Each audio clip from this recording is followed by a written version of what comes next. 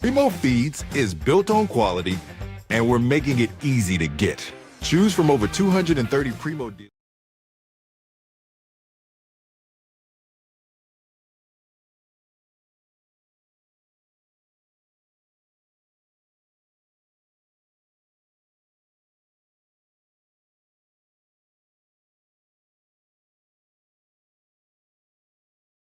Adams Fab. Established in 2007, they build custom livestock pinning and equipment to fit all your needs.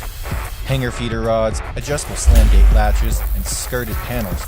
It all comes standard. Custom pins made by hand and hot dipped galvanized so that you know that they're going to last.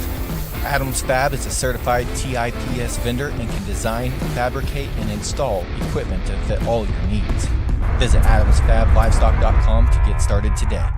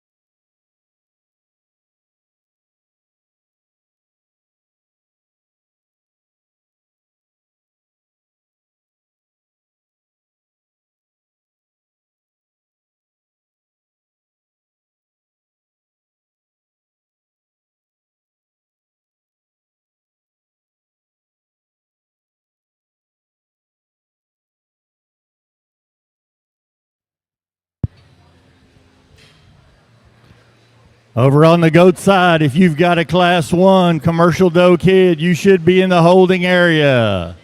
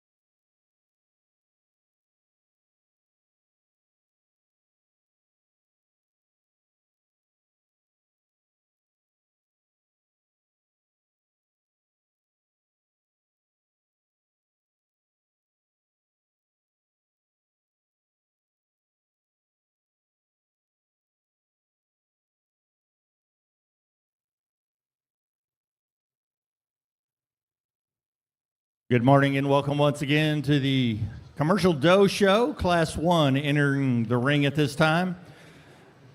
We're very honored to have Mr. Chance Neff with us today, judging our animals and working with our youngsters. Chance grew up in San Angelo, Texas. After high school, he attended South Plains College and then went on to Texas Tech, where he was a member of the livestock judging team. He currently owns Neff Livestock in Miles, Texas, with his wife, Lacey. He has 3 daughters. Let's give Chance a nice San Antonio welcome here this morning. Thank y'all. He's going to pull some on the walk. We're going to check them on the scale, and then we'll work the rest of the class. Thank you.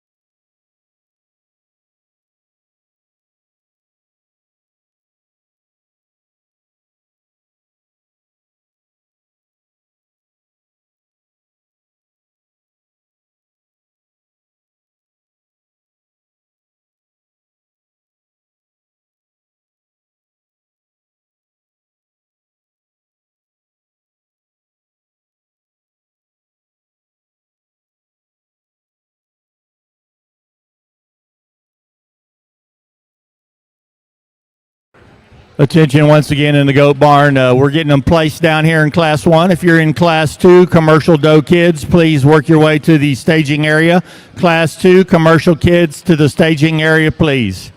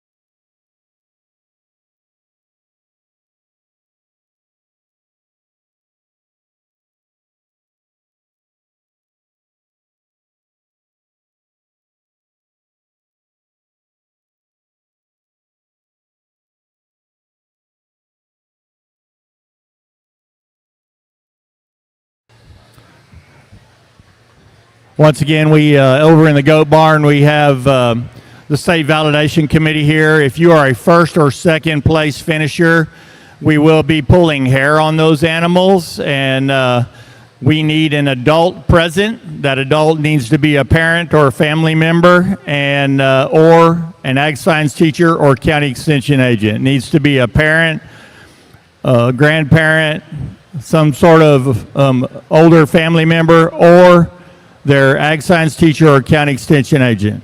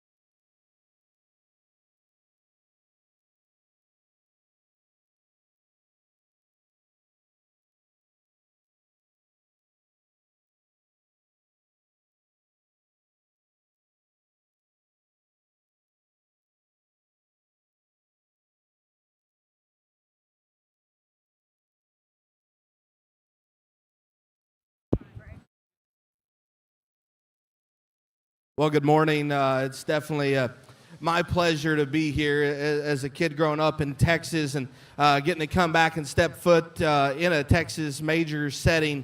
Man, what an honor and just what a blessing to get to come back and give back to the youth and sort the livestock. I'll be honest, this is the deal that I got really, really excited about and to get out here and get to come do.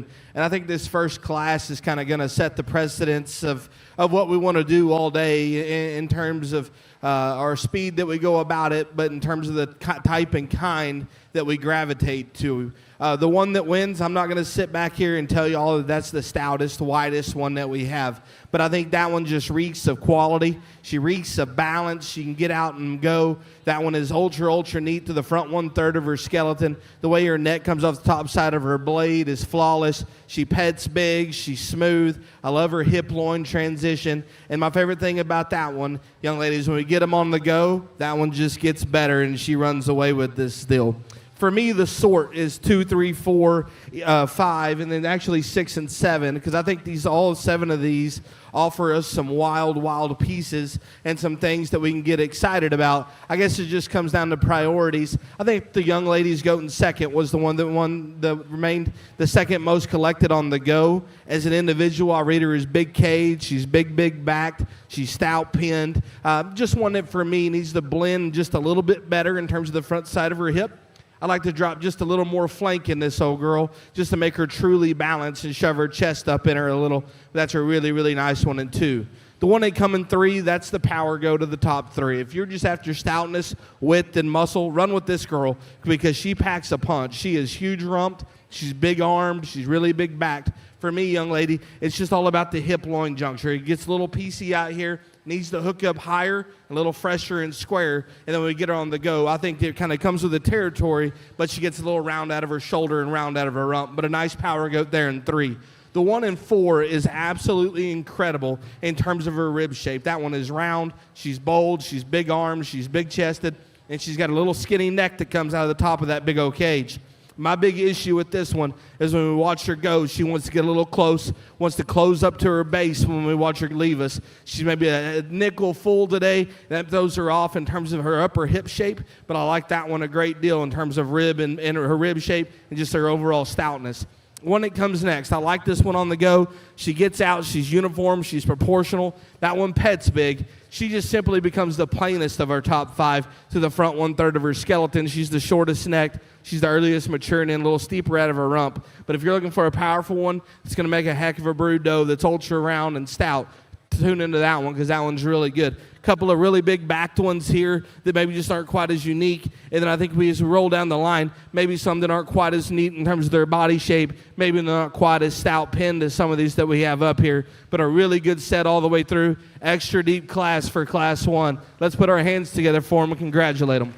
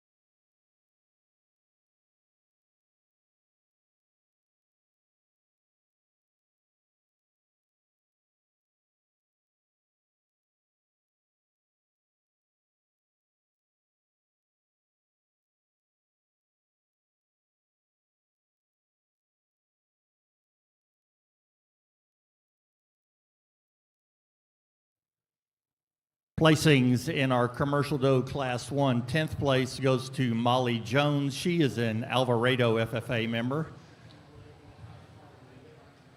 Our 9th place finisher is Vidal Montemayor, Hidalgo County 4-H. Our 8th place finisher goes to Cameron Parker, Merkel FFA. 7th is Mariety Parker, Montgomery FFA. Our 6th place finisher is Berkeley Brown, Lubbock Coronado FFA. 5th place is Taylor Wiley, McAllen Memorial FFA. Our 4th place finisher is Peyton Kahn from Robertson County 4-H. Our 3rd place is Natalie Yarborough, a Van Zant County 4-H member. 2nd place in the class goes to Mackenzie Walchick, Cypress Ranch FFA. And our class winner coming to us from the Ropes FFA chapter, Callie Clemens. The Texas Goat Breeders Association is here in force again today, and they are going to award some prizes to our top, anybody that made it into the top 10. Our 2nd place finisher, Mackenzie Walcott, purchased her animal from Compadres Cabritos. Our 7th place finisher, Mariety Parker, got her goat from Sanders Show Goat. And our 8th place finisher, Cameron Parker, got hers from Two Springs Ranch. We appreciate everybody, the Texas Goat Breeders, for being here again this year and for what they do for the youth of the state of Texas. Thank y'all.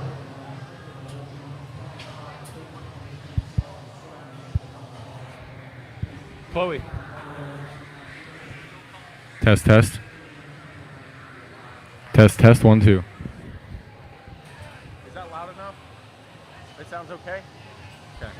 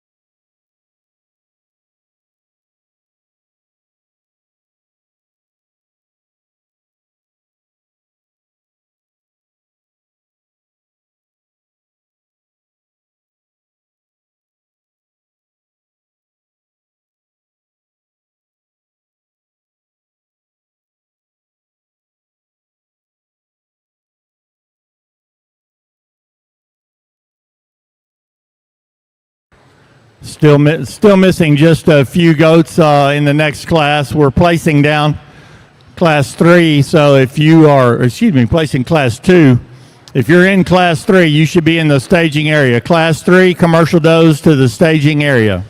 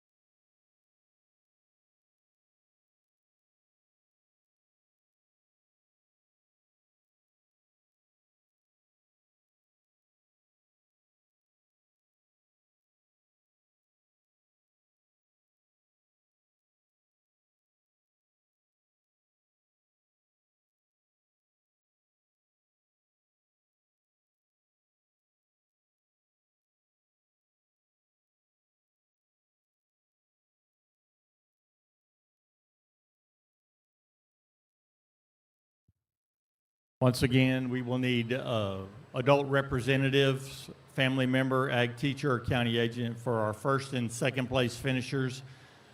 Adult representatives, when we get them placed, validation committee needs your assistance. Thank you.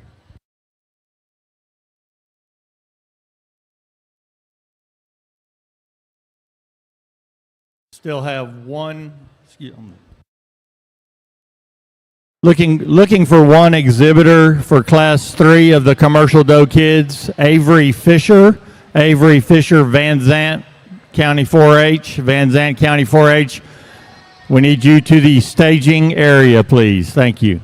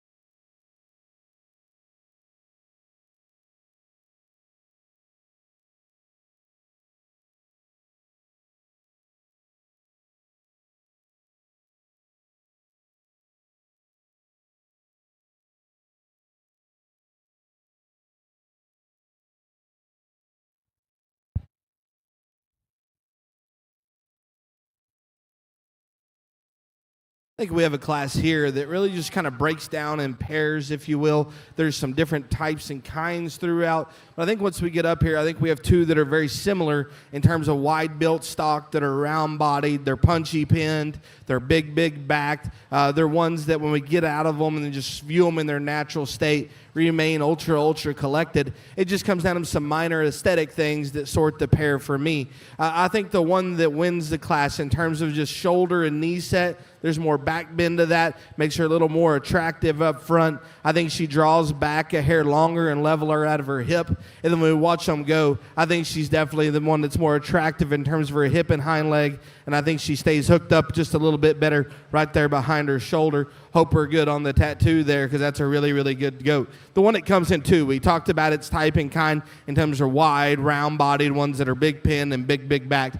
Like I said, it's just comparatively that one ends up in two. That one reads just comparatively shorter out of her rump, a little more forward in terms of her shoulder and knee, and watch her go. Maybe she doesn't stay quite as consistent right there behind her blade, but I like that one a great deal. The one in three, as an individual, when we have them parked, I like this one a great deal from a balance standpoint. I like the way her chest sits up in her. I like her neat, skinny neck and her flat shoulder. She's big shape. She wedges the way I like them to. I think we get comparative, though, and the ones ahead of her and just start to get in front of them and look. I think she's the one that needs to be just a little stouter at her foundation. She can have a punch more forearm in her. And I'd also like to just stouten up her head and skull and her horn just a little bit. She's built a little sissy-like up there, but that's being awfully critical because that one's balance is elite. I like that one a ton on the go. I just need to go ahead and stouten her up a little bit in her foundation. Big pieces here in four. That one's round, that one's big back, that one's huge rumped. For me, though, we get them onto the go. That one wants to break behind her shoulder a hair and wants to set her tail just a little bit lower than I like to lift her up, make her leveler and longer out of her rump, but a nice one there in four. From this one's navel forward, I'm all in. I like that one's height to shoulder. I like that one's turn to her forerib. I love the way this thing's presented. Her neck fires right off the top side of her blade. Young lady, you should be commended. You're showing the wheels off of that thing. It's just when we get on a rear three-quarter view, guys, that I think this one needs to be in the 5-hole. I got to pry that one apart in terms of her upper hip and make her stouter pinned. I think we got two down here in 6. I want to talk about that one because that one's a wild animal. Young lady does an incredible job showing that one. That one just needs to go back to the basics for me, make that one have a little more punch in terms of body and rib and width, but a really nice one in the 6-hole. Good set all the way through. Let's put our hands together for them.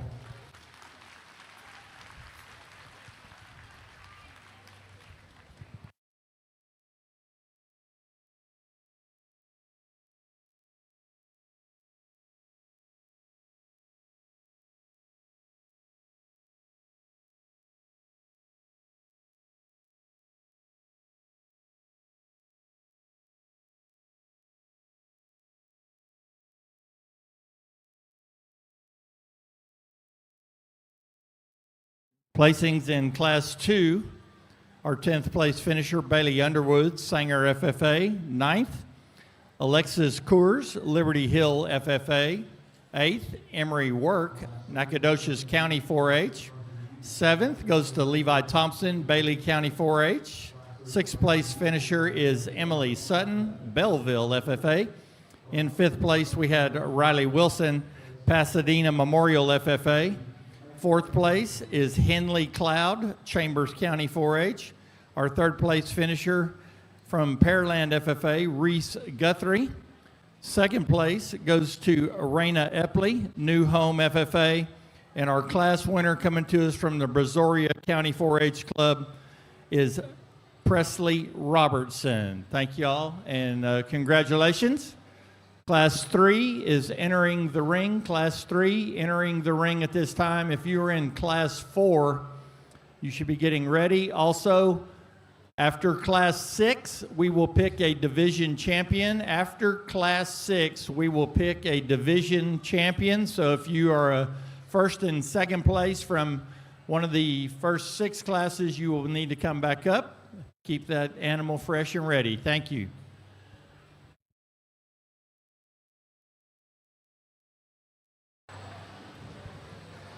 On the goat side, Class 3 is entering the ring. On the goat side, Class 3 entering the ring. If you have a Class 4 animal, please be ready.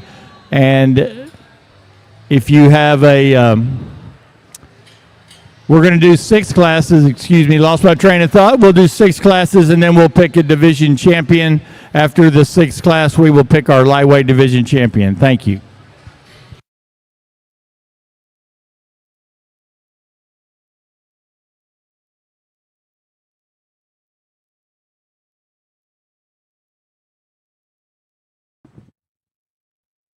Class 2 from the Texas Goat Breeders. They are doing a scholarship, point-based scholarship program the last couple of years.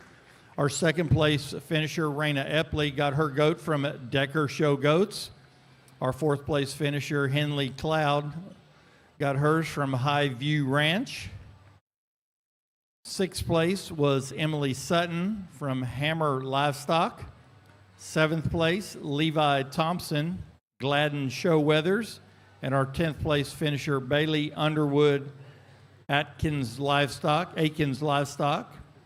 Once again, those will be, they're earning points, and those points will lead to scholarship money as they go through their showing career.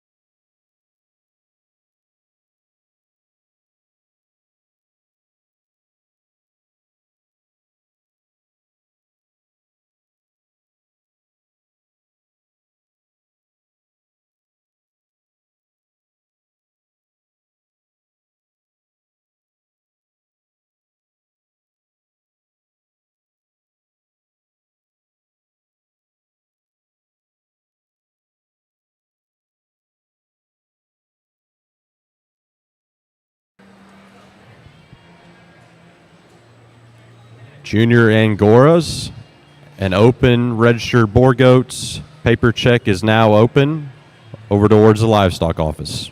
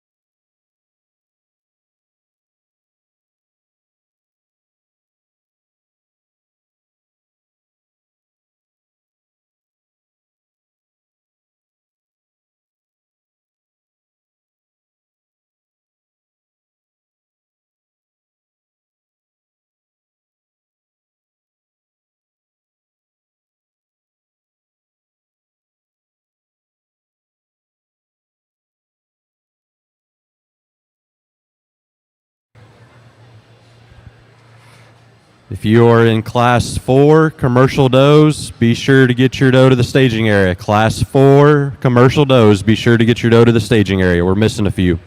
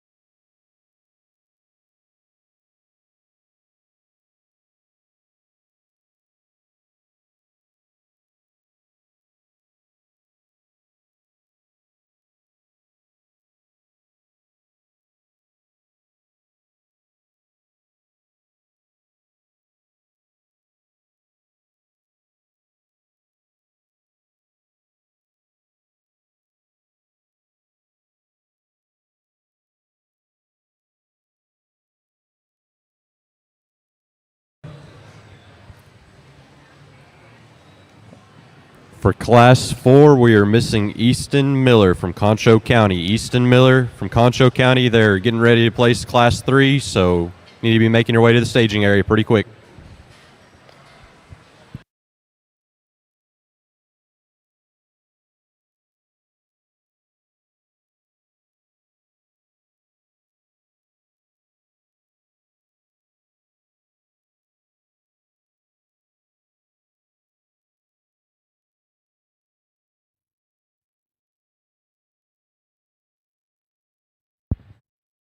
Heck of a class, probably our deepest class so far, just from 1 through 16. And the young man's Doe kid that starts off, that was the first one in the ring, and she'll be the first one out here at the end of the day as well.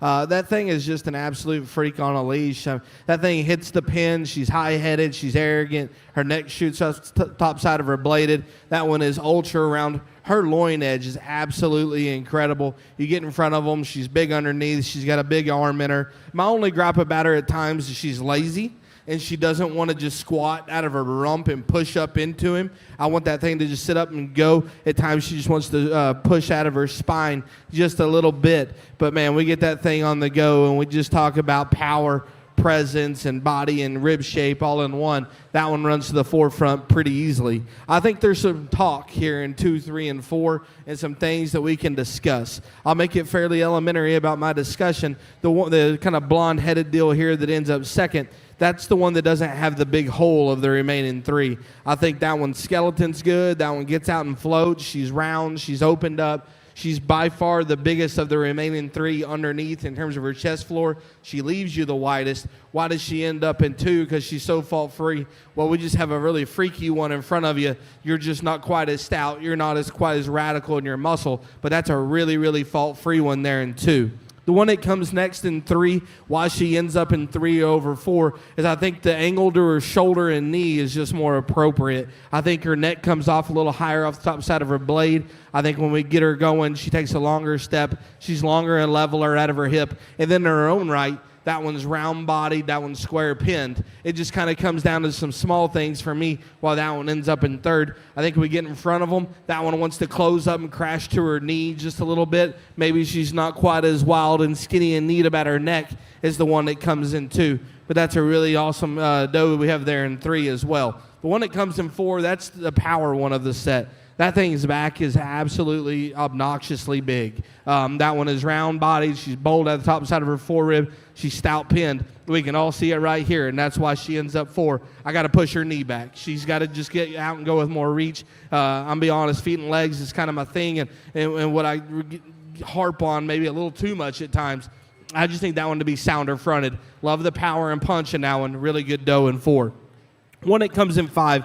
Round-bodied, neat-necked, liked all those things about that one. For me, while that one rounds out in 4, as I think we get behind them, and she wants to close up the most to her pin set and her tail, and I think when we watch her go, she wants to get dropped behind her shoulder a little bit, but that one's center body, loin, touch, immaculate. Love her bottom line. Just need to go ahead and stouten up her hip, hook her up a little bit better behind her blade. Heck of a set, wild creature up here to win our class. Congratulations to you all.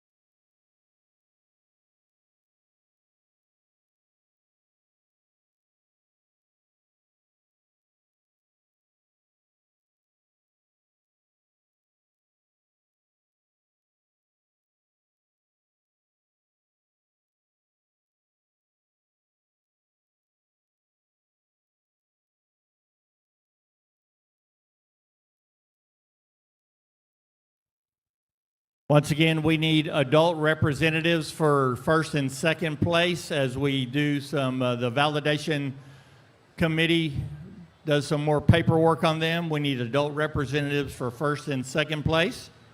Placings in Class 3. Our 10th place finisher, Quinn Kane, Munster FFA. 9th, Landry Crumpton, Tom Green County 4-H. 8th, Leah Solis, Hidalgo County 4-H. 7th, Hannah Duke, Madison County 4-H. 6th, Jace Crossan, Johnson County 4-H. 5th, Molly Mayberry, New Home FFA member. 4th, Harper Lomack, Johnson County 4-H. 3rd place, Lila Swanson, Temple FFA. 2nd place goes to Kason McAfee, Caddo Mills FFA. And our class winner coming to us from the Mason County 4-H program, William Beatty.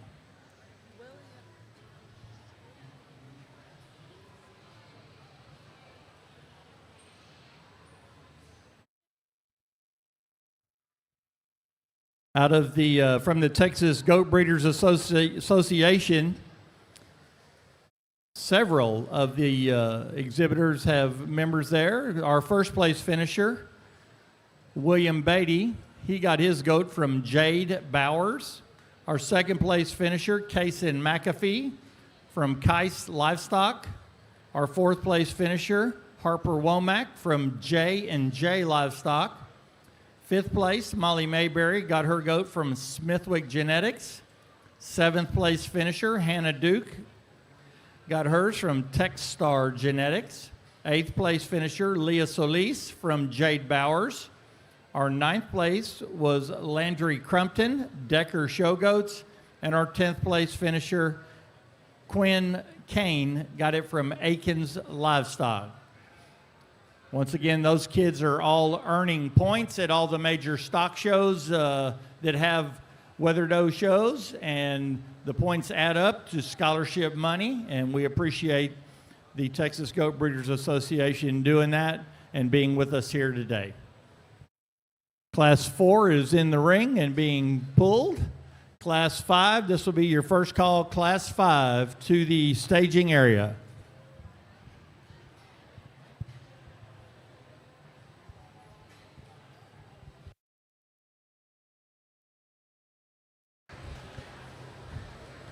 Class 5 in the goat barn. Class 5 to the staging area, please. Class 5 to the staging area.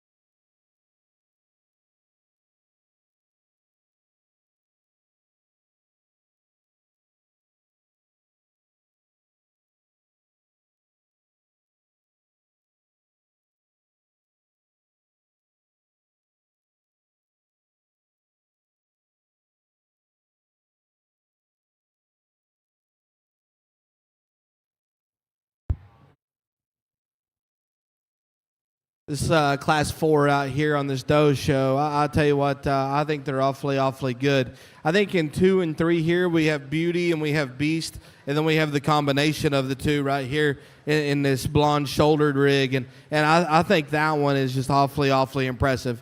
That's the best one on the go. That's the best one on the stick. That's the one that pets the best and has all the aesthetics that I'm after. I hate to be fairly frank and short about that one, but that's all it takes to talk one that's that high end. Really nice goat to go ahead and win the class. We touched on these two a little bit, Beauty and Beast here, and I'm just going to go ahead and go with this young lady's doe right here. I just like the way she's assembled in the front half of her skeleton a little bit better. I think her neck shoots higher off the top side of her blade. I think her shoulder lays on her body a little bit smoother. I think she transitions better in terms of her hip loin, and we get them going. That one gets out and trots and does the things that I like them to do. Now, if we're going to get hard on her, I need her to be stouter down low. I need her to have a touch more power out of her upper hip and really a touch more just crease to her leg there to make her really and truly balanced. But, hey, that thing's shown really good. That thing's presented well. Young lady, you can show for me any day because that thing is presented to the most highest degree. Congratulations to her. We talked about Beast a little bit here. If we're going to talk about these top 2 2 and 3, that's the wider chested, bolder bodied, bigger pinned, bigger muscled one. For me, she gets a little lazy out here at times, wants to open up in her blade, be a little shorter and plainer about her neck, and has a little more point there to the base of her shoulder, but that one's awfully neat. The one that comes in 4 wants to go and get out here and just get it and move, and I like that about her. I like the way she pets. She's big-loined. That thing, for me, gets a little piecey out here. She's a little harder about her flank. Maybe like to see her go with a little longer step. She wants to get a little choppy on her front, too. Like to stouten that one up, a hair down low, but a nice one in 4. One that comes in 5 is just ate up with power from her toes to her nose. That one is stout. That one is burly. I think we get her out here going. She just gets off behind her shoulder a little bit for me, a little more prominent about the base of her shoulder. It just kind of comes into pieces, but a nice one there in 5. Heck of a set, exceptional class winner. Let's give them a round of applause.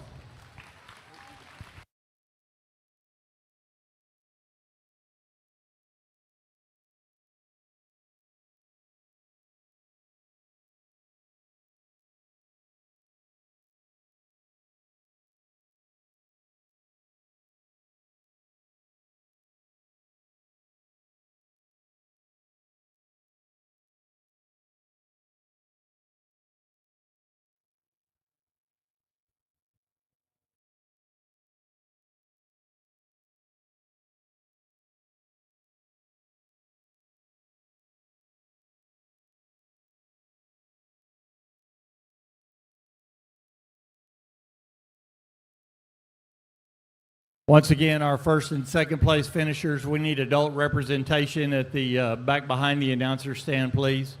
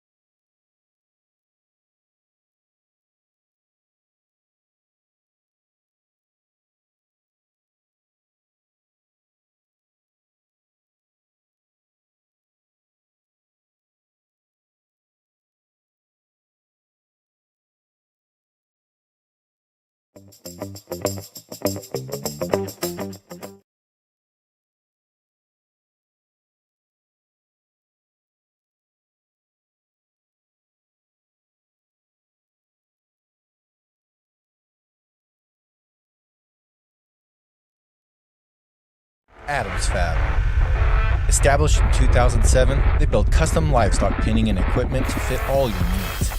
Hanger feeder rods, adjustable slam gate latches, and skirted panels. It all comes standard. Custom pins made by hand and hot dipped galvanized so that you know that they're going to last. Adams Fab is a certified TIPS vendor and can design, fabricate, and install equipment to fit all your needs. Visit adamsfablivestock.com to get started today.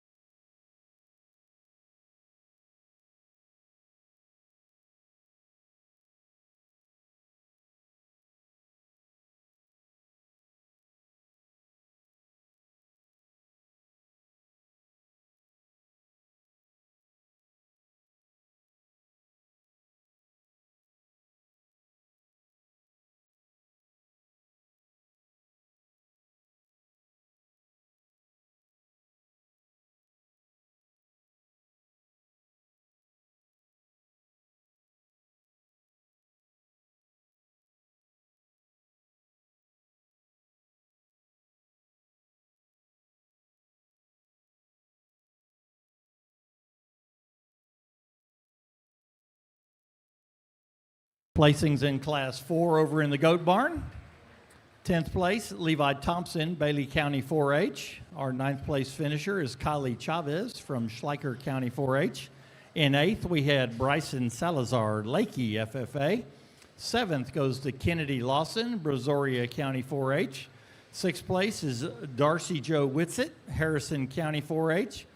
5th place is Peyton Kahn, Robertson County 4-H. Our 4th place finisher, Michaelin Kreider Amberg, Johnson City FFA.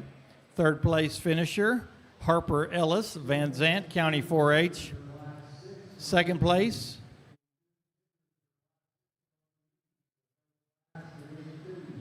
Allie Crumpton from Tom Green County 4-H, and our class winner coming to us from the Central FFA Pollock program, Aubrey LeClaire. Texas Goat Breeders, 3rd place finisher, Ellis Harper from Kiefer Livestock. 4th place was Michaelin Kreider Amberg, Flock Livestock. 5th place, Peyton Kahn, Stork Livestock. 8th place, Salazar Bryson, Avery Walker Livestock. 9th place, Kylie Chavez, Evans Livestock. And our 10th place finisher, Emery McCartney, Taubert Showgoats.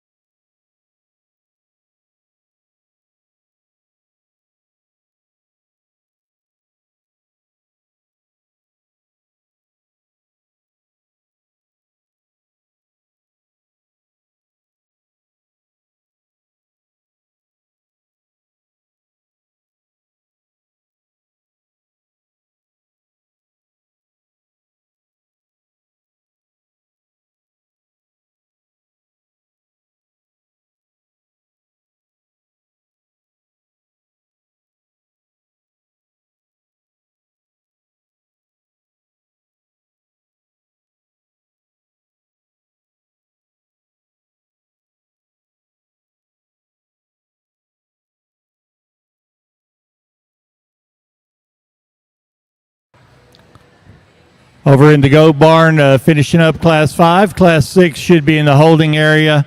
After Class 6, we will pick our champion lightweight division and our reserve champion. So if you've had a class winner in classes 1 through 4, first and second place, start prepping those things, and we'll bring them back here up to the staging area shortly once we get Class 6 in the ring. We appreciate everybody's cooperation. Show is moving extremely smoothly. We appreciate you. Comments on Class 5?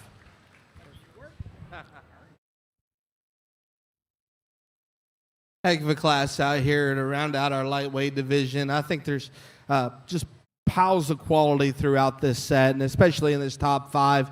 I think this top pair is really, really competitive. There's some give and takes, and I'm not going to sit back and tell you that the one that wins in the small area is necessarily my kind, but I think that once we get down and break into these things, I think that's the one that needs to go ahead and win. I think they both get out there and go, and they're cocky and arrogant on the move. I think they're both plenty wide. But I think once we get on top of these things and start to really evaluate them and go back to the basics, I think there's a clear-cut advantage in terms of width, stoutness, turn of body, stoutness out of their upper hip, and just how powerful they are from behind. And to be that powerful, this thing is an absolute beast on the go. She is high-headed, she's arrogant, she's flexible. I like the way her shoulder and knees set in her on the move. And I guess my biggest thing on the move is I think she just stays more consistent behind her blade and just hooks up a little bit square than our Goten 2. Our Goten 2, I'll be honest, that one's shallower chested, that one's flatter shouldered, that one's shorter bladed, and I think that one does some things to the front half of her body that are really, really neat. Comparatively, she needs to be a little stouter down low. She's not as powerful out of her hip. And as she leaves you, she doesn't go quite as wide and just stout off her hind leg. And I'll be honest, it's not something I talk about a lot, but I think her head shape's just a little off. She's a little long-headed. She's not quite as stout-skulled or stout-jawed as this one that wins. And that's something that bothers me just a little bit. But that's an awfully, awfully competitive pair with some give and take. I just think we have a beast up here to win that can still get out and trot around like a show pony. A really, really competitive pair. The 1 and 3, this young man's done his homework. He knows this thing needs to get out and go because she's not quite good enough right there at the top side of her shoulder or the way her neck comes out, and he's got her moving. My hat's off to you, man. You get out here and you work your butt off and get that one rolling. That one's stout, that one's powerful, that one pet's awesome. Just one that for me is built a little more forward and the angle of its knee, and like we talked about, maybe doesn't hook up quite right in terms of the way his neck comes out the top side of his blade. Maybe we have a little more blade motion there, and we're not as consistent in our spine as the ones ahead of it. But man, I like that one a great deal for its power. The 1 and 4 is round bodied, big touching. Just one that for me, to be quite elementary about our discussion, is just built too far forward at all of its angles. We get her out here on the move. She doesn't take a long enough stride. She gets a little vertical from her hock down, a little straighter about her shoulder. But if we're looking for one that's pried open, round bodied, big pin, there she is. One that comes next in 5. This thing from the side is electric. That one's up in her chest. She's round in her cavity. She runs uphill. You like the way her neck comes off the top side of her blade. She's ultra attractive in terms of her hip and hind leg. I told the young lady why this one ends up in 5. When we get her on the move, she just gets too off behind her shoulders. She wants to open up in her blade. We got too much blade action there. And just aesthetically, we're not quite as attractive right there on the go. But man, that one stuck is awfully, awfully attractive. Heck of a set, beast of a class winner, real wild 1 and 2, good set. Let's put our hands together and congratulate them for all their hard work.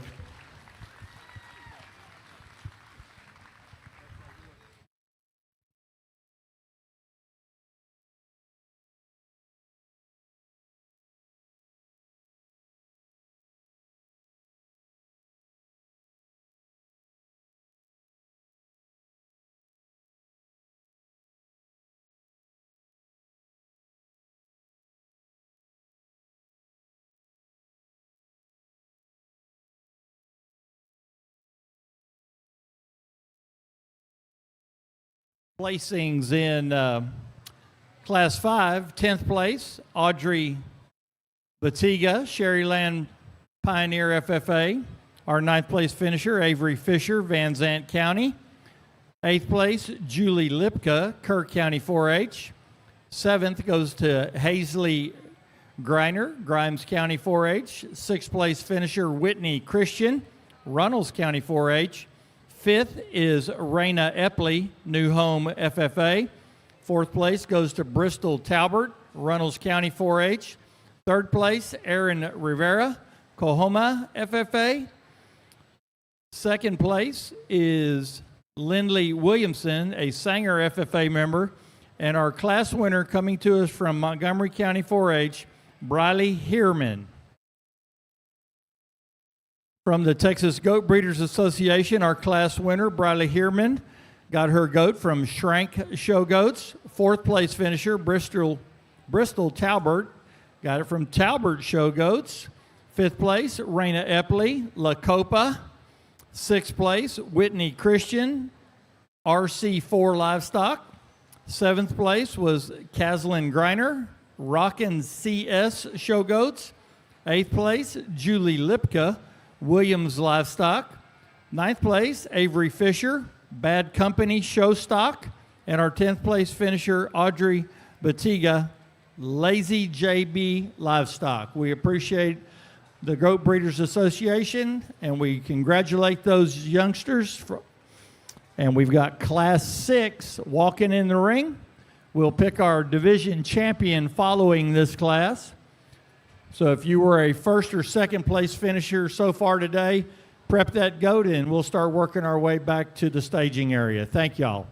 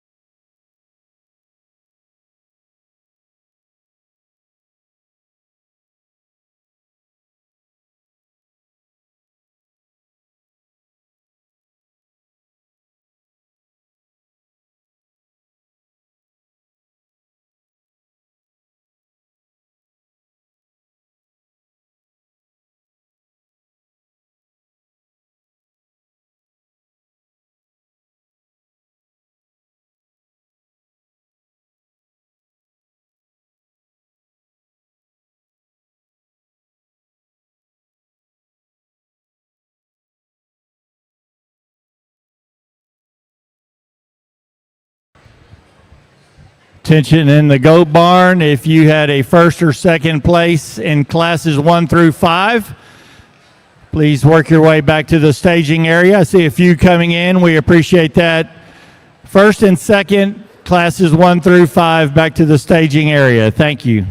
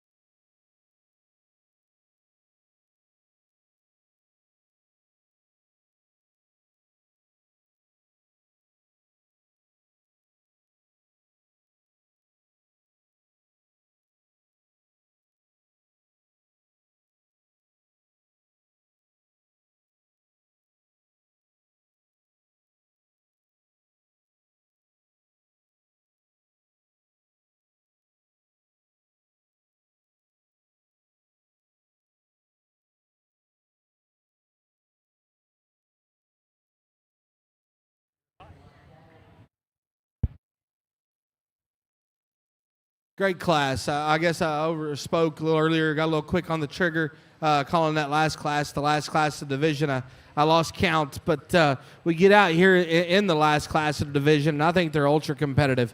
And I honestly think it becomes pretty black and white in terms of why all these things go where they go for me. The top pair are the pair that, in my mind, are the most pliable about their skeletons. They're the two that can get out and go within the class. They're the ones that are flexible. They're ones that are unique in their body shape. They're ones that are big up high, and they're ultra powerful. Lots of things I like about these two goats. But I guess what splits them for me is I think the one that ends up winning is just a little neater about her neck and shoulder. I think we get in front of her. I think she toes ahead just a little square. than the goat that comes in second. I think that's the one that just reads a little fresher to the touch today as well. I think we get over, not that we talk a whole bunch about fat out here in these does, but I think she's definitely the trimmer option that just reads a little bit truer. Now, I'll be honest, I need that thing to blend a little bit better into the front side of her hip. And then at times, and I'm not sure if she really does it, but her back left, I don't know if she heard it a little bit or what, but I feel like at times she wants to maybe misstep just a little bit there. That's being awfully critical. Really high quality, stout, really sound one to go ahead and win. When it comes in two, this thing is round. I think it's big backed. She's punchy. You get behind them and look at them 3/4. You love how big she is out of her pin bone. I think she actually draws back leveler out of her hip, which I like. Just for me, though, I think once we get out of them and start to study the stock, she reads just a little piece here right there behind her shoulder. She's a little more open about her blade. Maybe that's one a little shorter and fatter about her neck comparatively. Not that I'm real hard on that. I kind of joined that club. But I like this one a great deal just in terms of stoutness and width and rib. A really nice one there in two. One that comes in three, that's the wild one out here. That's the one that's up. She's shallow. She's shapely. She has a big turn to her stifle. I dig all those things about that one. Young lady, I just got to relax her knee. If I can push her knee back into her, give her a touch more flex there and more angle to her shoulder and knee, I can go ahead and use her to win, and it's over. That's just a pet peeve of mine. I got to redesign her right there. Maybe we're a little flat-footed on our back left, but I think that one's awfully wild. What a heck of a breeding piece there. The one that comes next in four, I think we just go back to basics of stoutness and width and muscularity and just body and rib, and she excels in all those places. Where that one runs into four is we set them on the go. That one gets too vertical hocked for me. She's too straight in her hock. She's a little steeper about her hip. Maybe not quite as attractive on the go as the ones ahead of her, but a really nice, powerful doe in four. The one that comes next in five, this thing is stout. That thing is flexible. I like her neck. I like her shoulder. I like her chest. I love all those things about her.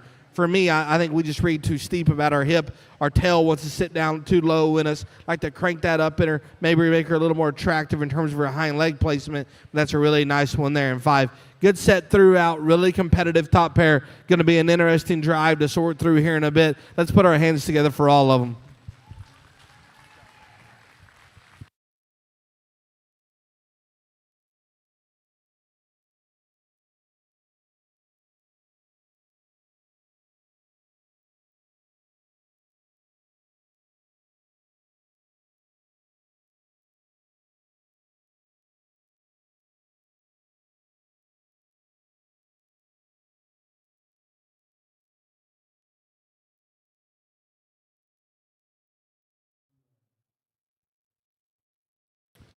Class 6 placings.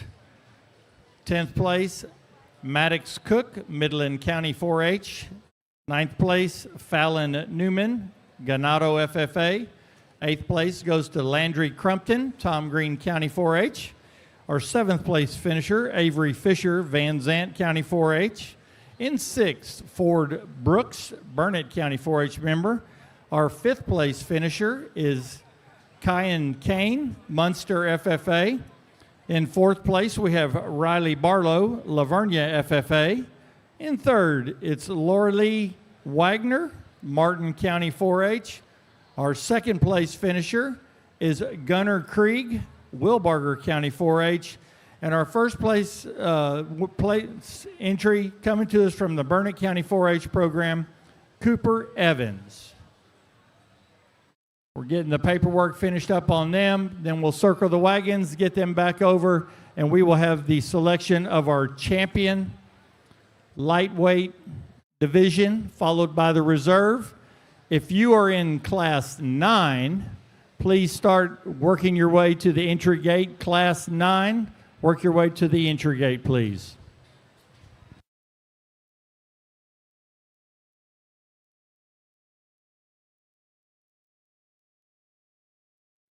Texas Goat Breeders Association, 1st place, Cooper Evans, Evans Livestock.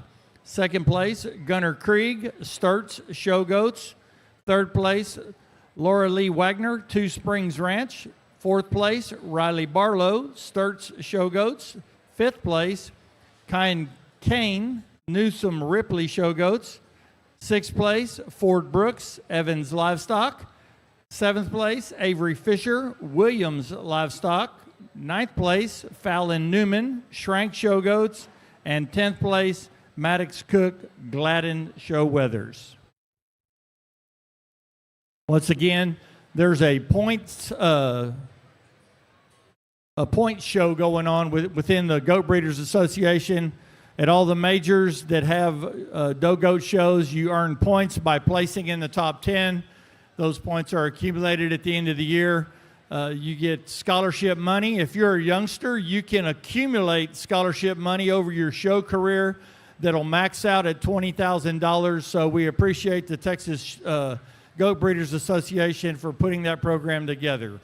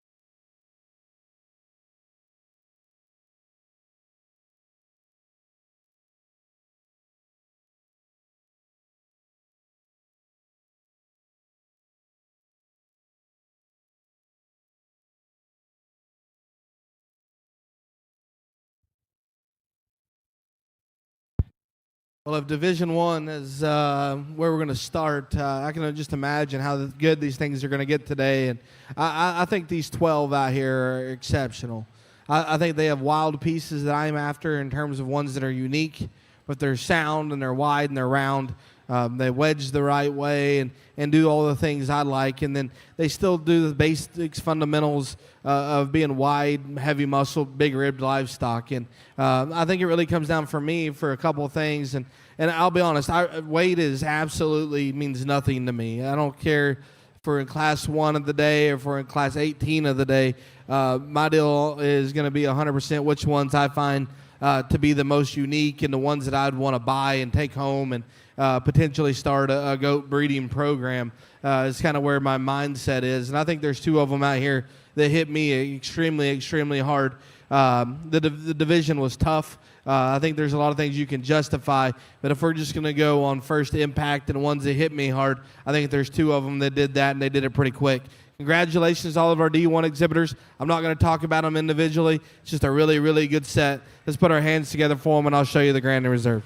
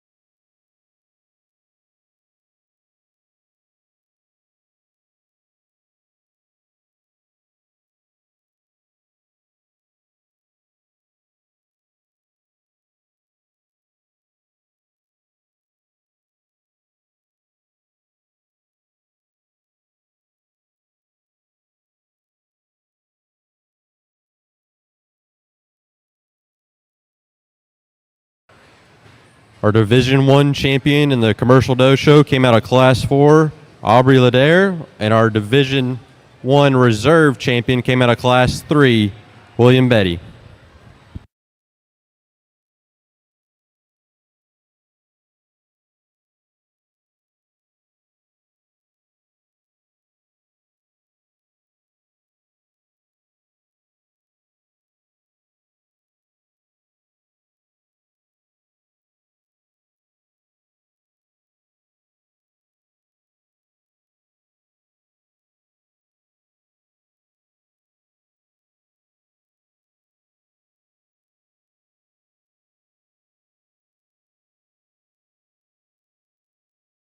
Adams Fab. Established in 2007, they build custom livestock pinning and equipment to fit all your needs. Hanger feeder rods, adjustable slam gate latches, and skirted panels. It all comes standard. Custom pins made by hand and hot dipped galvanized so that you know that they're going to last. Adams Fab is a certified TIPS vendor and can design, fabricate, and install equipment to fit all your needs. Visit AdamsFabLivestock.com to get started today.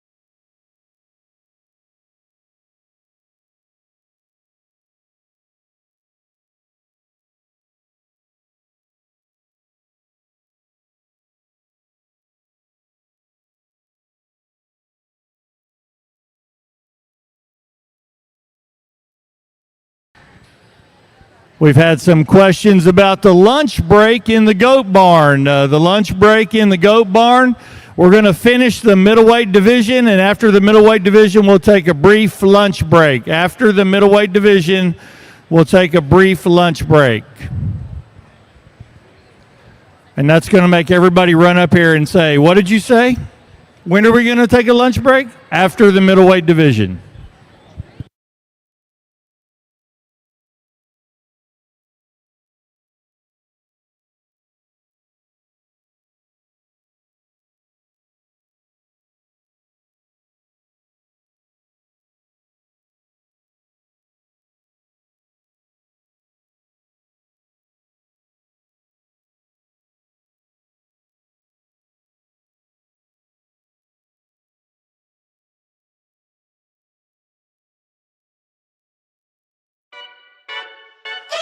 Every detail matters when preparing your livestock for the show ring. At Producers Co-op, we offer high-quality show feed, supplements, and supplies designed for your animal's best performance. Our specialized feeds promote optimal growth, conditioning, and muscle development for cattle, sheep, goats, pigs, and more. With expert advice and reliable products, we're dedicated to your success. Trust us to help you reach your goals with the feed that works as hard as you do. Come see why at Producers Co-op, it's better here.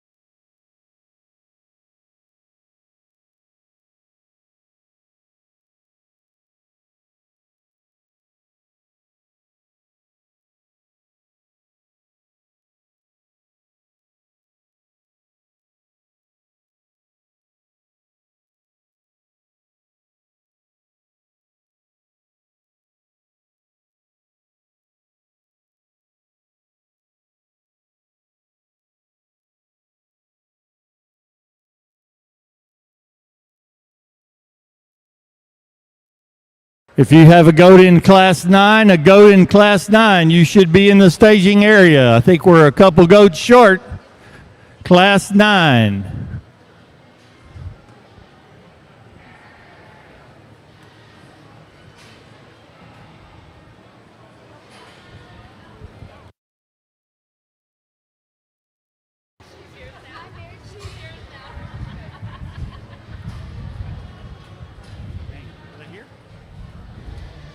We're still missing stat and silver.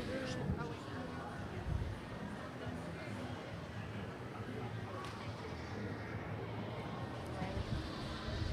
wait. Briley Ernst,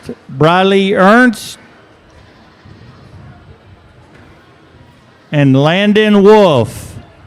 Landon Wolf and Briley Ernst, your class is about to be judged.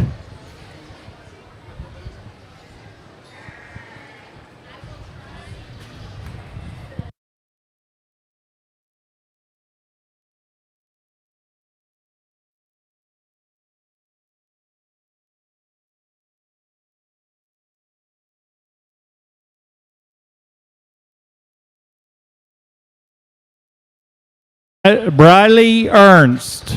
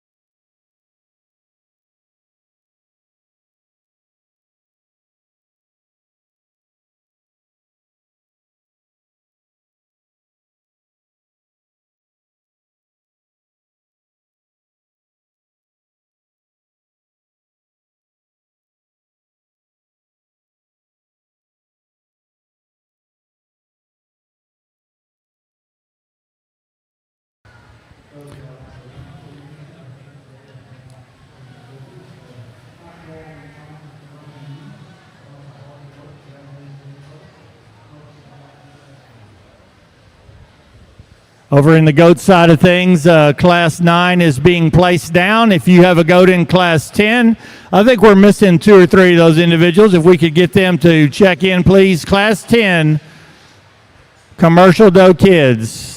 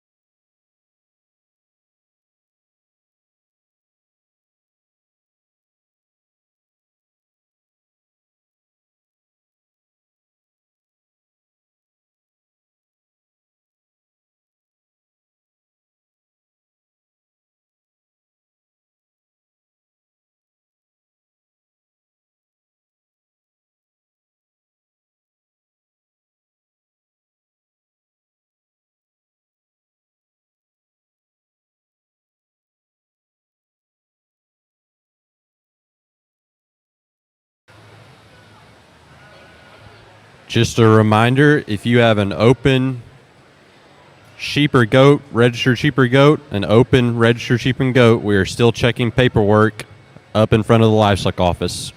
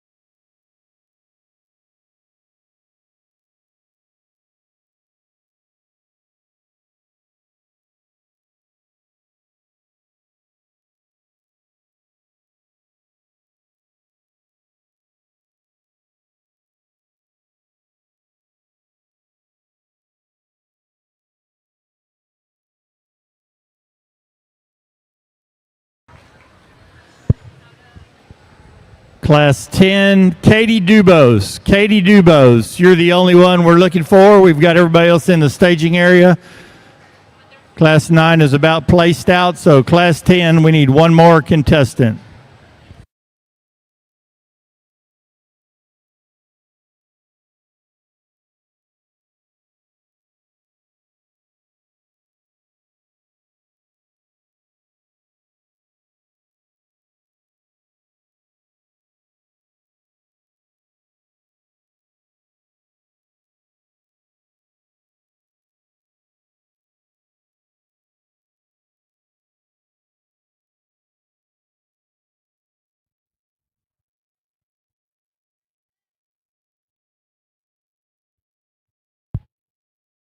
This is a heck of a class.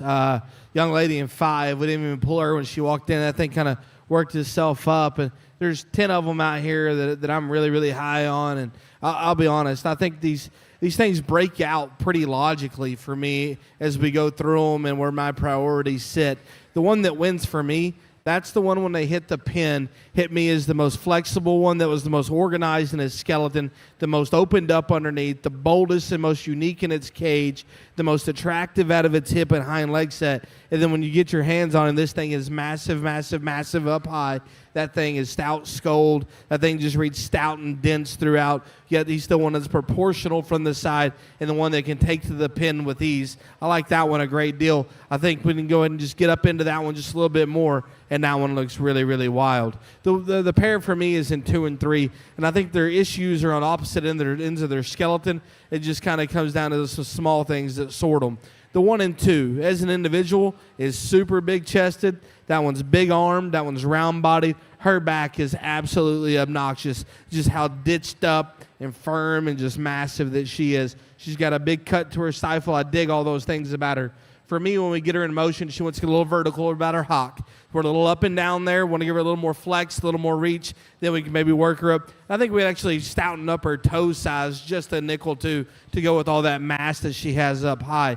But that one's really, really neat. Young lady in 3, you're intense out here, and I love it. You get out here and you get after it. You're a heck of a showman. And this is a heck of a go you got here. One that's round, one that's bold, one that's dense and powerful. I actually prefer this one's hip and hind leg assembly a little bit over the 1 and 2 here.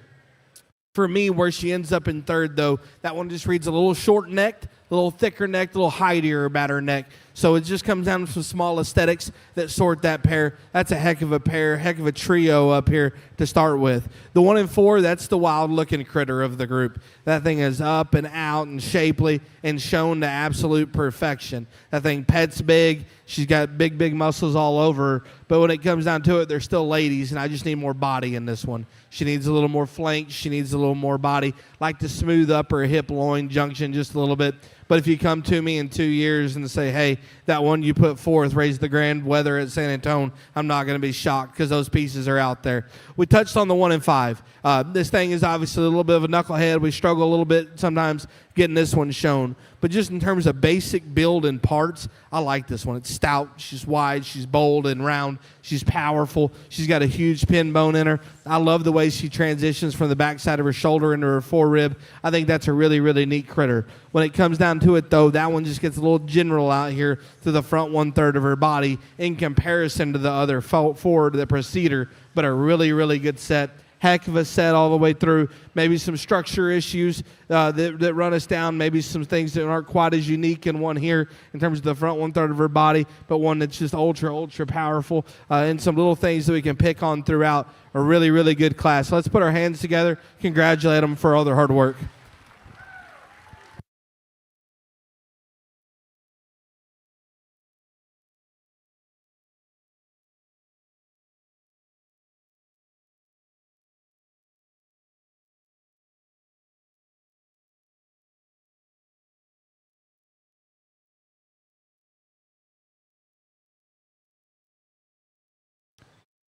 Once again, on 1st and 2nd place, we need adult representation at behind the announcer stand. 1st and 2nd place, we need a family member, ag teacher, or county agent behind the announcer stand.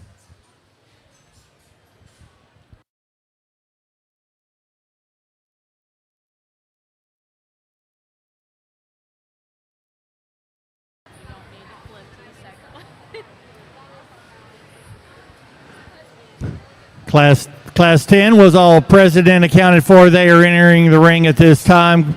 This will be your preliminary call, Class 11. Thank you.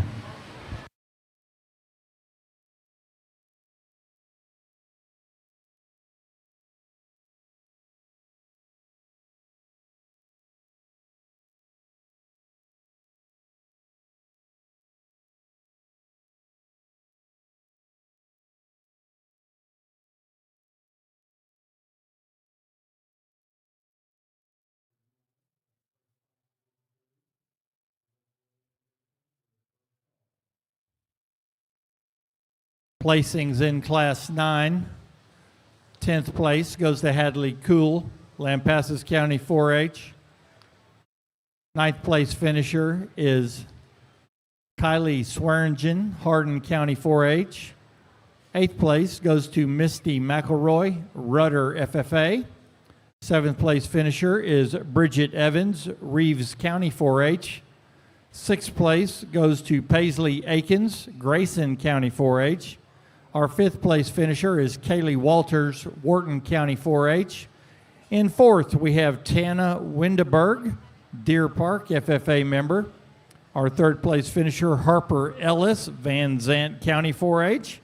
In 2nd, we have Rayleigh Holscher, Bell County 4-H. And our class winner coming to us from the Junction FFA chapter, Staten Silvers.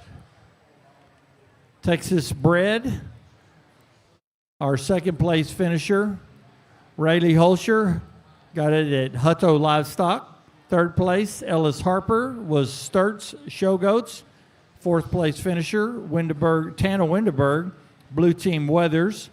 5th, Kaylee Walters, got her goat from Humphrey Livestock. 8th place, Misty McElroy from Morgan Livestock. 9th place, Kylie Swearinger from 777 Show Goats. And 10th place, Hadley Cool, Shrank Show Goats. We appreciate them once again for participating in the Goat Breeders Association. Class 10 in the ring, Class 11 to the staging area. Moving right along, we appreciate everybody's promptness. Show is moving smoothly. 750, almost 760, 758 commercial does here today. So a big show, largest show that we've ever had. We appreciate y'all's participation and keeping it running smoothly.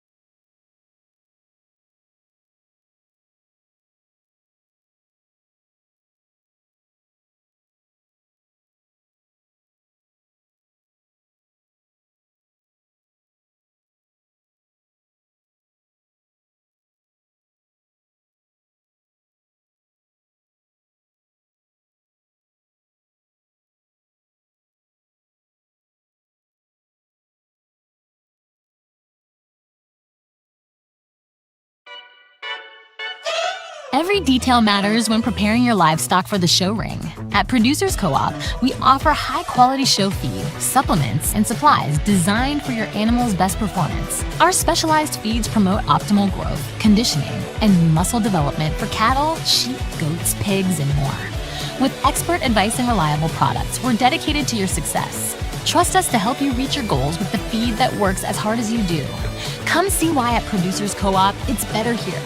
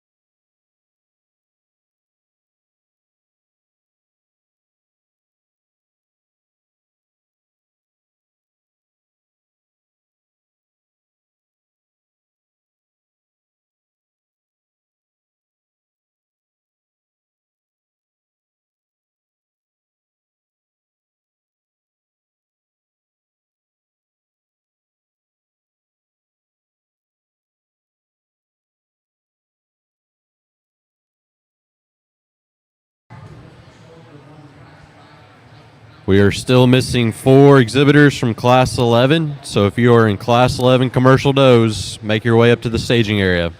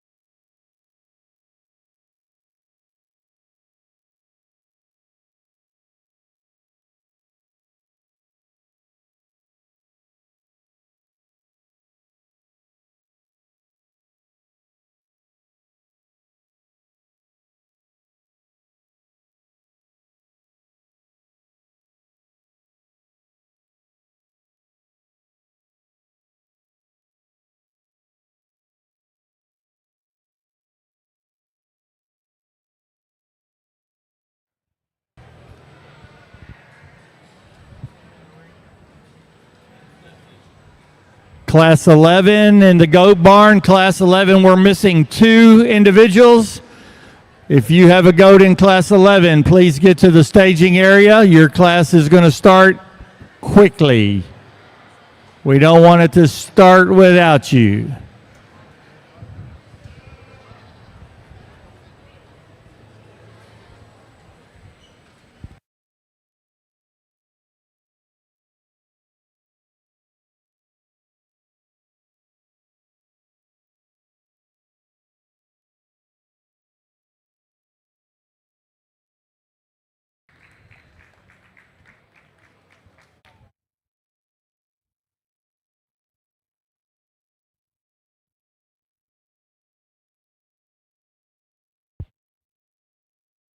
There's a lot of things you can do in this class, but if you don't want to start the class with this spot back deal, we can be friends, but I don't know if we should talk livestock because I think that one is on another planet. That thing is an absolute freak. Her shape is out there. Her look is out there. She can get out and go. She's cocky. She's arrogant. She pushes the edge of everything. I like this one a lot. And I'll be honest, if that one wasn't so good, I might be distracted by that lion's mane this young man's got. That is awfully, awfully impressive. The one that comes next in 2, I hate this term, but just to call her complete, she's not messed up anywhere. That's a really, really good doe. She's stout. She's wide. She's big underneath. She's bold in her body. I love her hip and hind leg assembly. She just runs into a freak up here. You know, if I'm going to get on her a little bit, maybe she wants to be over just a little bit on her front right knee at times, but that's being awfully, awfully critical. That's a really, really good doe in 2. The one that comes next in 3, her muscle is absolutely obnoxious. Her back is big, her center body is big, her loin is big. I think we get out of them, she kind of comes into pieces. She's lazy behind her shoulder. She's round about her shoulder. Maybe not quite as stout down low as the 2 that precede her, but a really nice one to be 3rd. One that comes next in 4, I think handle is really big. From 3/4, that one's big underneath. She's bold. She's wide. I like the bend to her shoulder. I think for me, she just reads a little plainer out here than of our initial 4. Maybe not quite the wow pieces, but one I like a great deal. One that comes next in 5, handle is really good. She's fresh. She's exceptional from her navel forward. Don't want it's ultra round bodied. Her neck comes off high the top side of her blade. I guess for me, she reads a little long shanked out here. She wants to drop her pins and kind of rotate at her haka hair, but a really nice doe in 5. One that comes in 6, I want to commend this young lady because showmanship on this one was on another level, and she showed the wheels off of this doe and showed this one on up there. I like how stout she is, how square built she is. Just one that for me that needs more punch. When we start to talk about upper hip shape, she wants to close up there to her tail. Maybe she reads a touch flatter about the base of her body in comparison to the ones ahead of her, but a nice job done here in 6th. Congratulations, wild one to win. Let's put our hands together for them.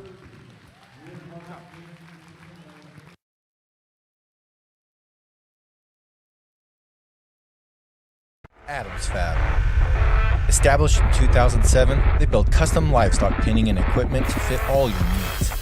Hanger feeder rods, adjustable slam gate latches, and skirted panels. It all comes standard. Custom pins made by hand and hot dipped galvanized so that you know that they're going to last. Adams Fab is a certified TIPS vendor and can design, fabricate, and install equipment to fit all your needs. Visit adamsfablivestock.com to get started today. 10 in the goat barn. 10th place goes to Cadence Adagian, Johnson City FFA.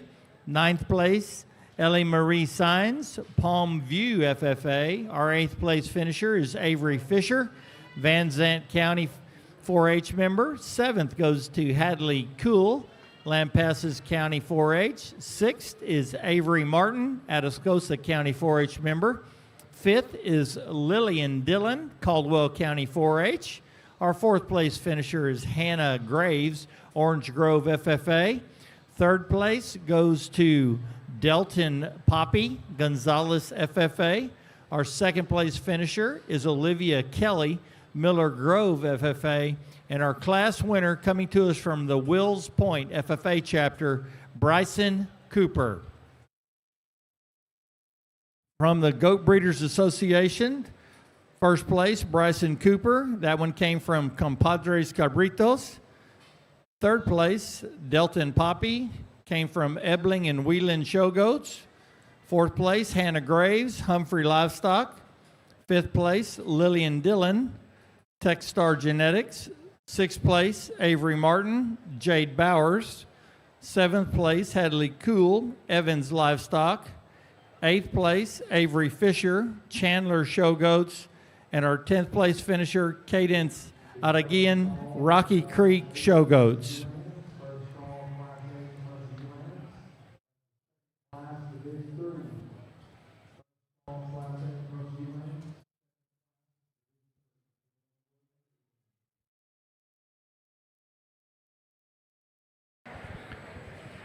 Class 11 in the goat side is in the arena. If you have a goat in class 12, work your way to the staging area. 11 is being judged at this time. Class 12 to the staging area.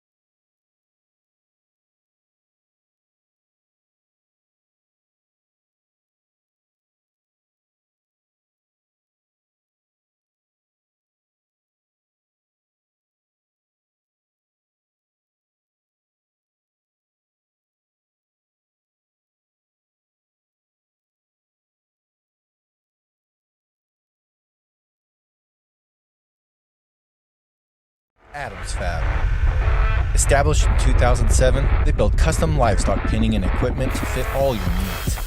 Hanger feeder rods, adjustable slam gate latches, and skirted panels, it all comes standard. Custom pins made by hand and hot dipped galvanized so that you know that they're going to last. Adams Fab is a certified TIPS vendor and can design, fabricate, and install equipment to fit all your needs. Visit adamsfablivestock.com to get started today.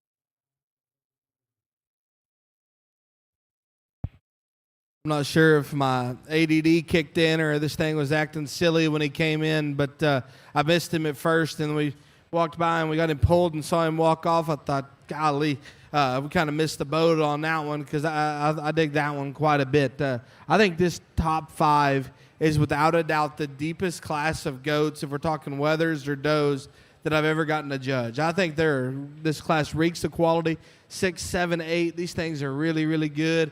I think there's some minor differences in these initial 3, and we'll cuss and discuss. And honestly, if you want to sit back and tell me, like, hey, man, I like them a little bolder, a little bigger underneath, and just broodier and stouter, and I want to use the 1 and 3, hey, I get it, because that one fits all those things. The one that wins for me, though, when they beat them down to the end and we walk these things, that's the one that remains the most unique. That's the one that remains the most up in her chest. Her neck comes the highest on the top side of her blade. She navigates the ring the most correctly in terms of her hip and hind leg posture. Her underline stays nice in her. She's big pin. She's big backed. She's square built. I like this one a great deal. Maybe I like to lift her tail up just a little bit, but after that, I think that's a really, really high-quality critter. The one that comes next in 2, presentation, hair, skin, how everything is clipped and looked, I'm all about it. It looks awesome. I think that's a really, really high-end goat that's really proportional from the side. I love the way her neck rises off the top side of her blade. She's flat-shouldered. She's big pinned. She's muscular. Where she ends up second, young ladies, when we get them on the go, she just reads a little plainer about her neck. She reads a little shorter about her neck, wants to drive her front end just a little bit lower on the go. But I like that one a great deal. I'm not going to sit back and argue if you want to switch that pair because them two are really, really high-end. We talked about the brood cow here in 3rd, and that one is stout and wide and open and round, and I gravitate a great deal towards this one. 2 small things. When we get on top of them and handle them, I think she ranks 3rd in terms of loin shape out of these initial 3. She's a little bit rounder about her edge. And then when we get her on the go, she ranks 3rd in terms of her front end assembly, in terms of the way her shoulder sits down in her, and the way she's just a little coarser about her neck. But I like that one a great deal too. Really, really good one there in 3rd. You know, the initial 3 I think are extremely, extremely high quality. My hats off to you because those 3 are awfully, awfully tough. The absolute biggest loined animal I've probably ever handled is here in 4. That thing's edge is absolutely obnoxious. She's stout down low. She's terminal about her shape. She's bold in the center part of her body. Why does she rank 4th? Well, it's just because she gets a little piecey from the side. She breaks a little bit behind her shoulder. She's a little bit flattered to the base of her body. Maybe doesn't want to just sit back and squat and push for us at times, and that kind of throws off our front end assembly, but a nice one there in 4. One that comes in 5, good square build goat, is bold bodied. Just one for me that's got too much blade action. Maybe a little chubbier out here than maybe I would like, but a nice one in 5. 1 and 6, wild, wild looking, just needs more. 1 and 7, has all the power in the world.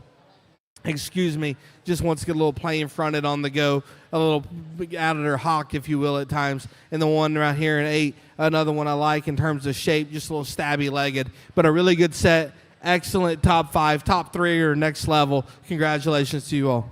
Good job. Thank you. Adams Fab. Established in 2007, they build custom livestock pinning and equipment to fit all your needs. Hanger feeder rods, adjustable slam gate latches, and skirted panels. It all comes standard. Custom pins made by hand and hot dipped galvanized so that you know that they're going to last. Adams Fab is a certified TIPS vendor and can design, fabricate, and install equipment to fit all your needs. Visit adamsfablivestock.com to get started today. Andres Terrazas from Natalia FFA, our 9th place. Callie Clemens, Ropes FFA. 8th place goes to Bryson Cooper, Wills Point FFA. 7th place, Carly Waters, Leon County 4-H member. 6th place, Brinley Lumbrezer, London FFA. 5th place, James Marlowe, Floresville FFA. Our 4th place finisher is Miles Halfman, Glasscock County 4-H. 3rd place goes to Laura Lee Wagner, Martin County 4-H. 2nd place finisher, Jillian Jones, Brazos County 4-H member. And our class winner from the Burnett County 4-H program, Hannah Brooks. Class 12 is walking in the ring. If you're in Class 13, please work your way up. After 14, we'll do our middleweight division. After Class 14, we'll do the middleweight division. Then we will take a lunch break, approximately a 30-minute lunch break. Texas Goat Breeders in the last class. Class winner, Hannah Brooks. That was Evans Livestock. Third place, Laura Lee Wagner, Two Springs Ranch. Our fourth place finisher, Miles Hoffman Livestock. Fifth place, James Marlowe, Evans Livestock. Sixth place, Brindley Lumbrezer, Newsom Ripley. Seventh place, Carly Waters, G4 Livestock. Eighth place, Bryson Cooper, Aikens Livestock. That rounds out our Goat Breeders Association. Class 12 is entering the ring. We've had a few pulled already. Class 13 to the staging area. Class 13 to the staging area. Once again, we really appreciate everybody's cooperation today. Been relatively smooth, and that's what makes a show worth going to and efficient, and we appreciate all your help.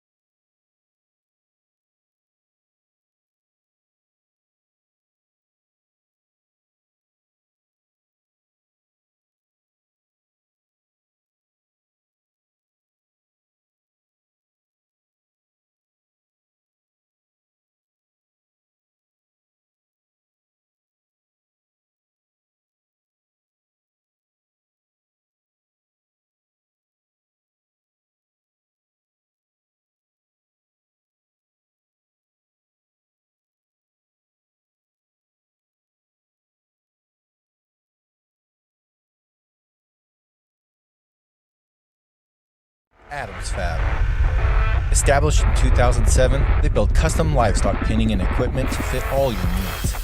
Hanger feeder rods, adjustable slam gate latches, and skirted panels. It all comes standard. Custom pins made by hand and hot dipped galvanized so that you know that they're going to last. Adams Fab is a certified TIPS vendor and can design, fabricate, and install equipment to fit all your needs. Visit adamsfablivestock.com to get started today.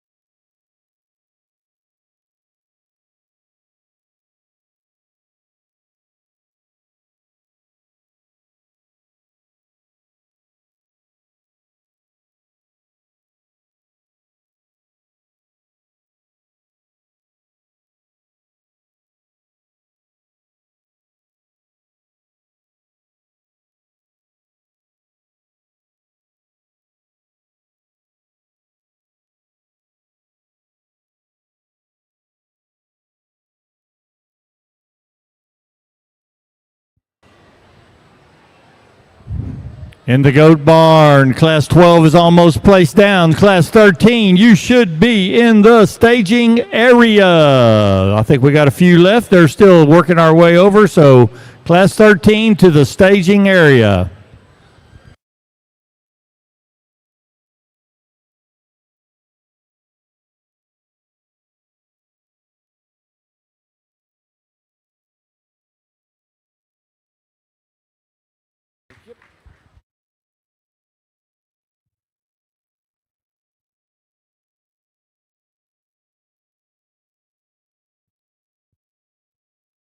Well, I'm a sucker for a paint, but with this one is awfully, awfully unique.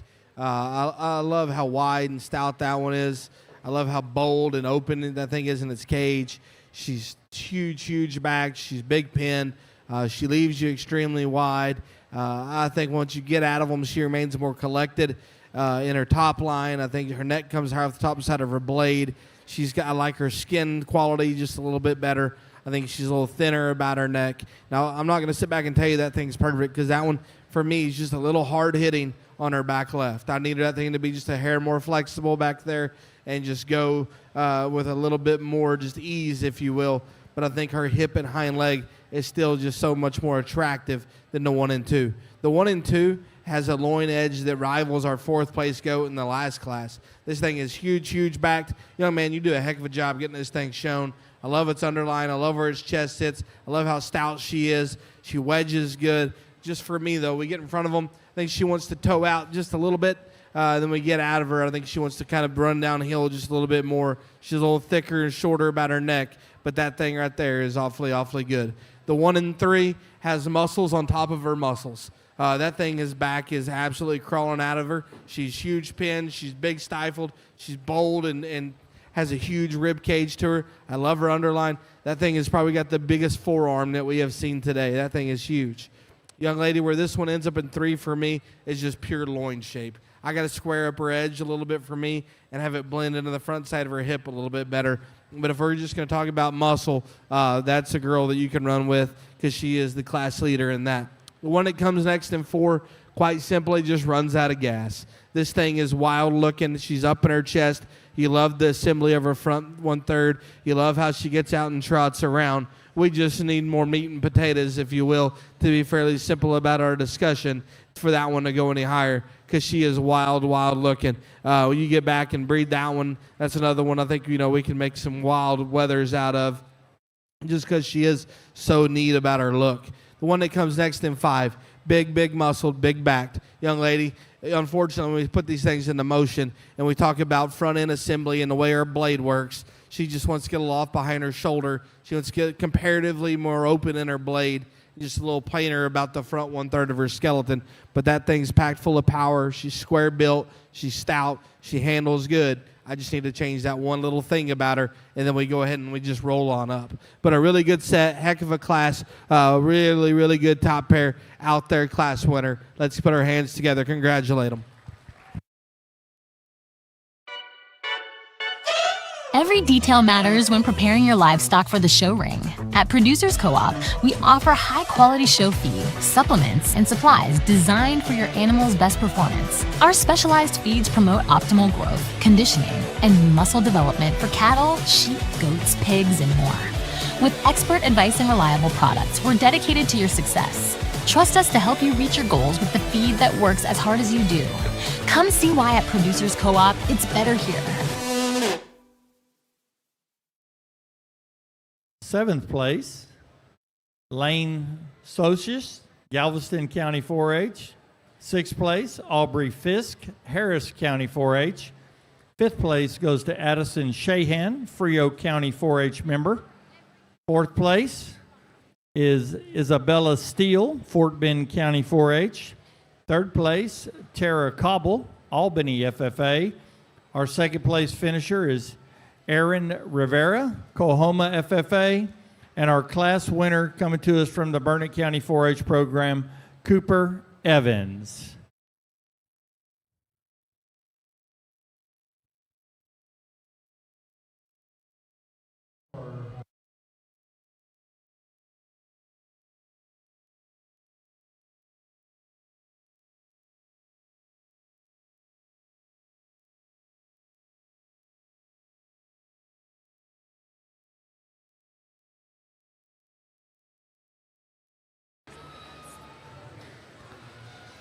Class 13 entering the ring at this time. Class 13 is entering the ring. This will be your first call for Class 14. Following Class 14, we will have our middleweight division drive.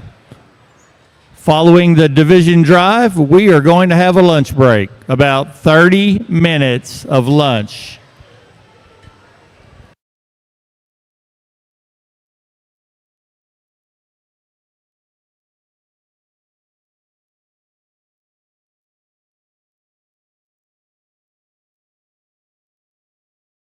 Texas Goat Breeders Association, first place, Cooper Evans, Evans Livestock. Second place, Aaron Rivera, Aikens Livestock. Third place, Tara Cobble, Grimes Show Goats. Fifth place, Addison Shahan, Shahan Livestock. Seventh place, Lane Socius, High View Ranch. And eighth place, Hudson Moore, Smithwick Genetics.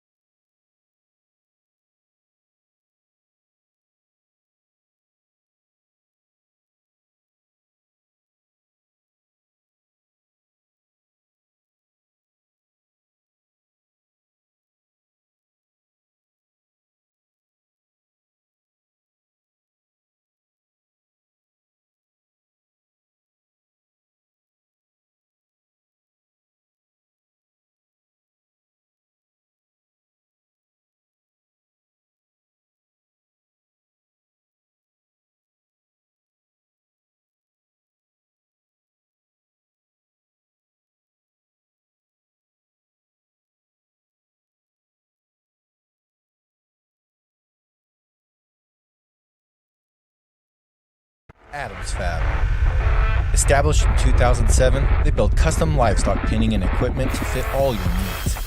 Hanger feeder rods, adjustable slam gate latches, and skirted panels.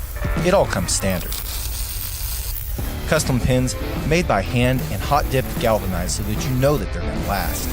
Adams Fab is a certified TIPS vendor and can design, fabricate, and install equipment to fit all your needs. Visit adamsfablivestock.com to get started today.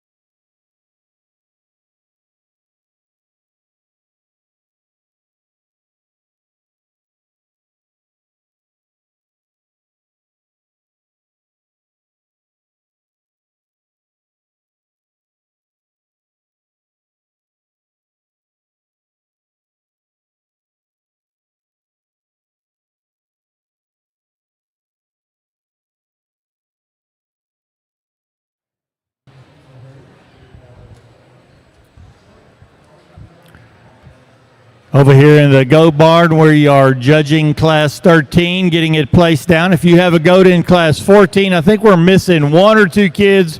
Class 14, you should be in the staging area. Thank you.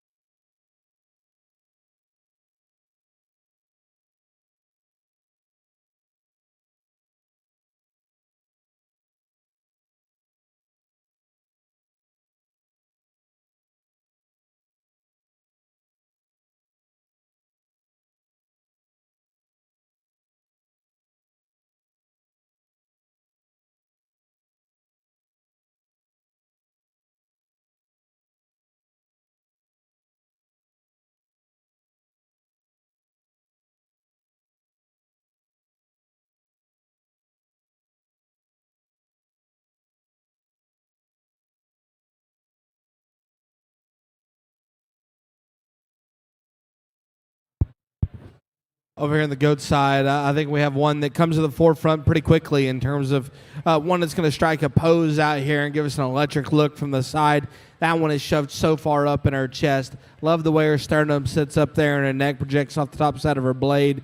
That thing's round in her body. She's big loin and pet's good. And then most importantly, we get them out. I think she's the one that commands your attention in terms of just her organization of build and the way she gets about the ring.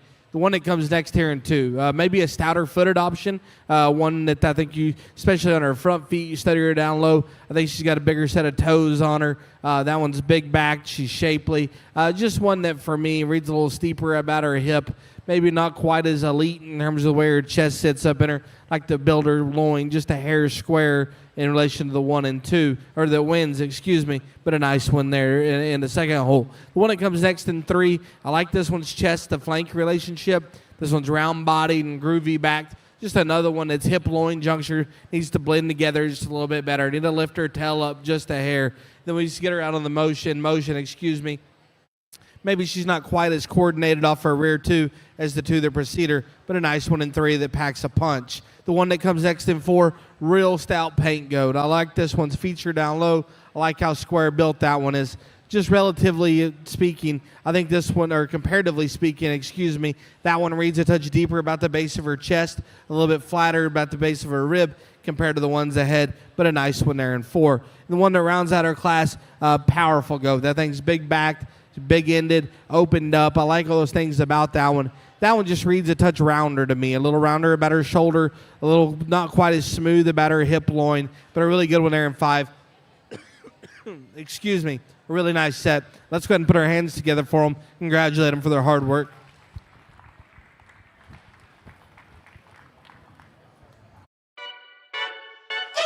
Every detail matters when preparing your livestock for the show ring.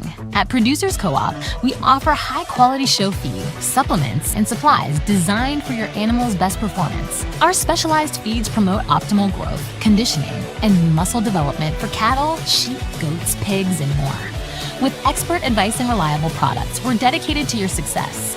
Trust us to help you reach your goals with the feed that works as hard as you do. Come see why at Producers Co-op, it's better here.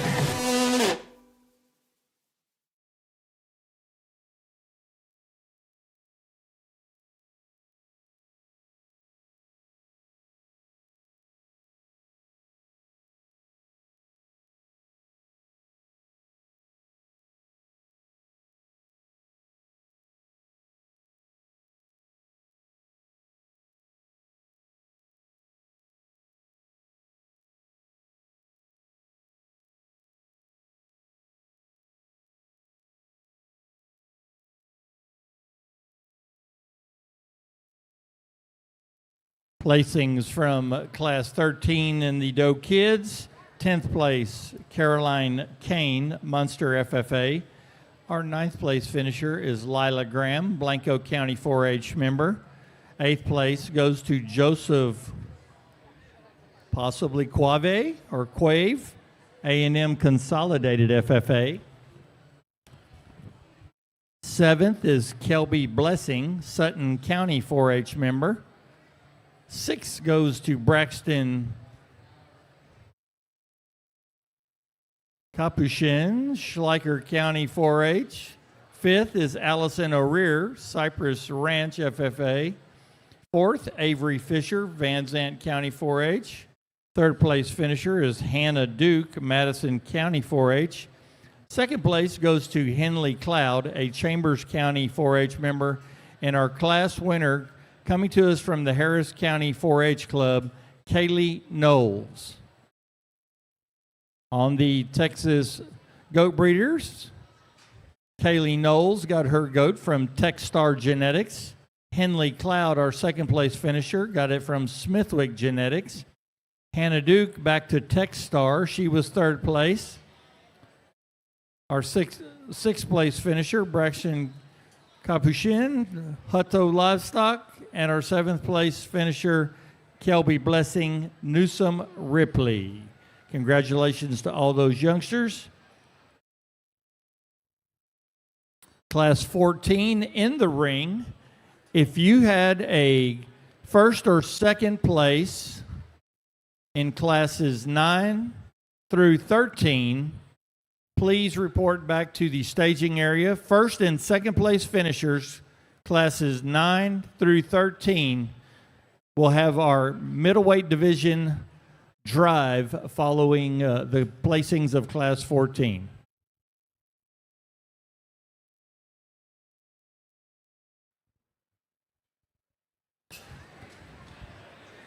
Once again, on the barn mic, if you had in the goat barn animals that placed first or second place in classes 9 through 13, first and second place finishers, class 9 through 13, please report to the staging area.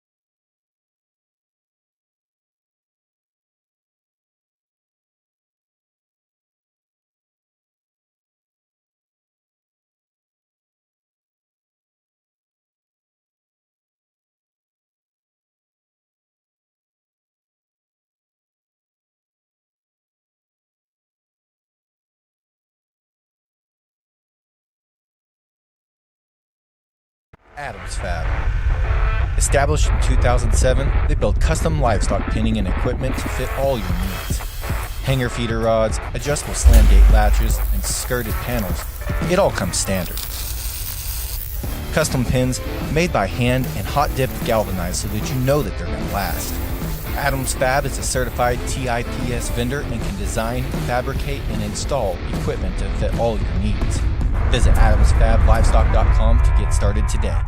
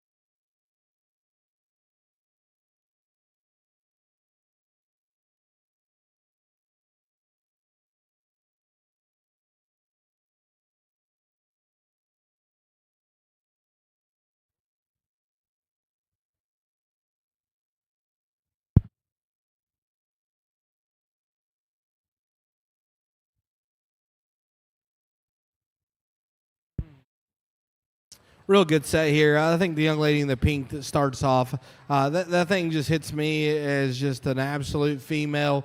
It's super stout. She's round. She's opened up. She's by far the best one we have on the go out here in terms of remaining the most collected in her skeleton on the move.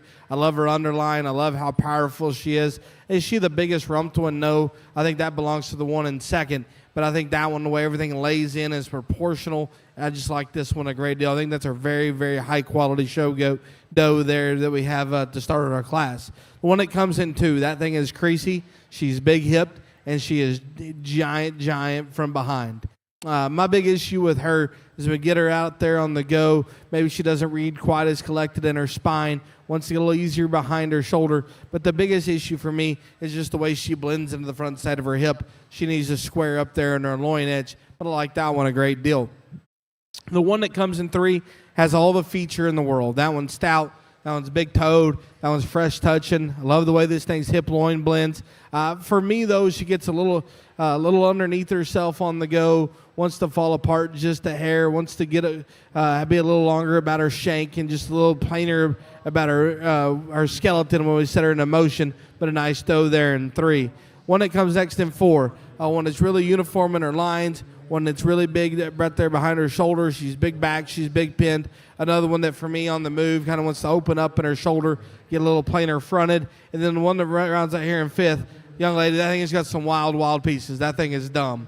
This thing doesn't want to squat and show. This is probably the best look we've had of her all day. She's just read a little flatter about the base of her body. She's huge loin. She's big-legged. She handles awesome.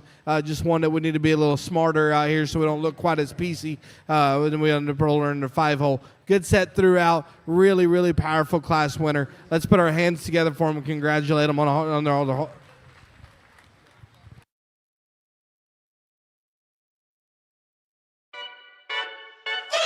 Every detail matters when preparing your livestock for the show ring. At Producers Co-op, we offer high-quality show feed, supplements, and supplies designed for your animal's best performance. Our specialized feeds promote optimal growth, conditioning, and muscle development for cattle, sheep, goats, pigs, and more. With expert advice and reliable products, we're dedicated to your success. Trust us to help you reach your goals with the feed that works as hard as you do. Come see why at Producers Co-op, it's better here. Bryce Kane, Grayson County 4-H. In eighth, we had Hannah Perez, Frio County 4-H. Seventh place, Olivia Calhoun, Chapel Hill FFA. Sixth place finisher, Tara Cobble, Albany FFA. In fifth, Aubrey LeCaire, Central FFA, Pollock. Fourth place goes to Christopher Perales, Wilson County 4-H member. Our third place finisher is Troit Hochek, Falls City FFA. In second place, we have Pace Evans, Reeves County 4-H, and our class winner coming to us from the Hawkins FFA chapter, Carly Parrott. Texas bred, the class winner, Carly Parrott. Sturts Show Goats, third place, Troit Hochek, Two Springs Ranch. Fourth place, Christopher Perales, Barlow Livestock. Sixth place, Tara Cobble, Compadres Cabritos. And our ninth place finisher, Bryce Kane, got his goat from Aikens Livestock. Congratulations to everybody.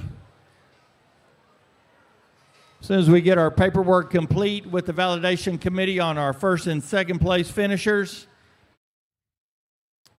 we will line them all back up, bring them in for the middleweight division champion. Middleweight division champion just moments away. And then a lunch break.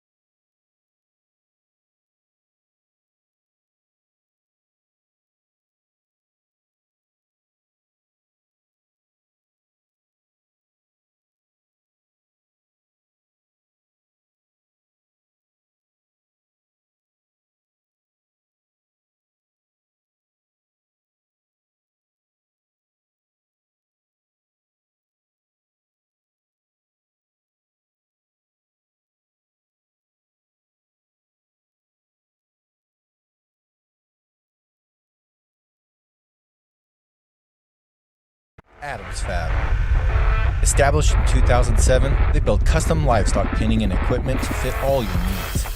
Hanger feeder rods, adjustable slam gate latches, and skirted panels. It all comes standard. Custom pins made by hand and hot dipped galvanized so that you know that they're going to last. Adams Fab is a certified TIPS vendor and can design, fabricate, and install equipment to fit all your needs. Visit adamsfablivestock.com to get started today.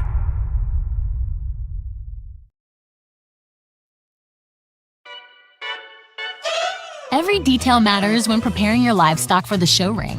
At Producers Co-op, we offer high-quality show feed, supplements, and supplies designed for your animal's best performance. Our specialized feeds promote optimal growth, conditioning, and muscle development for cattle, sheep, goats, pigs, and more.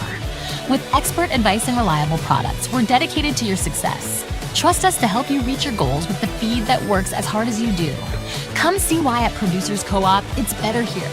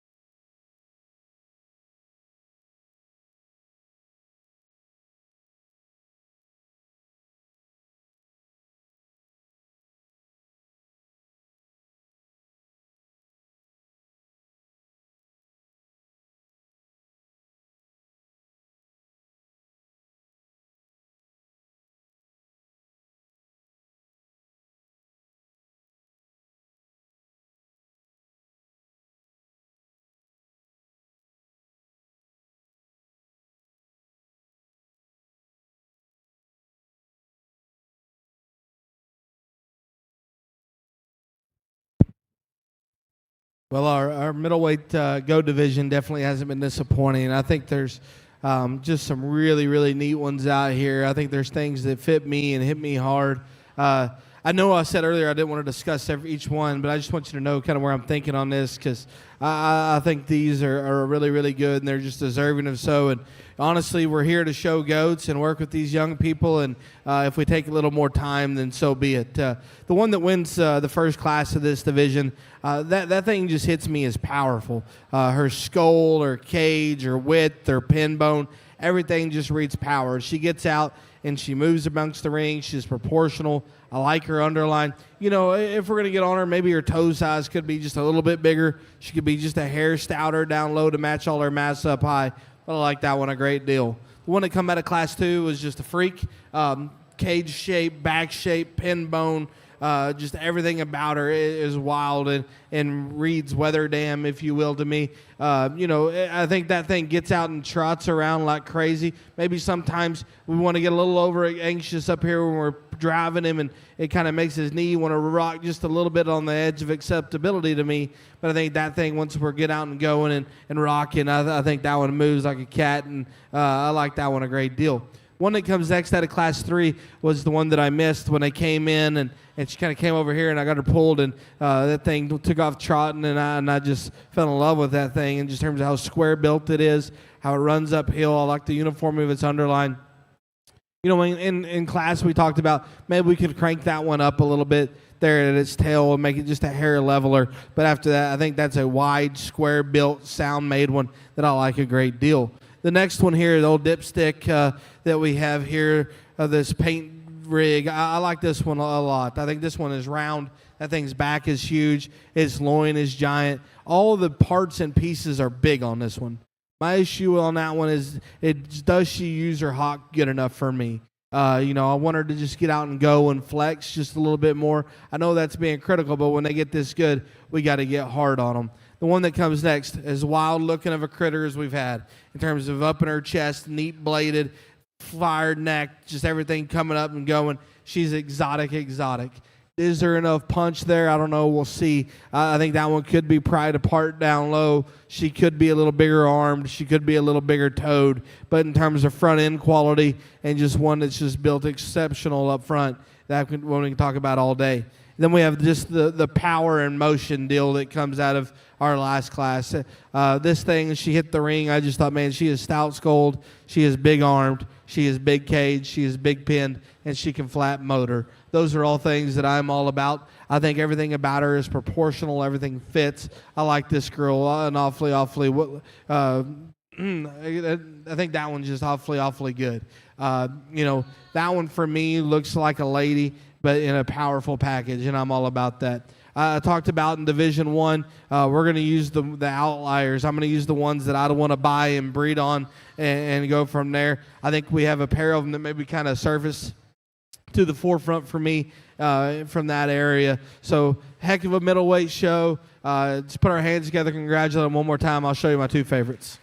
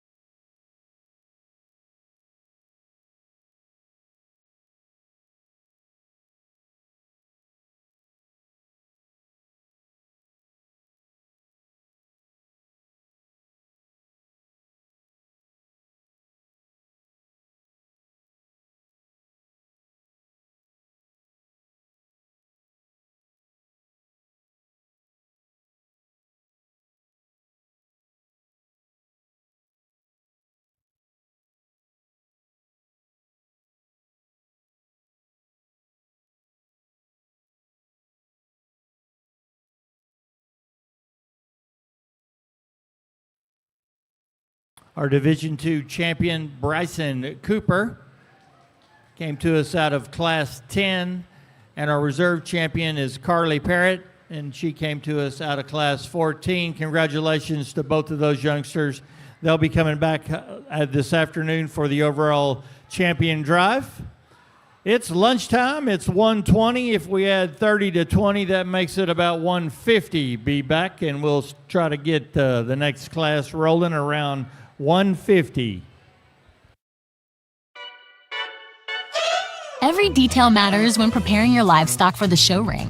At Producers Co-op, we offer high-quality show feed, supplements, and supplies designed for your animal's best performance. Our specialized feeds promote optimal growth, conditioning, and muscle development for cattle, sheep, goats, pigs, and more. With expert advice and reliable products, we're dedicated to your success. Trust us to help you reach your goals with the feed that works as hard as you do. Come see why at Producers Co-op, it's better here.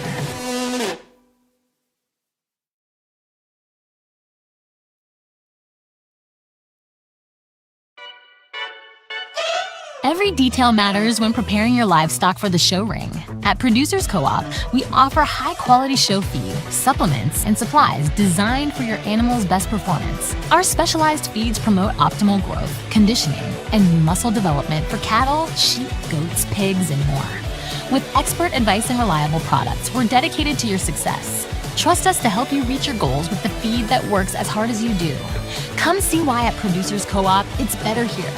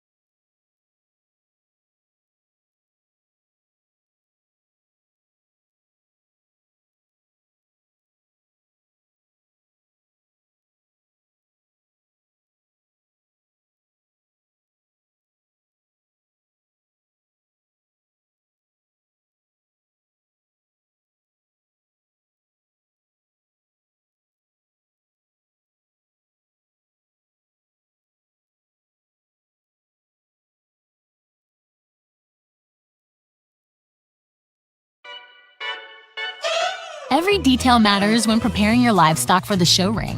At Producers Co-op, we offer high-quality show feed, supplements, and supplies designed for your animal's best performance. Our specialized feeds promote optimal growth, conditioning, and muscle development for cattle, sheep, goats, pigs, and more. With expert advice and reliable products, we're dedicated to your success. Trust us to help you reach your goals with the feed that works as hard as you do. Come see why at Producers Co-op, it's better here.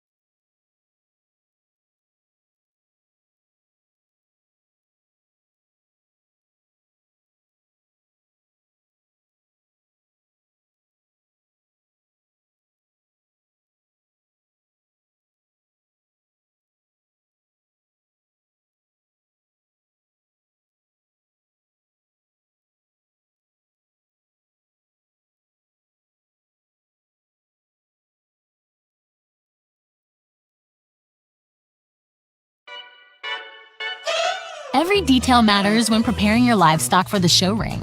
At Producers Co-op, we offer high-quality show feed, supplements, and supplies designed for your animal's best performance. Our specialized feeds promote optimal growth, conditioning, and muscle development for cattle, sheep, goats, pigs, and more.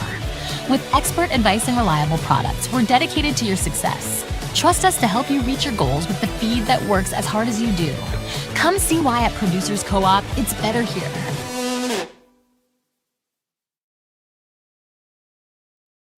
Adams Fab. Established in 2007, they build custom livestock pinning and equipment to fit all your needs.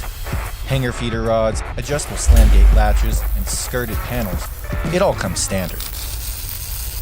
Custom pins made by hand and hot dipped galvanized so that you know that they're going to last. Adams Fab is a certified TIPS vendor and can design, fabricate, and install equipment to fit all your needs. Visit AdamsFabLivestock.com to get started today.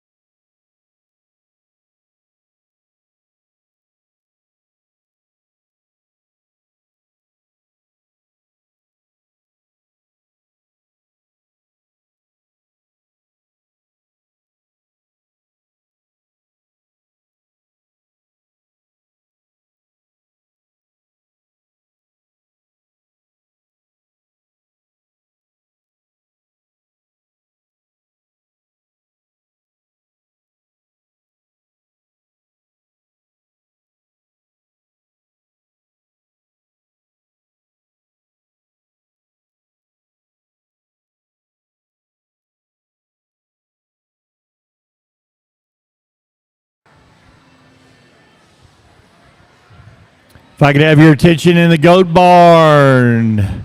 It's 1:53, and we are already checking in the next class. We are excited.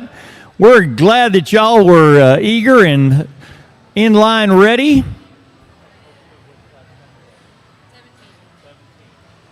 Class 17. Class 17. If you're in Class 17, this will be your second call since we're already checking some in.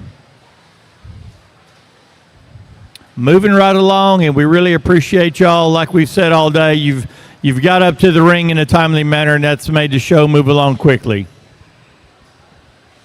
Heavyweight division of the commercial doe kids. We're going to roll straight in following the kids. The selection of the champion heavyweight will roll right into the aged categories.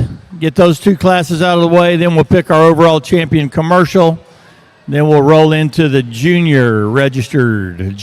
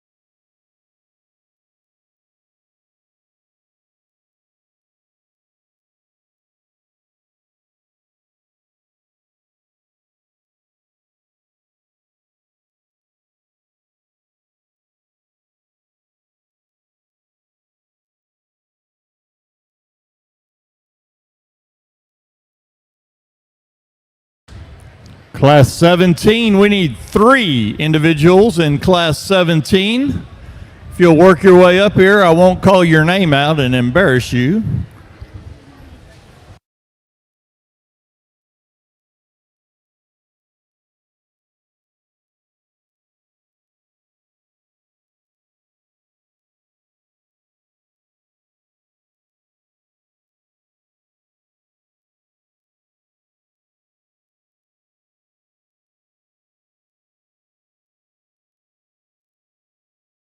Lucas Pena, Longview. Lucas Pena, your class is about ready to start. Adelie Thompson. Adelie Thompson, Huckabee FFA.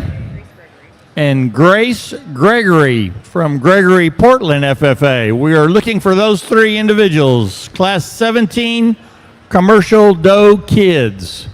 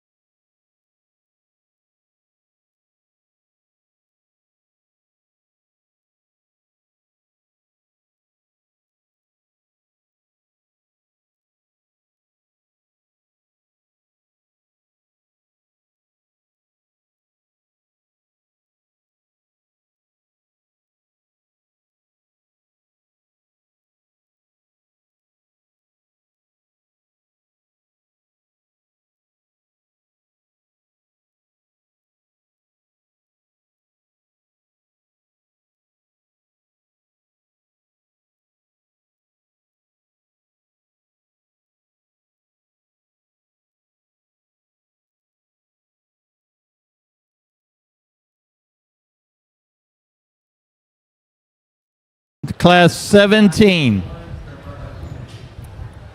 The lady said Grace is on her way over here.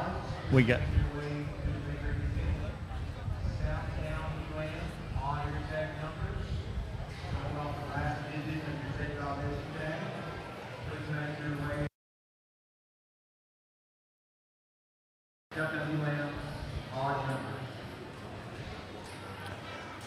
Adelie Thompson. Adelie Thompson, you are about to miss your GOAT class.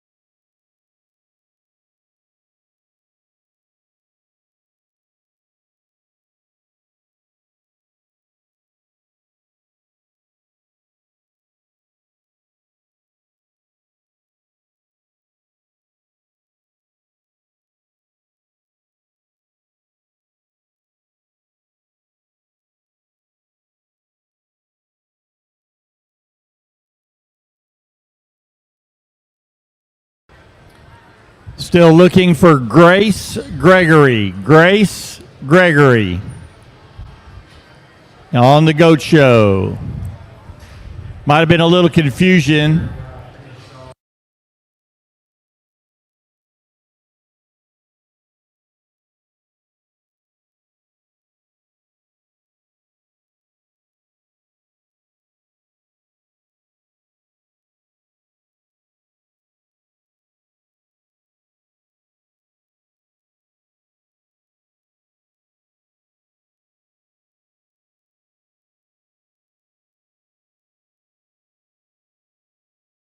I know the confusion might be in the GOAT side.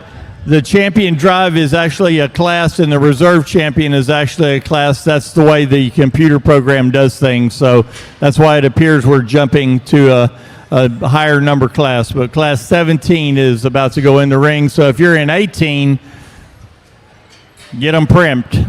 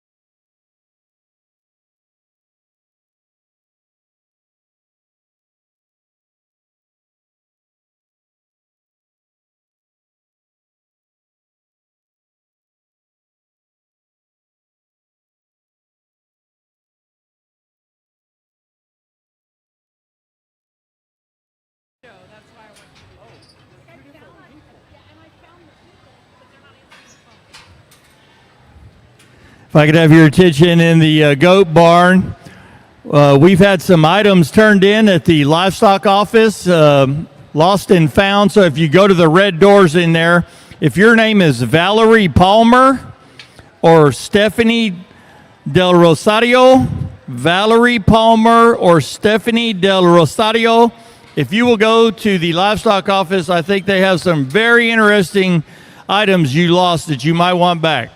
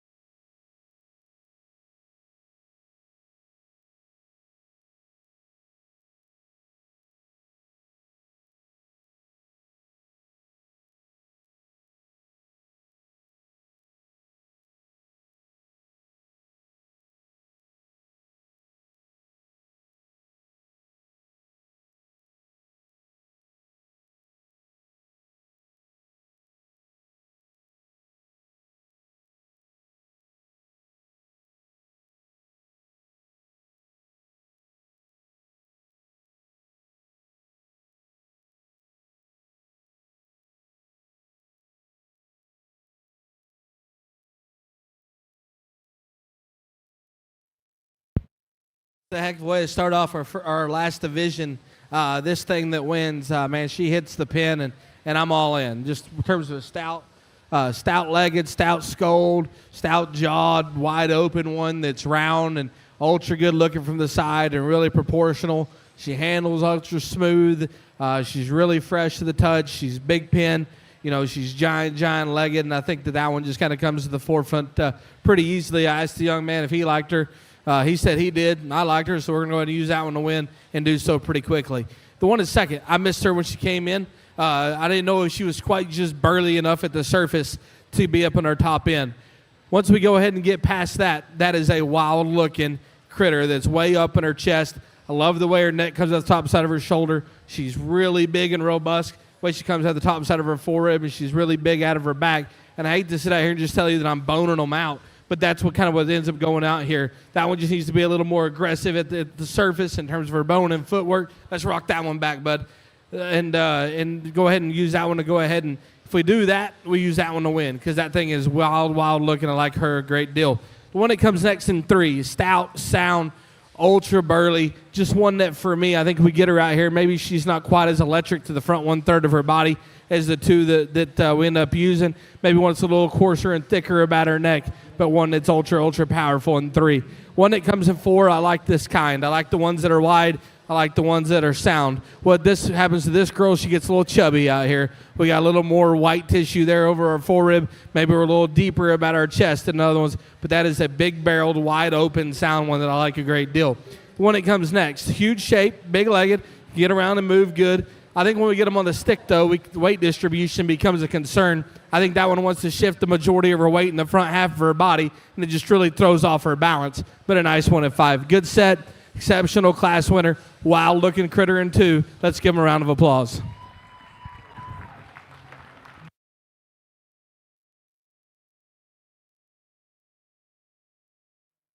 Thank you for those comments, Mr. Neff.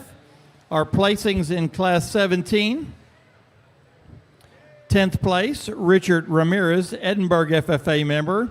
9th goes to Kaylin Droge, Cal Allen FFA. Our 8th place finisher is Addison Humphreys, McAllen FFA. 7th goes to McKinley Hell, Canyon New Braunfels FFA. 6th place is Grace Evans, Reeves County 4-H. In 5th place, Addison Scott, Atascosa County 4-H. 4th place finisher, Olivia Kelly, Miller Grove FFA. In 3rd, we have Carson Blue, Dumas FFA. 2nd place finisher is Rayleigh Holscher, Bell County 4-H. And our class winner coming to us from the Burnett County 4-H program, Ford Brooks. Texas Goat Breeders Association placings. Our class winner, Ford Brooks, he got his animal from Evans Livestock. 2nd place, Rayleigh Holscher. She got it from Holscher Show Goats. 3rd place, Carson Blue. He got it from Daniels Livestock. 8th place, Addison Humphreys. And 10th place, Richard Ramirez. Both got their goats from La Copa Show Goats. Class 18 coming in the ring at this time. Class 18 coming in the ring at this time. If you have a goat in Class 19, you can start working your way up.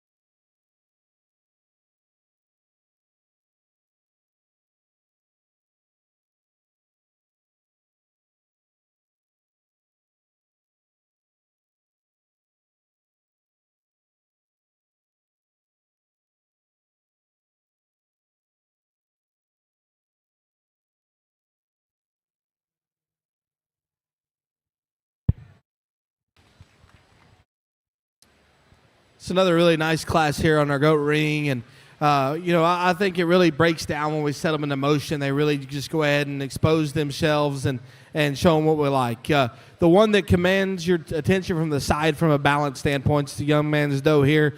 That one's by far the most unique up front. She's pulled apart. She's shallow in her chest. She's up in her plate. She's flat-shouldered, neat-necked. You get your hands on her, and she is absolutely robust over the top side of her skeleton. I wanted to get on her just a little bit for the center part of her loin. I think she might be just a hair overfilled, and that's what throws that off because her loin edge is absolutely huge. It just throws it off just a little bit, but also with that extra fill makes her underline look absolutely unique from here. If I'm going to get on her, maybe she's just a hair flat in terms of her left back pastern, but that's being awfully tough because I think that's also by far the most flexible one that's built the most reliable in her skeleton. We've got an absolute powerhouse here in two. That forearm is absolutely obnoxious. She's round. She is huge backed. For me, I guess we get a little PC up front on the go. I think we're flexible and we can get out and move. I just think it kind of comes in parts at times. Maybe that's why that one ends up in two. I do like that one's a little shorter and stronger on its rear pastern, but that is an absolute powerhouse sitting in the second hole that I like a great deal. One that comes in three, that's the next power go to the set. Why does she end up in three? Because I think that one wants to open up the top side of her blade. She wants to read a little thicker about her neck, a little coarser about the base of her shoulder, but that's just another ultra powerful one. The one here in four, that thing pet's incredible. That thing is fresh. She's firm to the touch. She's big-loined. She's a little bit of a knothead and doesn't want to just squat and push out of her rump. She wants to lean a little bit and push out of her spine, which makes her hock look a little more vertical than what it probably is. My big issue with her is her front knee on the go. I want to see her get out and reach and just use it a little bit more. The next one here is absolutely huge right there over her back. The first time I handled her, I made a comment to the young lady. It kind of blew me away how big that one is up high. Just one that for me, though, probably reads the plainest of our initial five from the side. When we're talking shoulder, chest, and neck, maybe one that would like to square her up and fill her up right there, the center part of her loin. Thank God for the rain. Let's go ahead and give all these kids a round of applause. Heck of a class.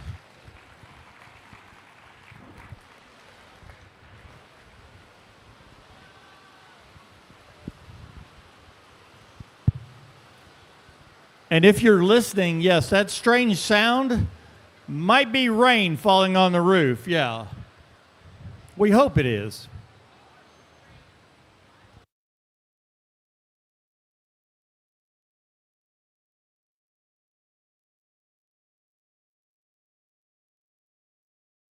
Class 18, 10th place, Abigail Vogler, Caldwell, FFA. 9th, Kylie Tobias, Williamson County 4-H. 8th, Carly Waters, Leon County 4-H. 7th, Whiskey Redmond Wright, Ira Ann, FFA. 6th place, Avery Martin, Atascosa County 4-H. 5th, Misty McElroy, Rudder, FFA. 4th, Kylie Hall, Bandera County 4-H. 3rd, Kinley Land, Brown County 4-H. Our second place finisher is Alexis Guthrie, Marion FFA. And coming to us from the Burnett County 4-H Club, our class winner, Hannah Brooks.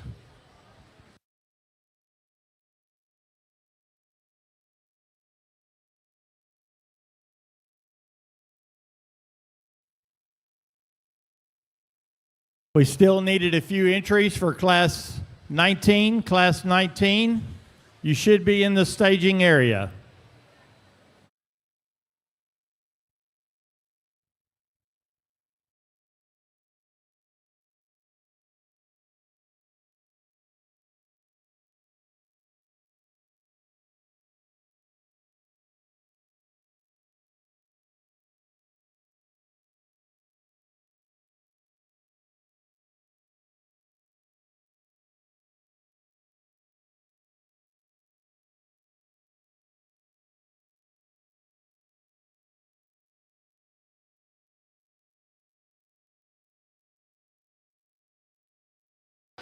Class 19 in the goat barn, you should be in the staging area.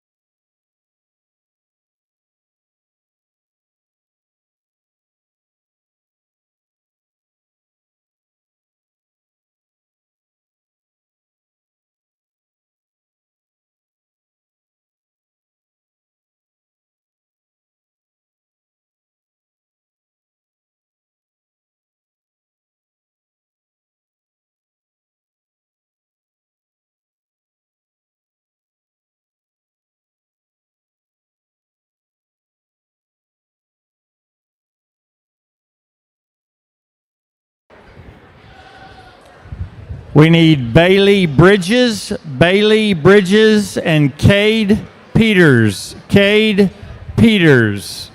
Your class is about to go in the ring.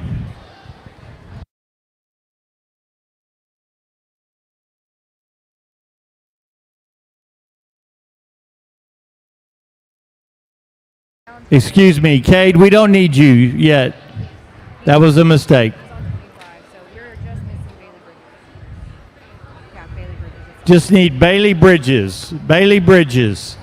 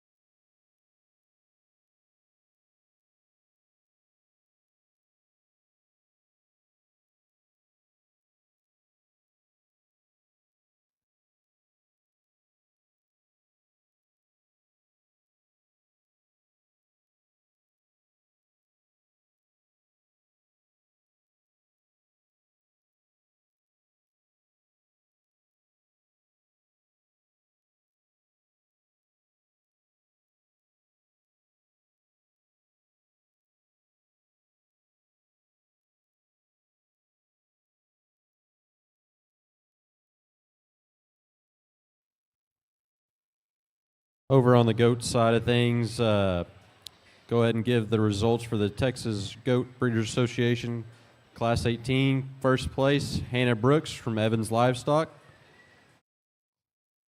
Second place, Alexis Guthrie, Reagan Thurman Show Stock. Third place, Kinley Land, Circle Tree Livestock. Fifth place, Misty McElroy, Flock Livestock. Sixth place, Avery Martin, Evans Livestock. Seventh place, Wright Whiskey, Moss Farms. Eighth place, Carly Waters, Hammer Livestock.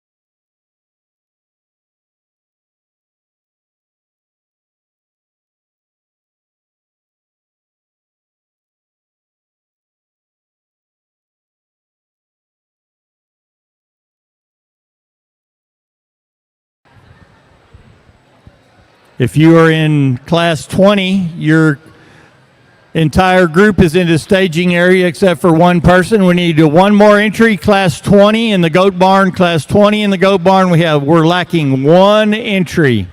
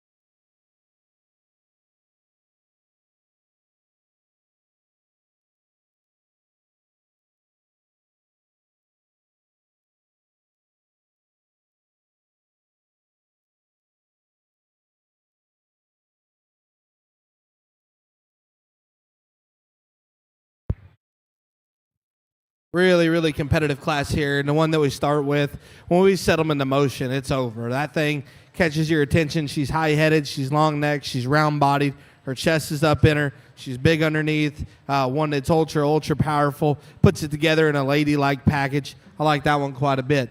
The one that comes next in two, that thing's loin is absolutely obnoxious. I told that young lady that thing is big when I put my hands on her. She is big backed. She is ultra stout. She is ultra powerful. She might be the buck generator of the group if we're going to talk about that. I like all those things about her. Comparatively on the move, she's not as wild-necked. She's not as neat about her shoulder, but that one's awfully good. The one that comes next in three just isn't messed up anywhere, for the lack of better words. That one's stout. That one's wide. That one's big arm, big cage, ultra powerful. It's really from a comparative note where that one ends up in third. Young man, she reads a little shorter and thicker about her neck. She's a little coarser about her shoulder. Maybe not quite as attractive in terms of her hind leg posture, but that one is a dense, stout, wide, ultra complete one in the three hole. The one that comes in four may have more wow. She's a little more up in her chest. She's a little higher about her head and neck. She's really big up high. For me, young lady, we get to moving these things around. There's just too much blade action for me. It's a little kind of just always staring at it. She doesn't want to open up the top of her shoulder, get a little easier in her back. Also, I think she's just a little long about her shank, kind of throws off her hind leg mobility, but a nice one there in four. One that comes in five. I didn't pull this young lady when she walked in, and it's because I thought that one just looked a little chubby and a little waisty out here today. I like this one's kind. I like how pliable she is in her skeleton. I like her foot and bone. I like the way she gets out and goes. But I think at the end of the day, the white tissue starts to work against her. She gets a little deeper out here, a little plainer, maybe has a little more blade action than I like. Really, really good set. One up at the top that just walks in here and commands your attention from a build standpoint. Congratulations, guys. Good job.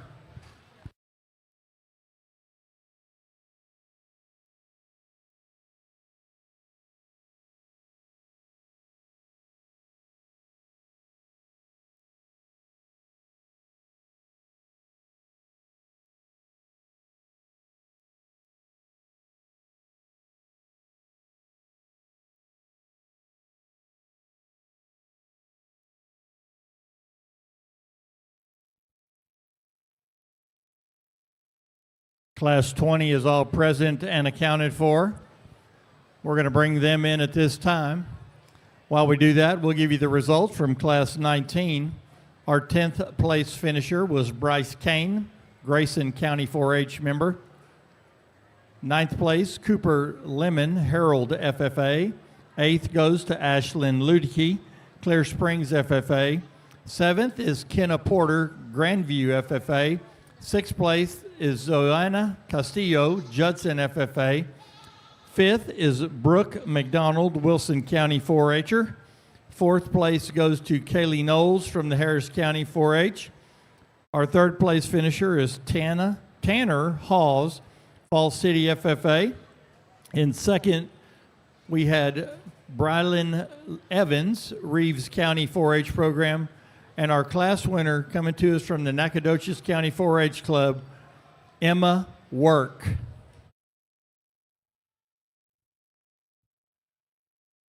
Got the results from the Goat Breeders Association. Our 2nd place finisher, Brenlin Evans. That was a Williams livestock animal.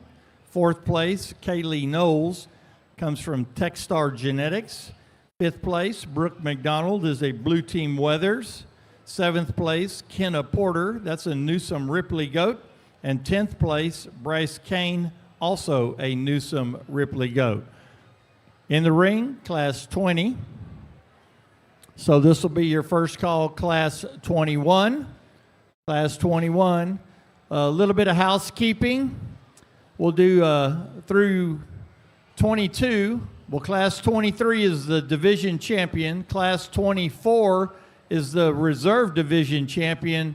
Class 25 will be our first aged class, yearling and age class. So we're just going to keep flowing through it like that. Once we get through the age group, we will have the division champions and the 2 first place from the age division back in for the selection of the overall commercial doe of the show. So it's kind of how we're going to finish up here this afternoon.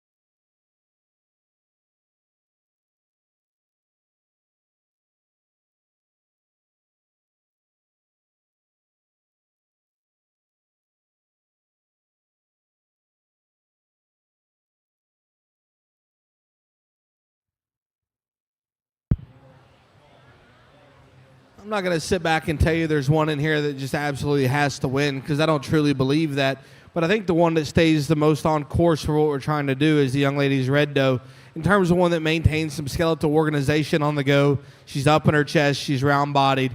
This one that handles really good. She's the smoothest, most consistent handling one from her rack back to her loin. She's the one that's built a little neater about the base of her chest, a little flatter about her shoulder, a little longer about her neck than the one in second. Just a really nice one. I like to stouten her up a hair down low and maybe crank her open just a little bit.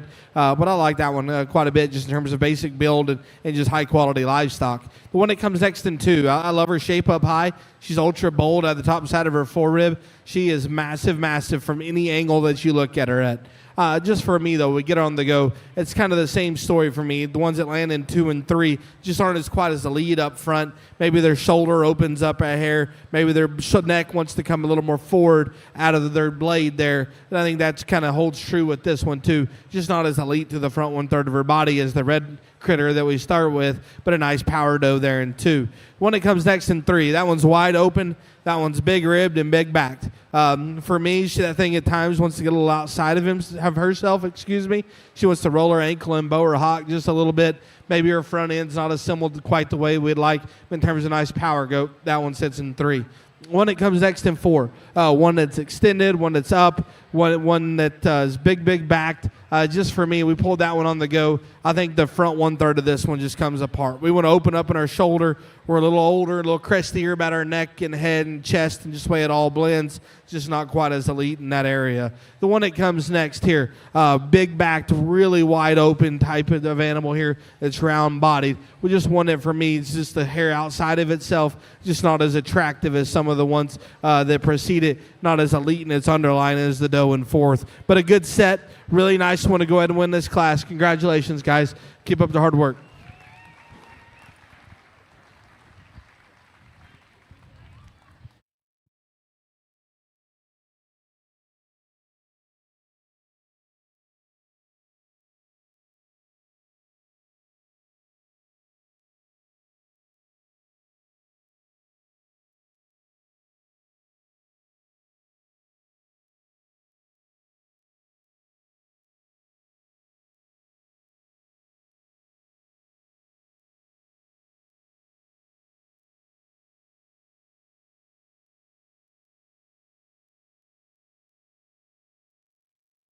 From Class 20, placings, 10th place goes to Jace Weishuhn, Tom Green County 4-H. 9th place goes to Brooklyn Brisbliski, Sanger FFA. 8th place goes to Maggie Carter, Gregg County 4-H. 7th is Isabel Kwalik, Falls City FFA. 6th is Noah Silva, Southside FFA. 5th place is Allison O'Rear, Cypress Ranch FFA. Our 4th place finisher, Caitlin Grace Pipkin, Bandera County 4-H. In 3rd, we have Sutton Wright from Ira Ann FFA. Our 2nd place finisher is Kendall Wegat, Montgomery County 4-H'er. And our class winner coming to us from Erath County 4-H program, Kennedy Johnson.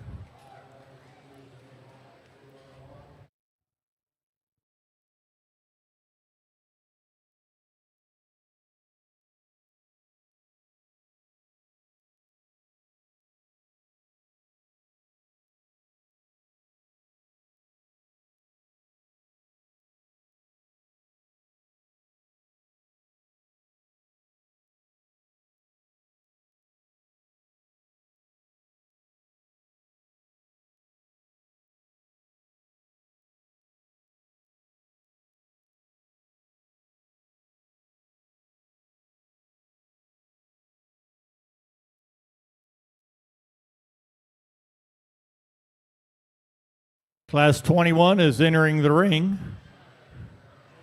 Class 22 will be heading to the staging area. That is our last Doe Kid class. We're pretty excited. The way we're going to finish this up is we'll do 22. We'll pick our champion heavyweight. That's class 23. Our reserve champion heavyweight, that's class 24. Our first class of yearling and age together is 25, and our second class of them is 26. Then we'll bring all of our winners back for our selection of our overall champion commercial doe.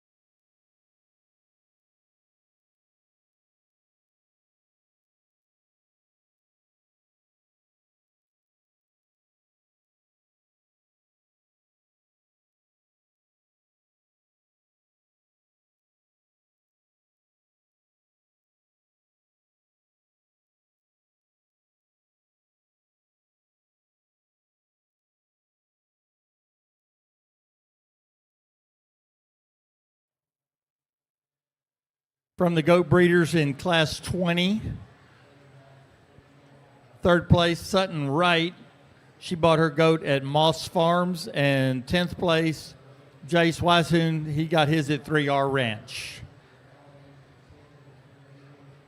Class 21 in the ring. Class 22, you should be in the holding area. Class 22, you should be in the holding area.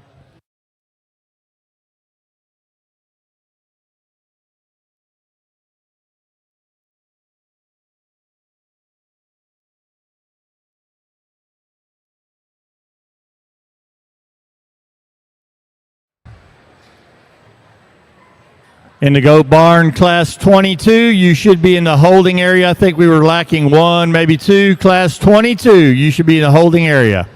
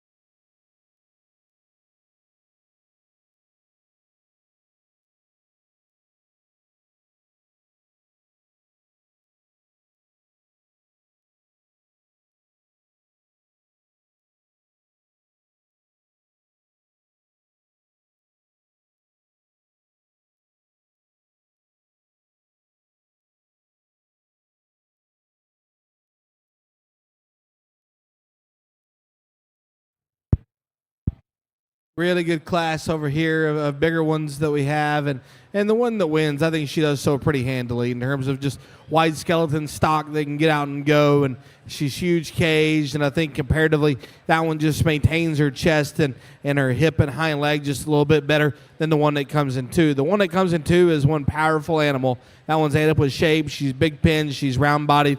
I think with that, though, she comes just a little rounder off both ends of her skeleton. She's a little longer about her blade, a little deeper about her chest than the one that wins, but I like that one a great deal. The one that comes next in three, I like this one's power parts. That one's stout. That one's wide. She's huge backed.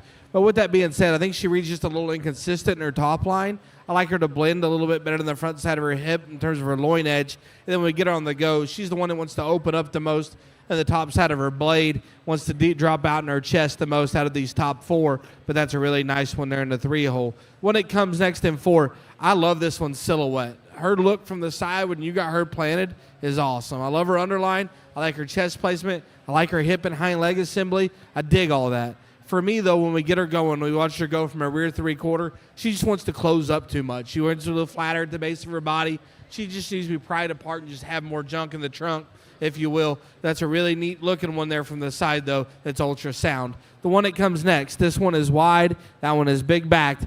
Just one that, for me, another one that just wants to kind of fall apart to the front one half of our skeleton. Maybe it doesn't read as stout as some of these others. But my biggest issue with her is when we get back here and we look at rear three-quarter view, that's the one that tapers the most to her tail and her pin bone. I'd like to just crank her apart there, but a nice one there in five. Good set, ultra powerful, one to win. Let's congratulate them.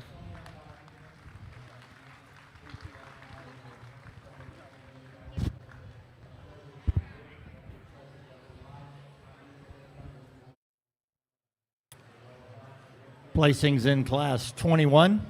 Our 10th place finisher is Kate Mertz, Hallettsville FFA.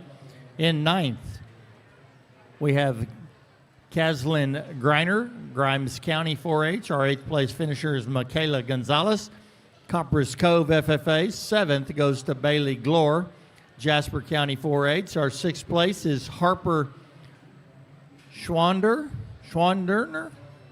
Duval County 4-H. 5th place, Kinley Chisholm, Lakey FFA. 4th is Brindy Tapp, Victoria County 4-H. 3rd place goes to Addison Shahan, Frio County 4-H. Our 2nd place finisher is Kelby Blessing, a Sutton County 4-H member. And our class winner coming from the Alvin FFA chapter, Kyler Sewell. Our Goat Breeders Association, Kyler had bought his goat from Sturt's Show Goats. Kelby Blessing was showing a Newsom Ripley goat. 4th place, Brindy Tapp was in Evans Livestock. 5th place, Kinley Chisholm came from TAC 4. 6th place, Harper Schwanader, Blue Team Weathers. 7th place, Bailey Glore, Lacey Livestock. 8th place, Michaela Gonzalez, Blue Team Weathers. And 9th place, Kaslyn Greiner got hers from G4 Livestock.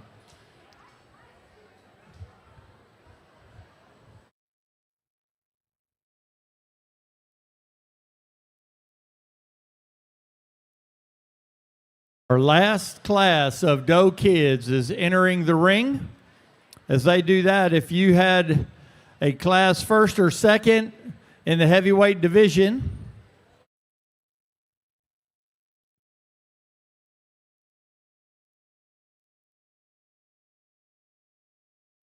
classes 17, 18, 19, 20, 21.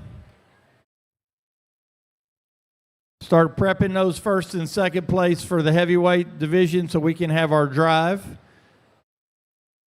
If you have an aged doe in the first class, start getting her ready. Class 23, 25, and 26 are the aged animals. It's been brought to our attention that I think it's posted 2 different ways.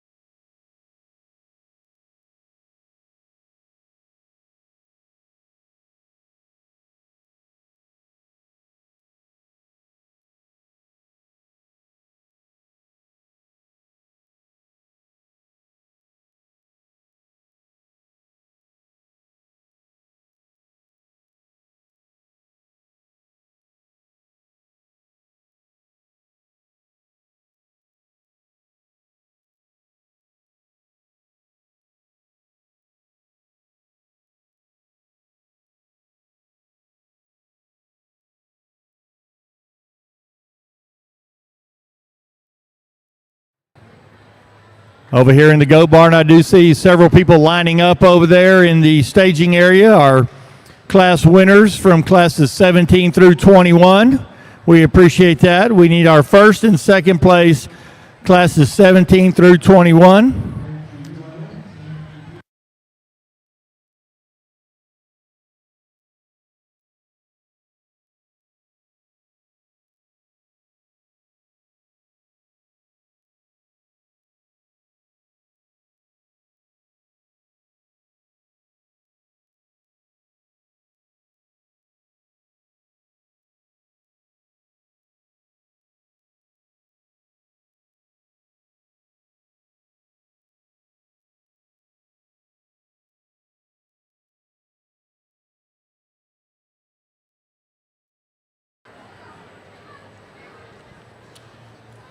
I think we've been instructed we're missing a couple of second place goats. We need a couple of second place goats.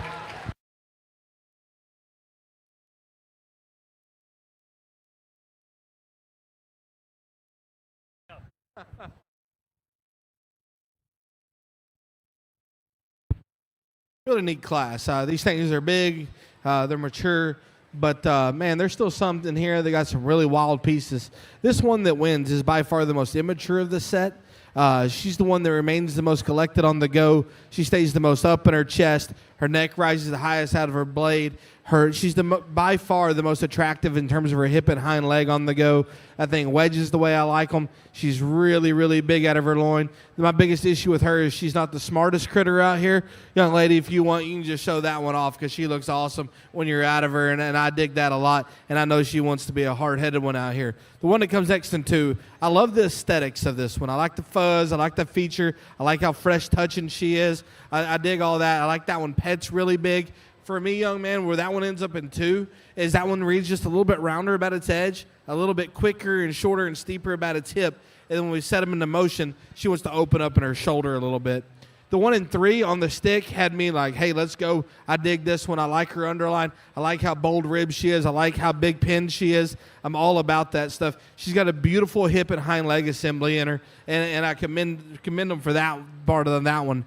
For me, to be honest, though, I'm a little surprised that when we set her into motion, she gets a little lazy. I think she's so flexible that everything kind of just wants to fall apart a little bit. I want to tighten her up a little bit at the top side of her blade, lengthen out her neck, and pick up her chest. And honestly, when that one gets to going, we want to jiggle a little bit. We're getting a little chubby. Like to go ahead and just lean her back a hair. But a nice one there in three. The one that comes next in four, I like how tall fronted this one is. She draws an absolutely beautiful picture. She reminds me of the one in the fourth in our last class. Again, though, it's the same thing kind of gets this one. Whenever we get behind them, rear three-quarter, we got to open her up out of her hip. And I need that one to blend a little bit better than the front side of her hip as well. But a nice one in four. The one that comes next in five, the black-headed rig. That one is round-bodied. She's attractive in terms of her hip and hind leg.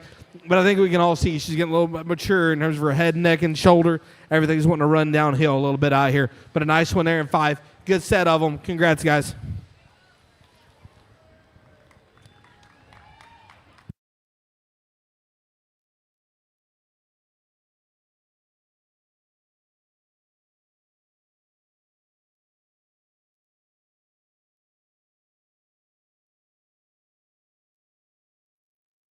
Placings in Class 22, 10th place, Haley Rodriguez, B County 4-H. 9th place, Ava Luna, Westlaco FFA. 8th place, Elizabeth Lopez, Atascosa County 4-H. In 7th, we had Sarah Goss, Splendora FFA. Our 6th place finisher, Evelyn Norman, Guadalupe County 4-H. 5th place goes to Peyton Valesky, Copperas Cove FFA. 4th is Marley Kerbo, Upshur County 4-H. Our 3rd place finisher, Kyler Sewell, Alvin FFA member. 2nd place goes to Adden De La Cruz, Santa Gertrudis FFA. And our class winner coming to us from the Junction FFA chapter, Staten Silvers. I just want to make sure this is right. So there won't be a champion dope. Light, middle, heavy will go against this yearling. From the Goat Breeders Association, State and Silver's first place, Joe Jones. Second place, Aiden Dela Cruz, got his goat from La Copa. Third place, Kyler Sewell, Kiefer Livestock. Fifth place, Peyton Valesky, CD Livestock. Sixth place, Evelyn Norman, Evans Livestock. Seventh place, Sarah Goss, Newsom Ripley. And eighth place, Elizabeth Lopez, Evans Livestock.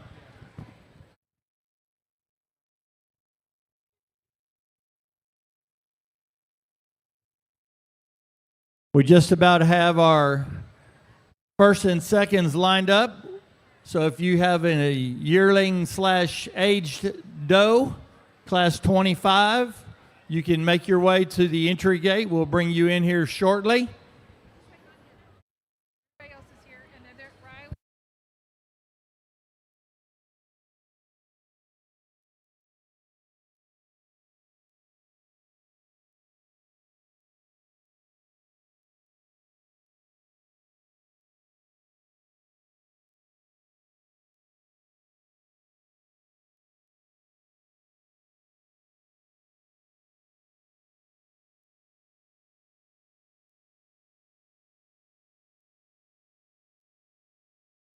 Now we're entering the ring will be our class winners in our heavyweight division.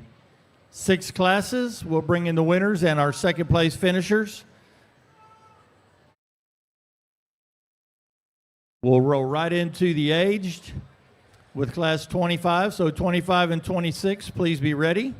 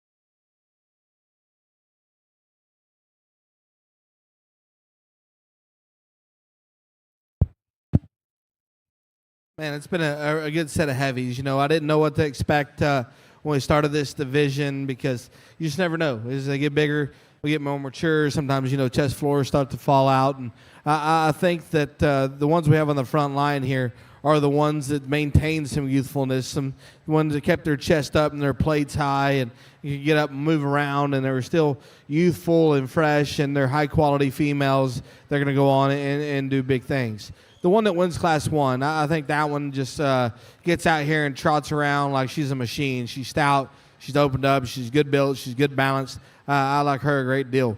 The one that comes next out of Class 2, one that has big pieces. She's up in her chest. She's neat shouldered and necked. You know, at times her back left bothers me. She wants to get a little flat-footed, a little longer about her pastern, maybe a little steeper about her hip on occasion. But I like that one's front-end design a whole lot. The one that I just love on the go is out of Class 3. That one is high-headed. That one is up in her chest. It can motor all day long. The question is, does she have enough punch to go with some of these others? Is she quite wide enough? Is she quite square enough out of her loin? But that one's really high-quality livestock, and my hat's off to everybody that has been a part of that one. The one that comes next to Class 4, just a fault-free one. You know, I've said it a couple of times today, and sometimes it just pays to not be messed up anywhere. And I don't think that one's messed up anywhere. That one's square-built. That one's sound. That one's uniform from the side. That one handles big. Maybe it doesn't have a wow part that some of these other ones have, but I like that girl just in terms of her type and kind. One that comes next, that one is big underneath. She is big back. She's big pinned. She's punchy. That one can get out and move. You know, but I guess kind of in motion is where I kind of get hard on her, and it's just from the fact that she just reads a little chubbier out here to me today. I'd like to lean on her a little bit. Maybe some of her weights want to shift to the front half of her body. We're wanting to get a little mature. We got her stuck right there, and she looks like $1 million, and that one's wide. She's definitely in contention. I like that deal a great deal. And then the one that comes out of Class 6 here, I think that one's just got some very unique pieces. That one's built good. That one's still trim. That one's big shaped. That one wedges the right way.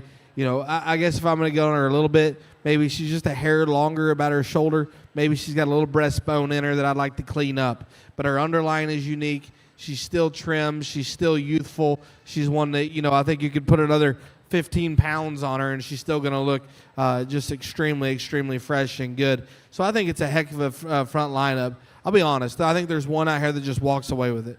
Then after that, it gets really tight for me. There's one on the back line that's in contention that I think is just an absolute freak from the side. But I think that these things out here are all really good. It's really just going to come down to which ones, like we talked about all day, which ones just hit me the hardest throughout this deal. And I think there's one out here that just hit me in the mouth. And then after that, we're going to have to do a little work here. Congratulations to all our heavyweight exhibitors. It's been a heck of a show. Let's congratulate them. I'll show you my favorite.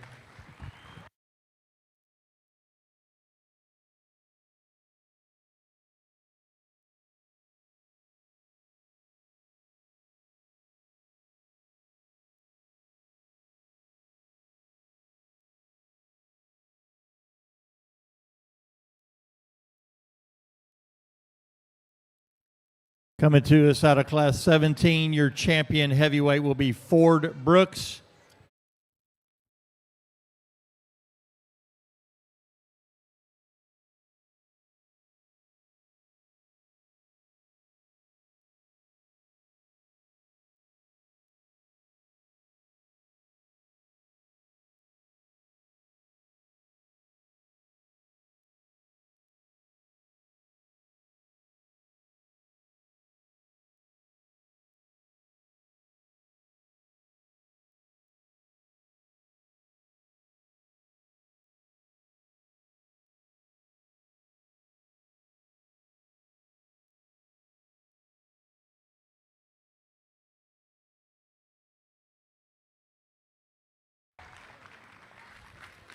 Your reserve division champion comes to us out of Class 21. That is Kyler Sewell, Alvin FFA member.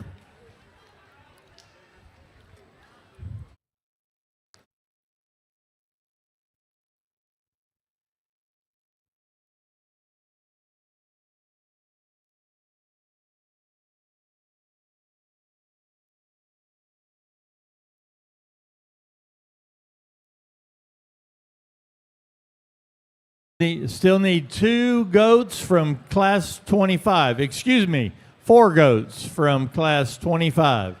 If you have a goat in class 25, you should be in the staging area.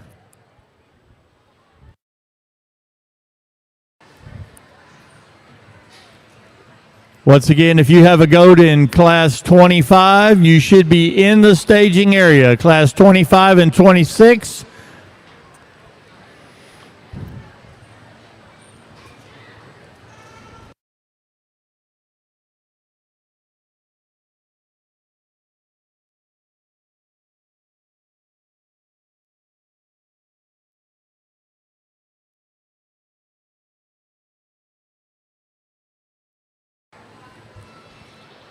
We've had some questions about the percentage. We're going to show the percentage first, followed by the full bloods when we can wind down the commercial show.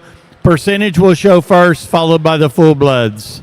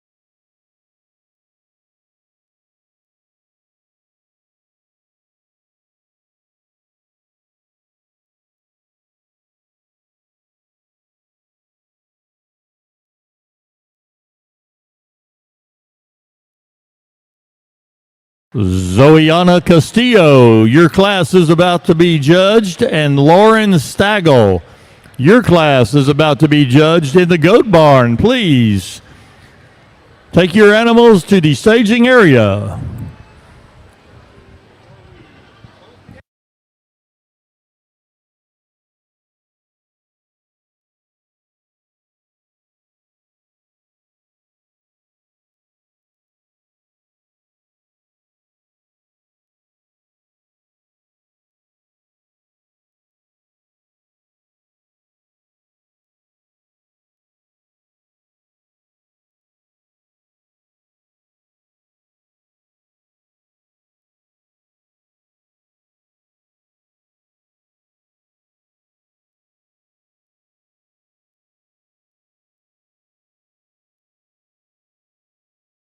Final call for the last 2 goats in class 25.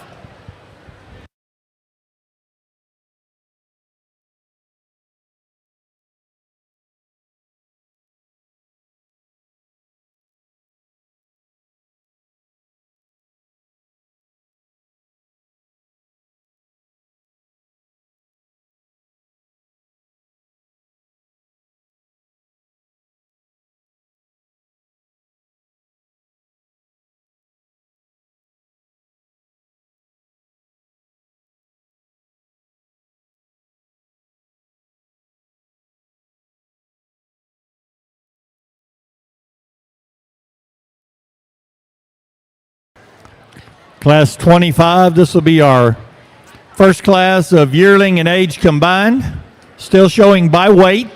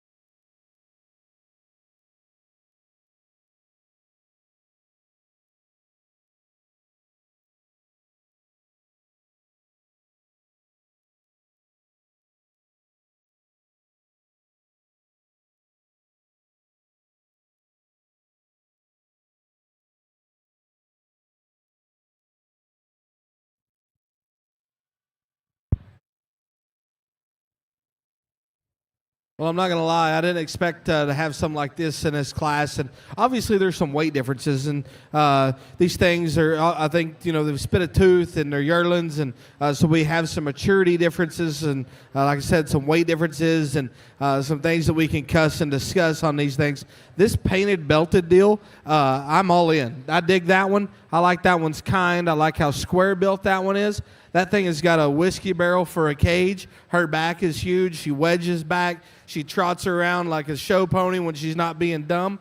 I love the angle to her shoulder and knee. I dig that one. That's a high-quality critter. When this one came in, I'll be honest, young lady, I was really concerned about her maturity pattern. I thought she looked really small and kind of dinky out here. She's a little big-headed out here. But after that, we get past that. I love how round-bodied she is. I love how stout-pinned she is. She's awesome in terms of her underline. The biggest difference in these two is this one's a little later maturing, this one's a little longer necked, and this one that beats you, I think that one's just a little bit more electric from the side and on the go. And she takes a longer, more track-filling step, if you will. But I like that one a great deal. Want to make her head just a little bit more unique, if you will, a little younger looking, and wanted to make her a little longer stepping. The 1 and 3, that one's a stout critter. That one's wide, that one's bold, that one's big-backed.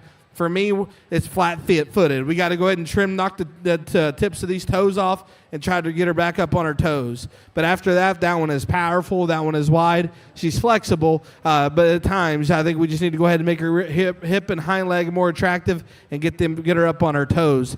The one that comes next in 4, big backed, big ribbed, big out of her upper hip. I think we get her out here, though. That one wants to rock forward in her knee just a little bit. Maybe not quite as unique in terms of her underline. Doesn't give the silhouette that the ones ahead of her do, but a really nice one in 4. The one that comes next in 5. This thing is a powerful show goat. This thing is wide. She is stout. She is big-hipped. She is big-muscled. I guess for me, it just comes down to that she's not the most unique of the other ones. We're getting a little flat out here, maybe not quite as stout down low to match all of her power up high, but that's a good one there in 5. Heck of a set. Just awesome class winner. Let's put our hands together for them.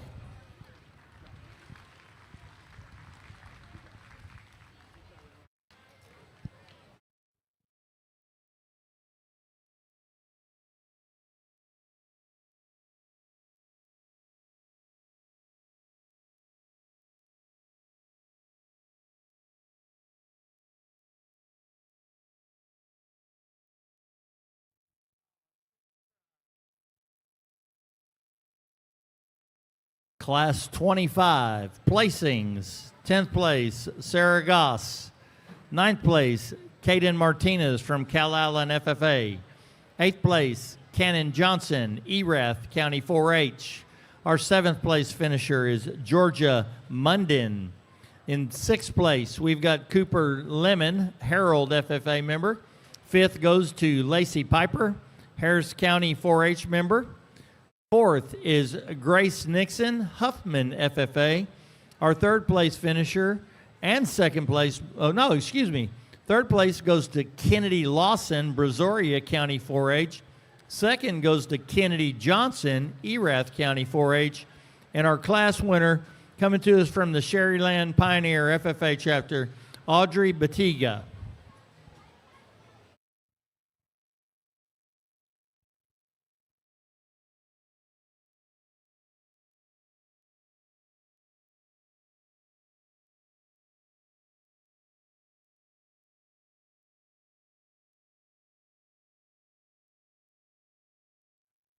Now entering the ring, Class 26.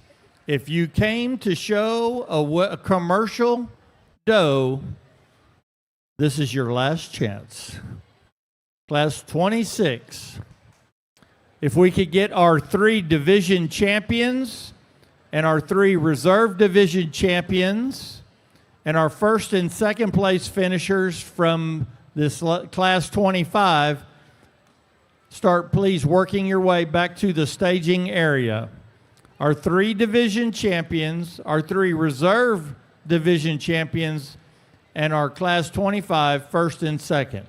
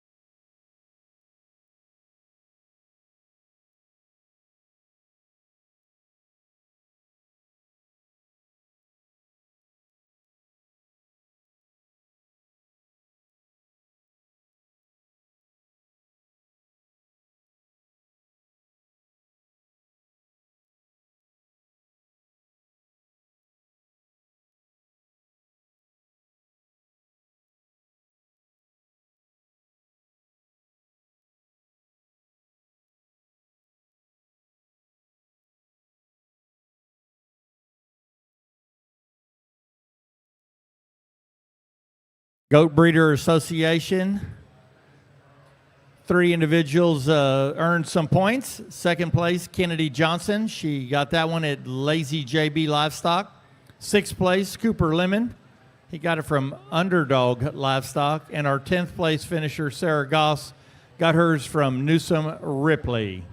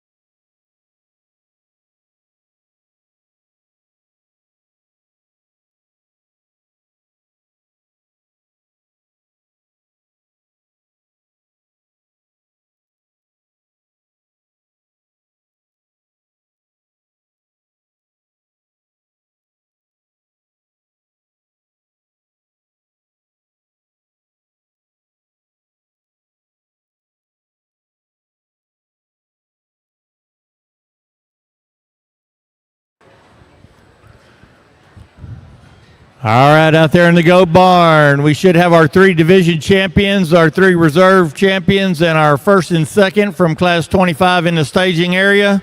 We've had some people ask if we're going to take a break following the commercial show. Folks, it's going to take us about 20 or 30 minutes to kind of get our paperwork and take some pictures for the scholarships and that type of stuff. So you've got about a 20 or 30-minute break from the end of the commercial till we start the paper show. The percentage show.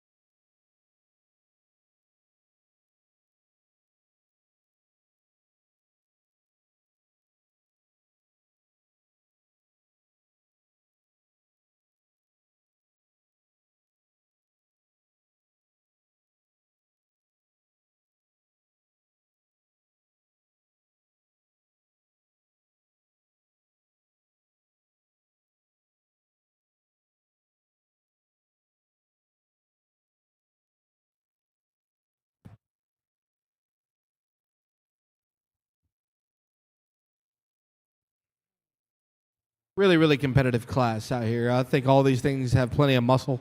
They got plenty of width. They're mature. They're ready to roll. And these girls are ready to go out and have babies. They're going to flush program, and they got plenty of neat things to offer to do that. The one that wins, when they stroll them around the pen, it's over. That one just commands your attention. She's high-headed. She's neat-necked. You love her chest. Love how she pets. Just a really good one there that looks like a lady.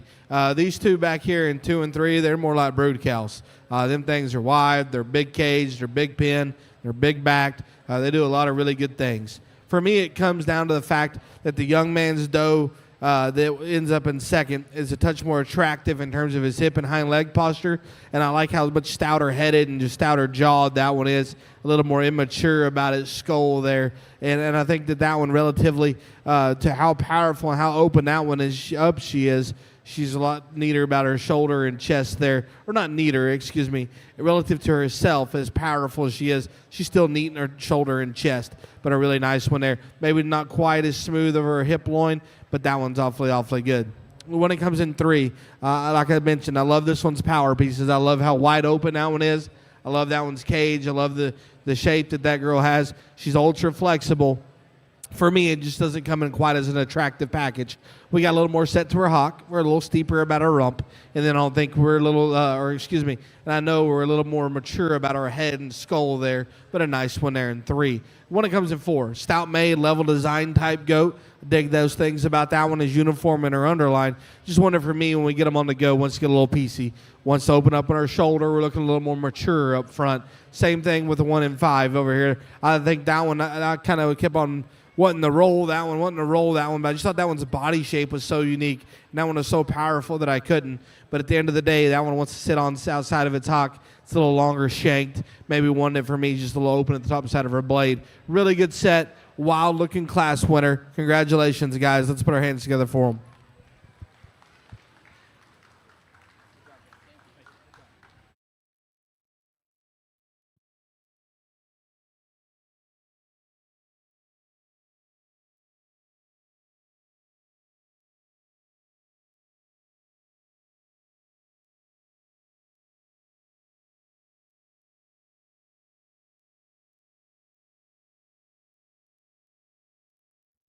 Placings in Class 26. From the Gunner FFA chapter, in 10th place, Micah Fisher. Our 9th place finisher, Abigail Wilson. She's from Deer Park FFA. 8th place, Julius Schwartz, a Bastrop County 4-H member. 7th is Harper Womack, Johnson County 4-H. 6th place is Riley Barlow, Lavernia FFA. Our 5th place finisher is Brooke McDonald. Our 4th place finisher is Grace Nixon, Huffman FFA. Our 3rd place finisher is Gunnar Krieg, Wilbarger County 4-H. In 2nd place, we have Kyler Sewell, Alvin FFA. And our class winner coming to us from the Hardin County 4-H program, Kylie Swearingen. Our Texas Goat Breeders Association point winners was Kyler Sewell, 2nd place finish from Kiefer Livestock. 3rd place, Gunnar Krieg, Sturts Show Goats. 6th place, Riley Barlow, Barlow Livestock. 8th place, Drew Schwartz, 5-star Boer Goats. And our 9th place finisher, Abigail Wilson. She got her goat from Blue Team Weathers. We appreciate that. That brings us to the champion drive of the Goat Show, the commercial Goat Show. We're going to have our 3 division winners come back, and then our 2 class winners from the aged, and then we'll bring in our reserve divisions and our 2 second place aged, and we'll select you a grand champion commercial doe. That winner will be eligible for a scholarship. I think it's $10,000. If they have already earned that scholarship, it will roll down to the first eligible person below that. So somebody today is going to walk out of this ring with a $10,000 scholarship.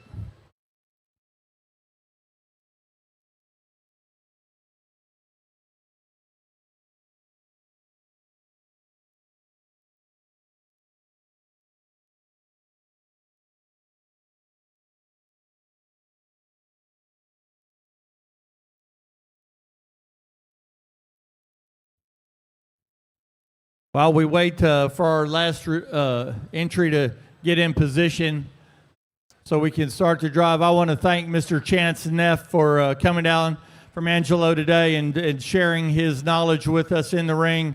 He has sorted 760 goats, and I think every child got a good look. Yes, please put your hands together for Mr. Chance Neff. Did a great job and at a great pace, kept things moving. Let's pick us a champion commercial doe.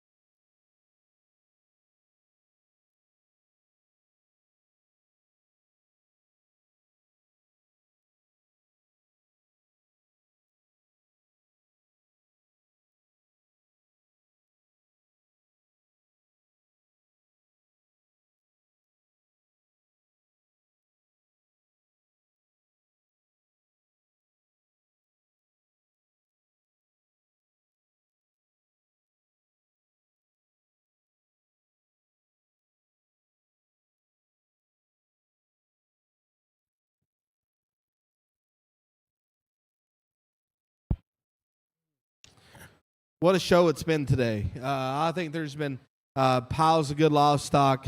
I've gotten to visit with a bunch of these kids. They've been great. They're nothing but gracious and take with what I have to tell them if they like it or don't like it. They've been awesome about receiving it. And I just think that it's really been a pleasure to be a part of this. I mentioned we started the day that growing up in Texas, it's always a pleasure to get to step back in the ring here and spend most of my time judging out of state. So when I do get an opportunity in Texas, I usually try to take it. The sheep deal is our passion, and that's what we do. But I've really grown into having a true passion of sorting these goats, and it's what I get to do the most of, and I truly love it. And just to see these things evolve over the years that I've gotten to sort them, it's been a blast. Kids, I think y'all have brought in a great set today. We've got tons of good showmen, tons of good goats. San Antonio, thank you for having me. Brian Ferris called me and asked me to do it, and I'll be honest, I was kind of in the midst of thinking about hanging up the judging deal with our kids about to start showing, and it was something I couldn't turn down. Bobby, you and your crew have been awesome, man. I've never been around Bobby when he wasn't in a good mood, and man, he's someone that's great to have on the mic and keep everybody pumped up. And him and his crew out here have done nothing but perform all day, and it's made it easy on me. And camera crew, picture girls, buy their pictures. Man, they've been working hard and getting after it today, and you got all the respect for them. They just want your kids' stock to look good in their photos, and they've been busting their tails, and they've been a joy to be around.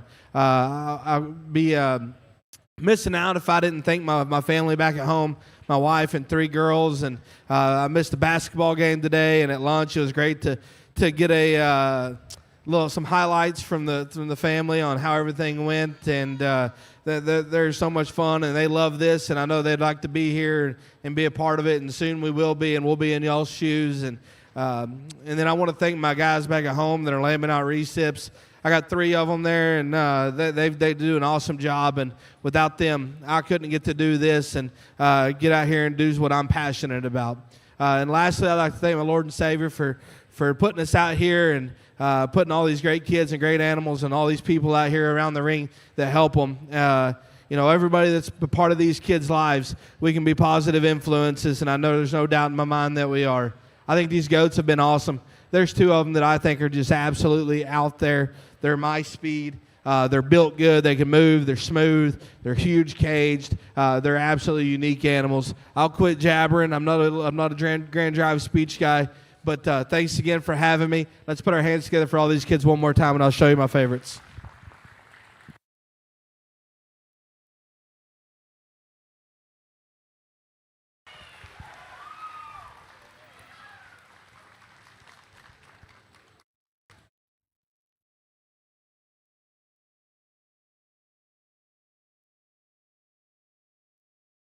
Your champion commercial doe was your first place out of the age category, Audrey Batigla, and she comes to us from Sherryland Pioneer FFA. Our reserve champion was our lightweight division winner, and that is Aubrey LeClaire. Aubrey LeClaire coming to us. Where are you from, Aubrey? Lufkin, Texas. Congratulations. If you'll step right over here, we're going to get to the pictures with you in just a second.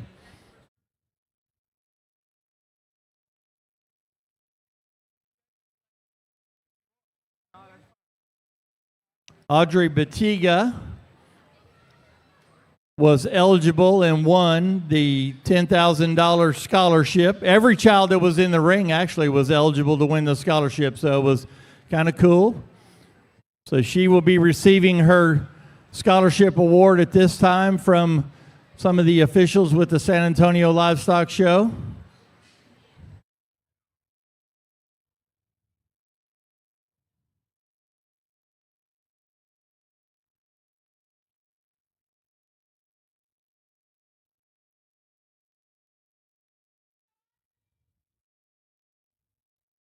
From way down in the RGV, right? That's some Rio Grande Valley right there, wasn't it? You bet. Sherryland Pioneer.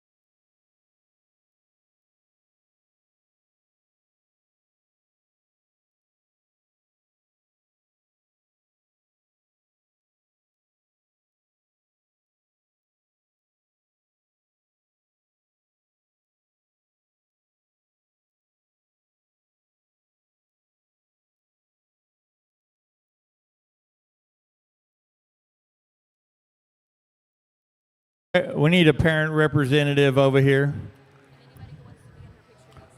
Or if the rest of the posse wants to go to the blue curtain over there to get some pictures.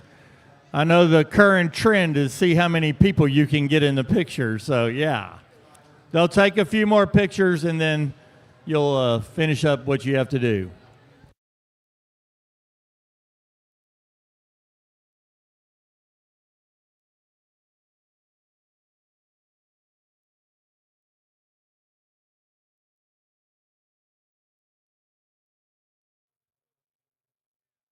We will start the percentage show at 5:30. The percentage show will start at 5:30. We'll take about a 15-minute break here so we can get a drink and maybe a little snack or something like that.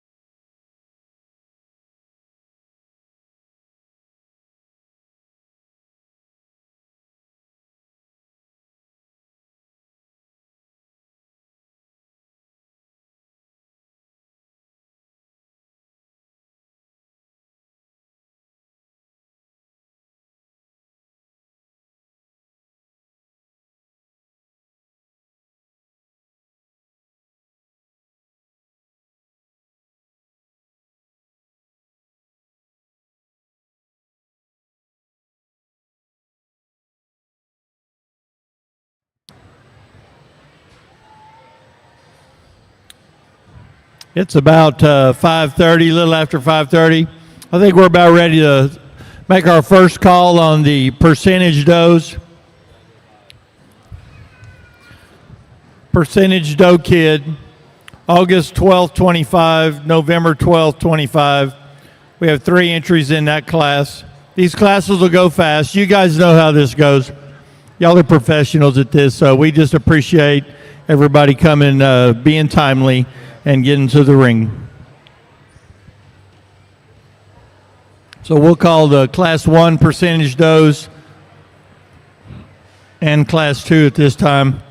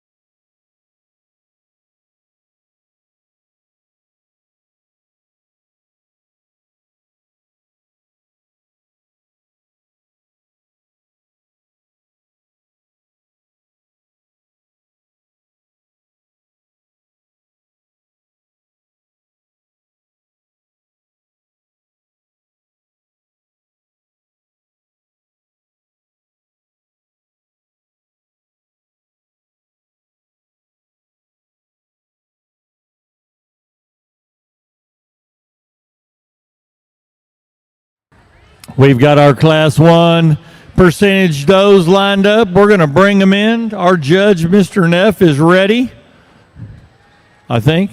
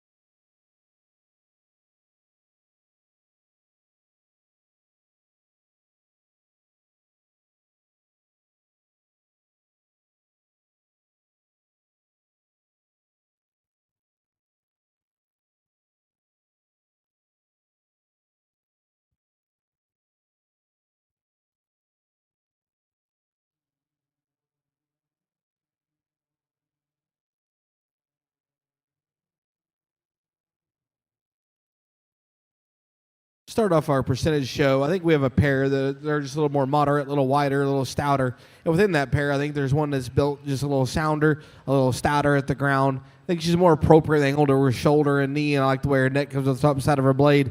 Couple that with the fact that she's stouter in terms of her hip and a little bigger about her rib. I think that one can come to the forefront pretty easily. The 1 and 2, I like this kind. I think she's uniform in her underline. She's neat and ag. She's feminine. She's one we just need to relax her in terms of her knee set just a little bit. She wants to buck over just a hair. But a really nice one coming out here in second. One that comes in 3 offers some growth, some extension. We like those things. She's feminine. Just wonder if we need a moderator, just a hair. Give her a touch more cage and just make her a little stouter out of her hip. But a nice one in the 3 hole. Good set all the way through. Let's give them a round of applause.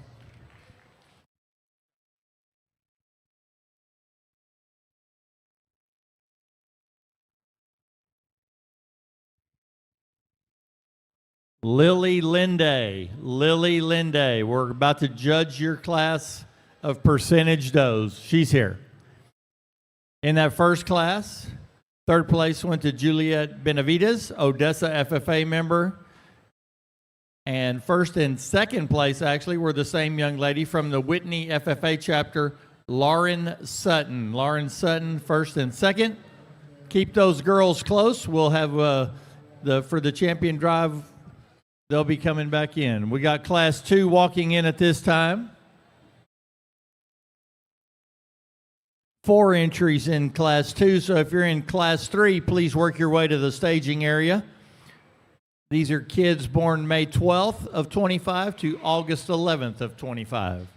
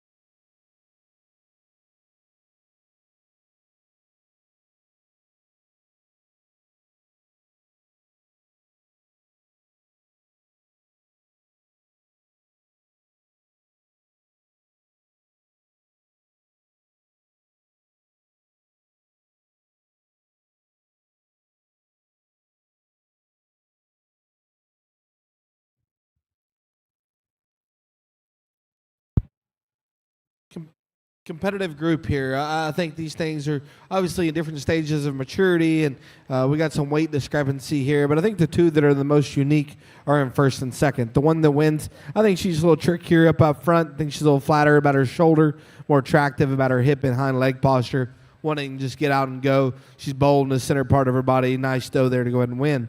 One that comes next in two, she's big in her center cage. She's stout out about her hip. For me, she's just maybe not quite as neat about her neck set. She wants to send her neck a little forward out of the front side of her blade. Maybe not quite as attractive up front, but a nice one there in two. The one that comes in three is very fundamental, and I like things about this one. I like how square built that one is. She's big cage. She's big rumped. I think for me, though, we started to study her body design, and I think she just reads a little flatter throughout. Maybe not quite as wild looking as some of these other ones, but if you want to roll with that one and say, hey, that one's big and mature and big ended, hey, I'm cool with that. I just find more unique pieces than these other two. The one that rounds out her class, I love how round that one is in the center of her body. She's stout pinned. She's acting a little dumb today. Doesn't really just want to get out and move for us. But more importantly, I just like to hook her up a little better behind her shoulder, maybe make her blend a little smoother from her shoulder to forehead, but a nice one there in four. Like that shirt, young lady. Congratulations to you all. Let's put our hands together for them.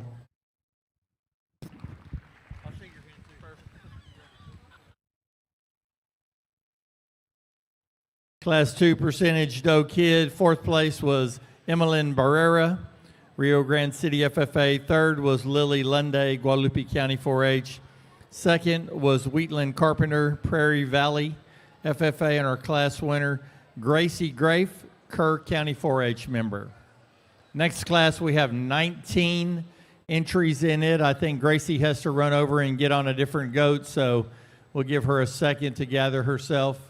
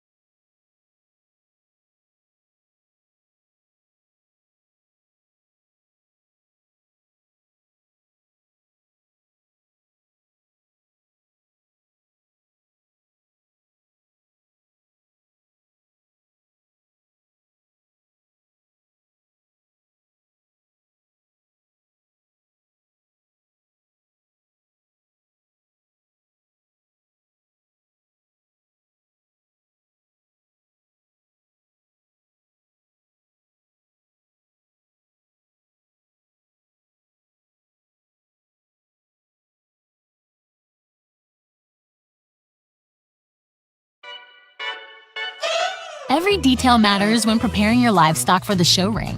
At Producers Co-op, we offer high-quality show feed, supplements, and supplies designed for your animal's best performance. Our specialized feeds promote optimal growth, conditioning, and muscle development for cattle, sheep, goats, pigs, and more. With expert advice and reliable products, we're dedicated to your success. Trust us to help you reach your goals with the feed that works as hard as you do. Come see why at Producers Co-op, it's better here.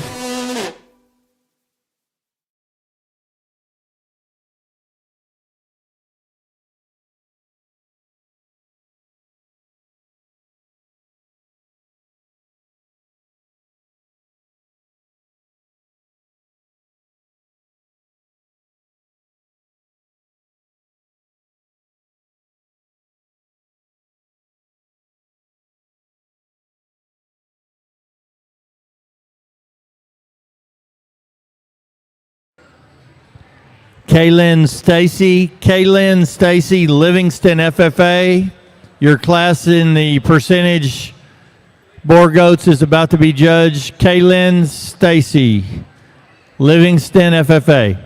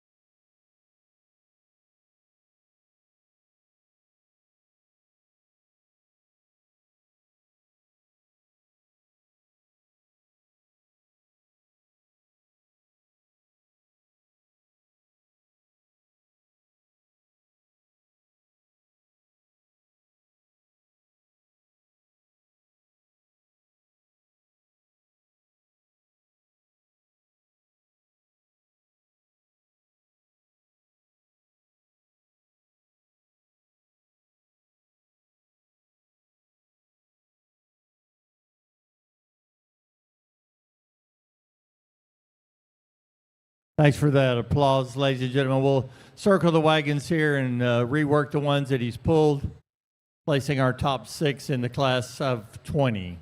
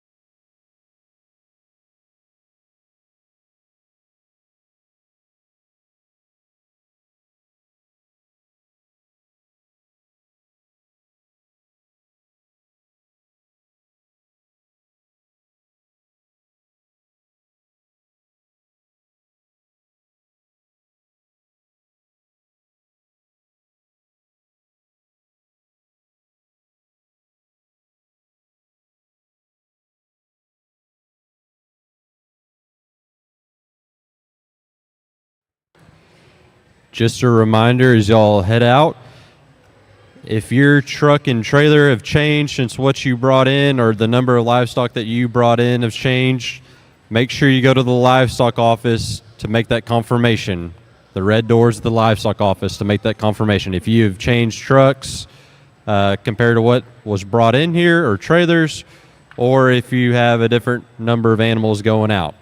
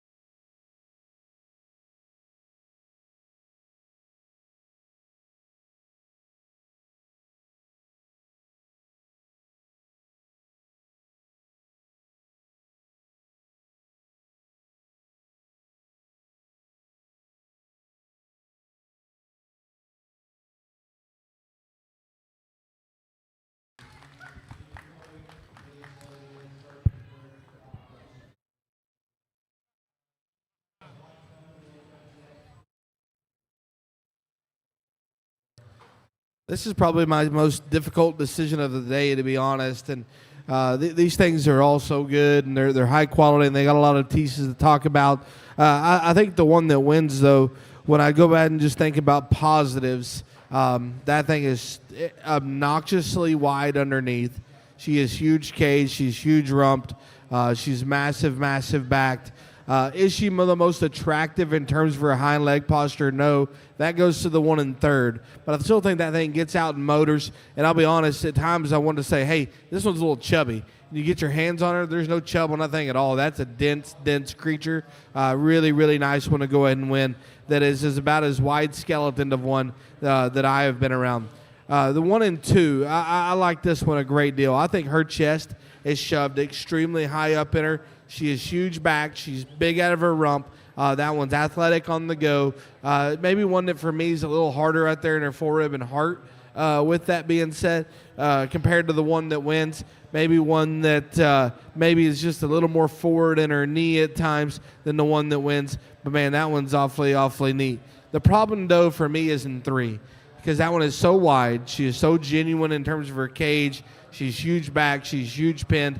I love her hip and hind leg. Where I get on her is her knee set. It's just not as attractive. It's a little more forward. It doesn't just lay in her quite as neat as I'd like her to. I just want to see her get out and move for us and get out and go. Maybe one that's not quite as attractive in terms of her neck set. But if you just want to use genuine rib shape, genuine upper hip, the most attractive hind leg in class, that's her right there. The 1 and 4 is huge backed, and she is ultra, ultra round bodied. I like this one a great deal for those things. For me, though, I think she gets a little shorter and crestier about her neck. She's a little more open in her blade on the go, but a nice 1 and 4. The 1 and 5, this thing is square built and get out and motor. Just a really neat doe. She's just handicapped today by the fact that she's not as bold in her body. She's not as mature as some of these others. That's a really nice doe in 5. I want to talk about these two. I had another one I thought out here, but these two right here are ultra attractive and through up front. Maybe two need to level up out of their hip hair, and the one that we don't have out here anymore was one that was ultra maternal and skinny necked. We just needed to stouten her up at the surface some, but a really nice set, really excellent top 3 to sort through and talk about. Congratulations to these young people.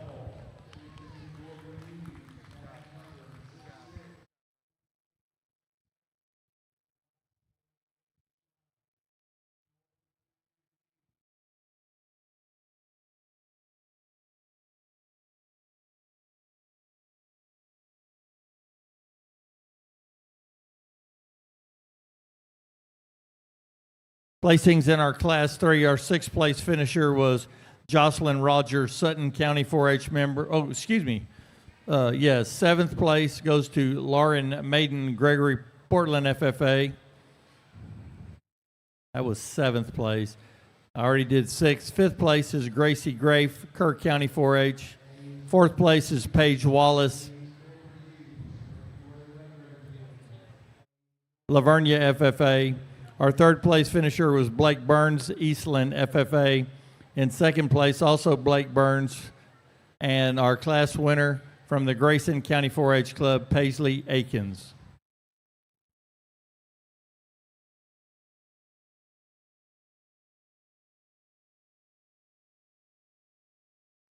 On the percentage of people, Class 6, we have split into Class 6 and Class 7.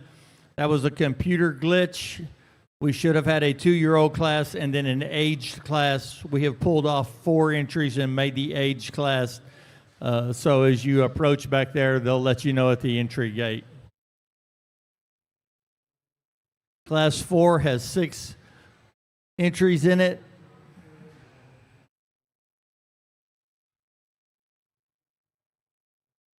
Three official placings.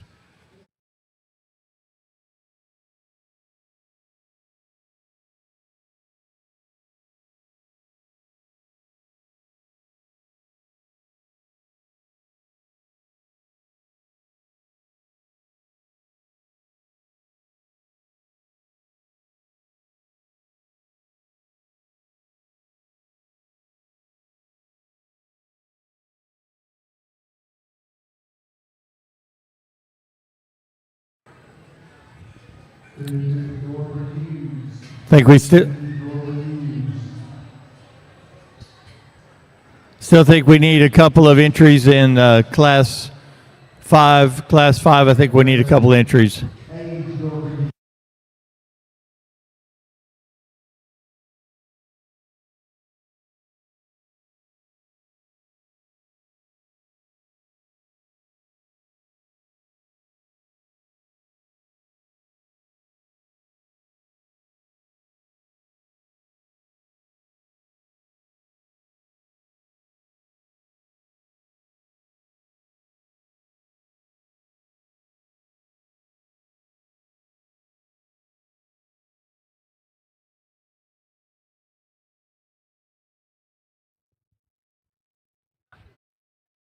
I was trying to catch.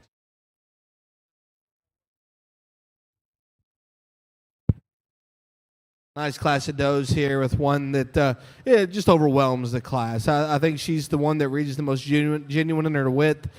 She's the one that's the most organized in her build. She's the one that's the most attractive from the side.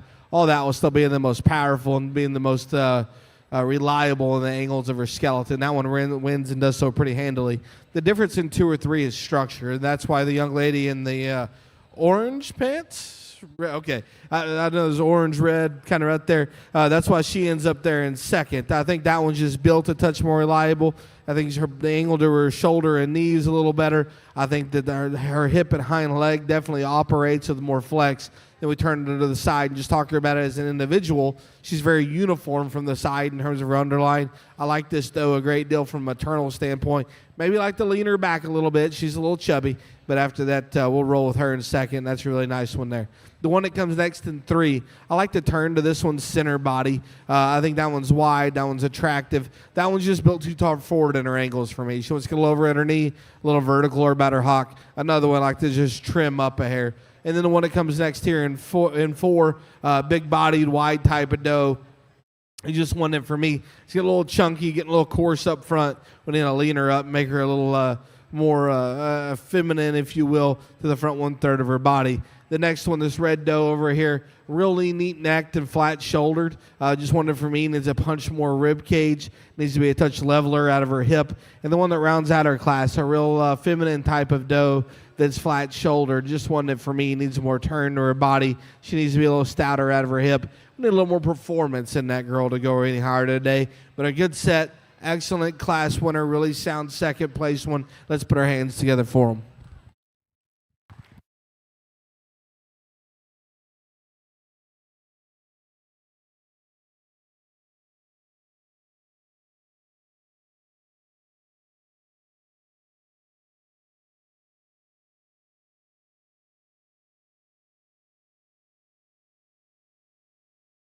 Class 4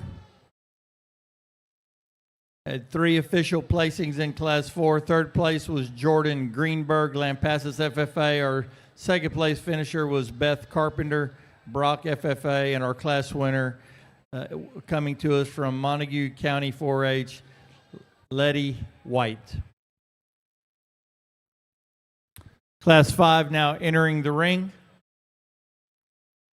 Class 5 has 7 entries. 7 entries, 3 official places. Once again, Class 6 has been split.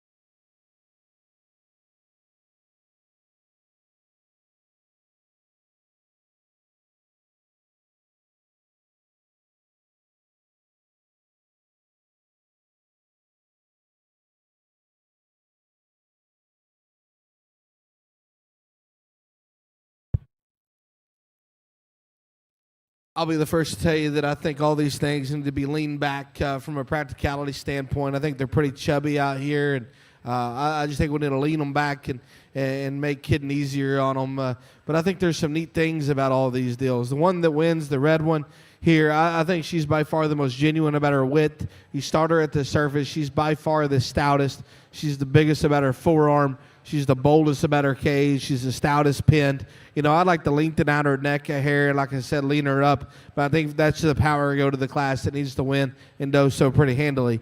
The one that comes next here in second, you like this one's extension and performance. You like how bold she is about the center part of her body.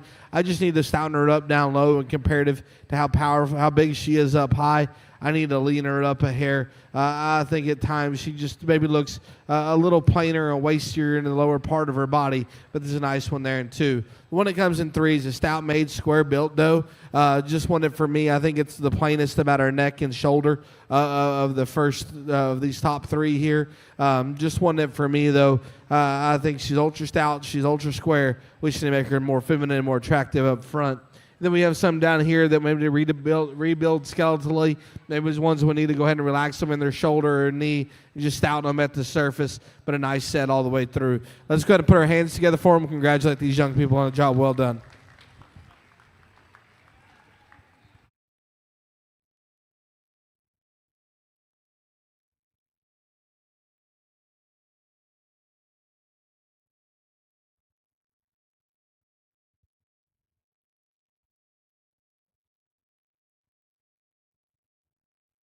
Official placings in Class 5, top three. Third place, Wyatt Tucker, Lampasas County 4-H member. Second place, Wheatland Carpenter, Prairie Valley FFA. And our class winner from the Eastland FFA chapter, Blake Burns. Class 6 coming into the ring now. 3 contestants in Class 6, 3 contestants in Class 6. Official placings will be 2.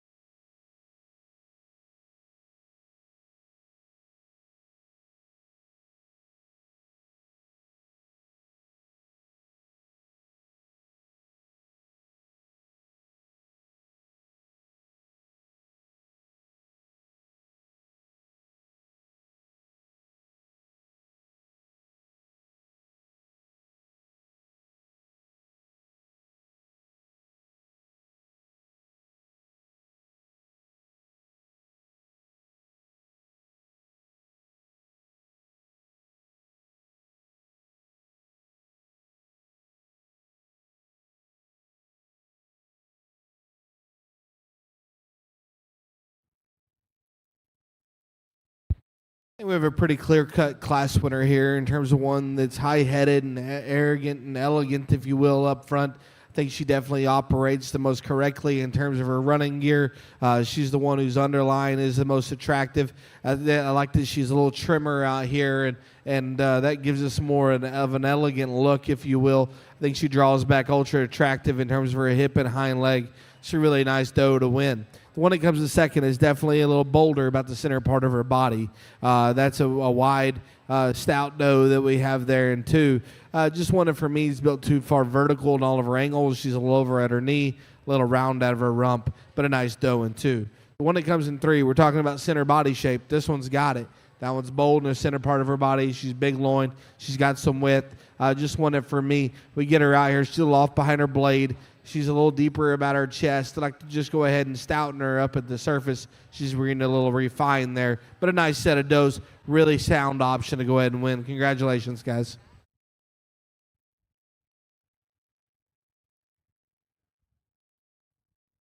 Thanks again for your comments, Mr. Neff. In our Class 6 2-year-olds, third place was Lexi Gravely, Aubrey FFA. Second place, Lauren Sutton, Whitney FFA, and our class winner, Gracie Grafe, Kerr County 4-H. We've added Class 7, 4 entries. These are our aged girls. If you had a class winner or a second place, we need you to circle the wagons and come back around. First and second place from our first 6 classes, please come back to the staging area for the selection of our overall champion percentage doe, and that is a scholarship.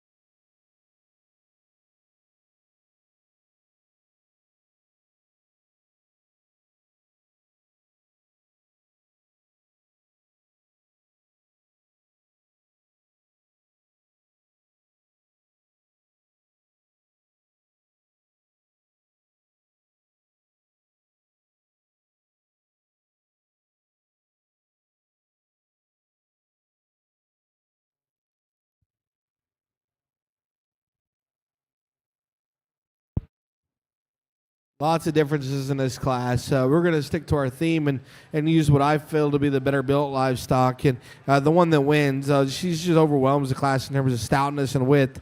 Yet she's still the one that's built the best. She's the one that goes the most relaxed in her spine, the highest in her head carriage. I still think she draws back as the one that we can deem as the most correctly balanced of the group. Still one that I think we can make her just a touch punchier pinned, but that's a nice doe to go ahead and win. I like that the 1 and 2 is actually thinner and a little green out here. She's in her working clothes, and I think that one can get out and float around the ring. I like that she's level spine. I liked how feminine and maternal she is about her head, neck, and shoulder. Obviously she's the skinniest one of out here, and she kind of comes at a deficit in terms of width and muscle, but I like that one's skeleton to be out here in 2. The one that comes next in 3, she is huge in her center body. She's got a crazy wild neck on her. Just one that for me as we watch her go, she wants to elevate in the center of her spine. She reads straighter in all of her angles. Just one that I like to go ahead and just relax her in terms of her skeleton. She can get out and motor a little bit better. The one that comes next in 4, square built, level design, high performing type of doe. Just one that for me, she's pretty chubby out here. I just need to lean her back, give her more true width out here to go any higher today. But a good set, really nice sound class winner to go ahead and win. Congratulations, guys.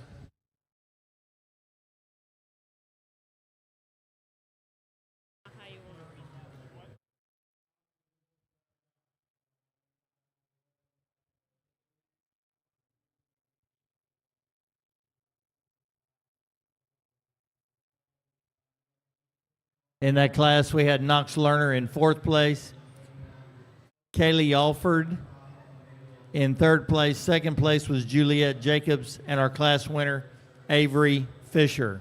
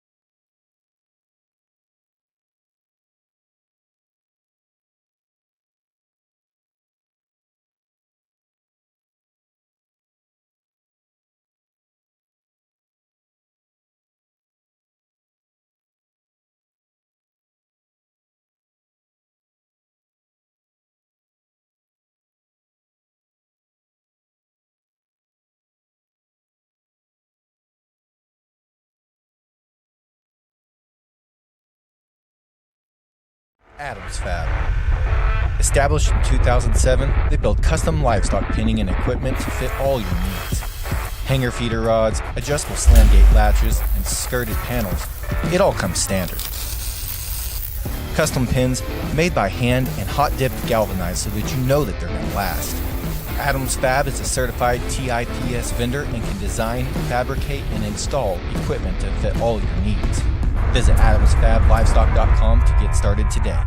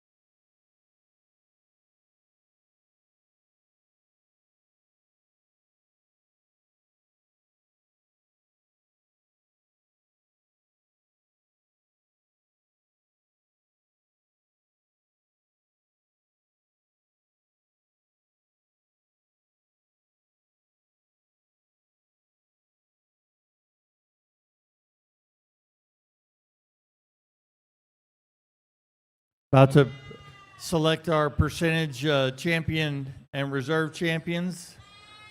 There is a scholarship tied to this. They will receive the scholarship, and we've been informed that everybody here is eligible to receive the scholarship.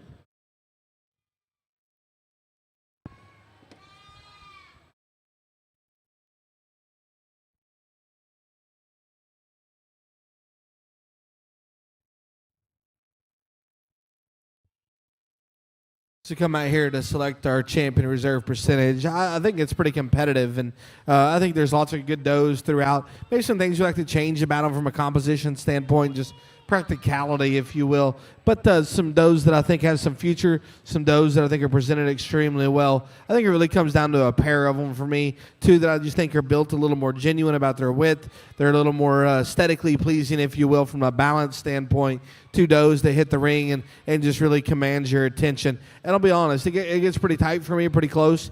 But with that being said, I'm ultra happy with the pair that we're going to select. Great job on the percentage doe show today, to all these young folks. Let's put our hands together for them, and I'll go ahead and select your grand reserve.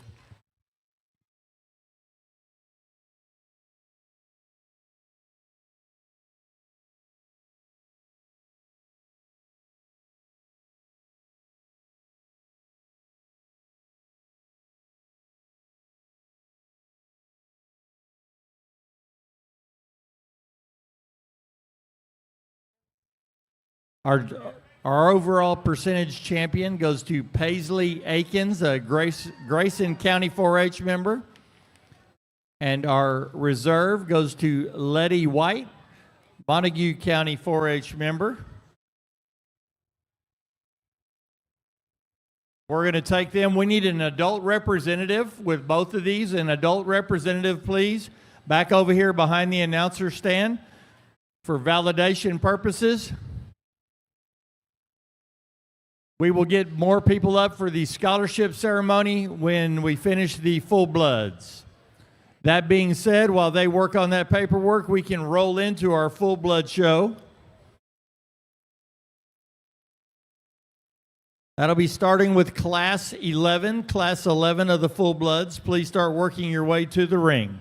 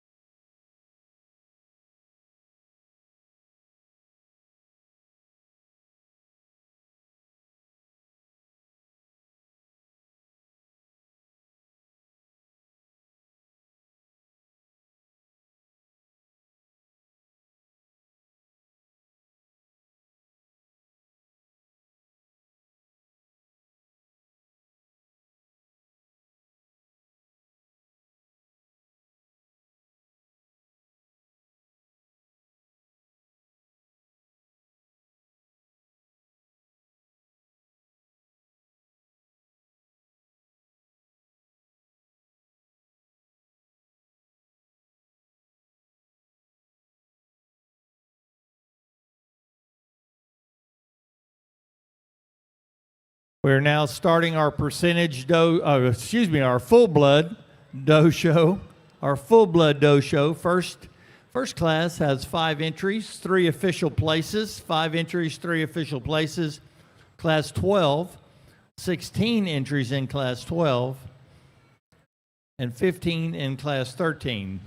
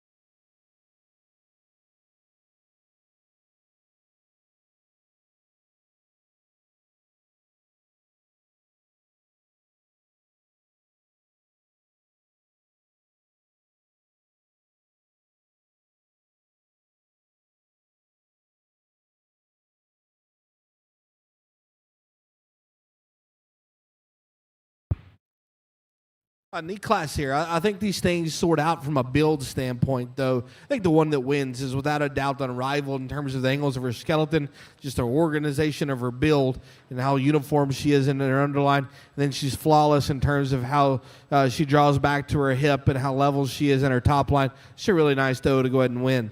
The one of extremes is in 2. That one's round-bodied, shapely, really neat looking. Just one for me is a little too vertical out of her hock and hard in her flank, but a nice one there in 2. The one that comes next in 3, you like her underline sweep. She's bold in her center body. Just one that for me is just a little too vertical or about her hock. Needs more flex and bend and go on that one. And the one that comes next in 4, tall-fronted, flat-shouldered one that's got some body. Just one that's a little over at her knee and a little steep out of her rump. And a one that rounds out her class. Young lady, don't be discouraged. She's just handicapped by her flesh today. We get that one on feed, you get her rolling. I like her build. I like her general skeleton. She just needs more punch and rib today. We get that one going and get a little chubbier. I bet we can work her on up. Congratulations, guys. Good set.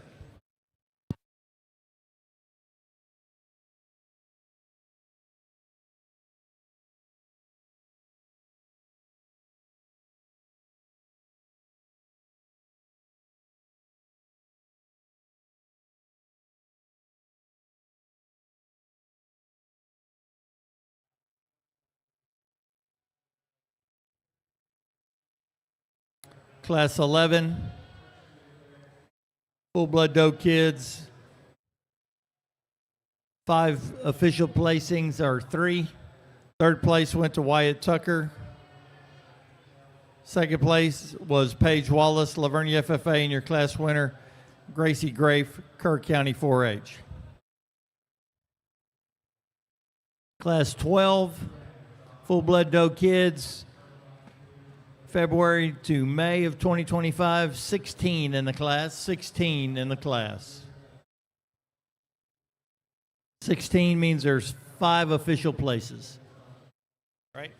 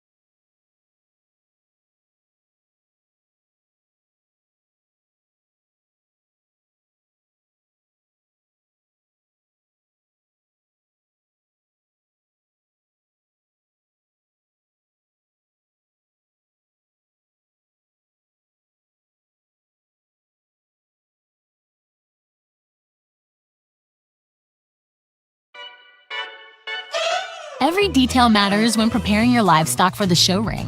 At Producers Co-op, we offer high-quality show feed, supplements, and supplies designed for your animal's best performance. Our specialized feeds promote optimal growth, conditioning, and muscle development for cattle, sheep, goats, pigs, and more. With expert advice and reliable products, we're dedicated to your success. Trust us to help you reach your goals with the feed that works as hard as you do. Come see why at Producers Co-op, it's better here.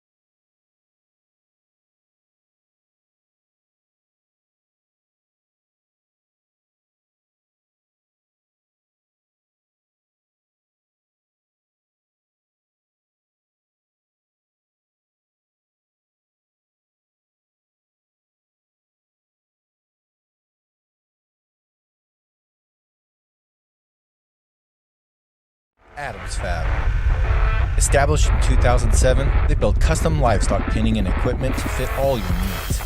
Hanger feeder rods, adjustable slam gate latches, and skirted panels, it all comes standard. Custom pins made by hand and hot dipped galvanized so that you know that they're going to last. Adams Fab is a certified TIPS vendor and can design, fabricate, and install equipment to fit all your needs. Visit adamsfablivestock.com to get started today.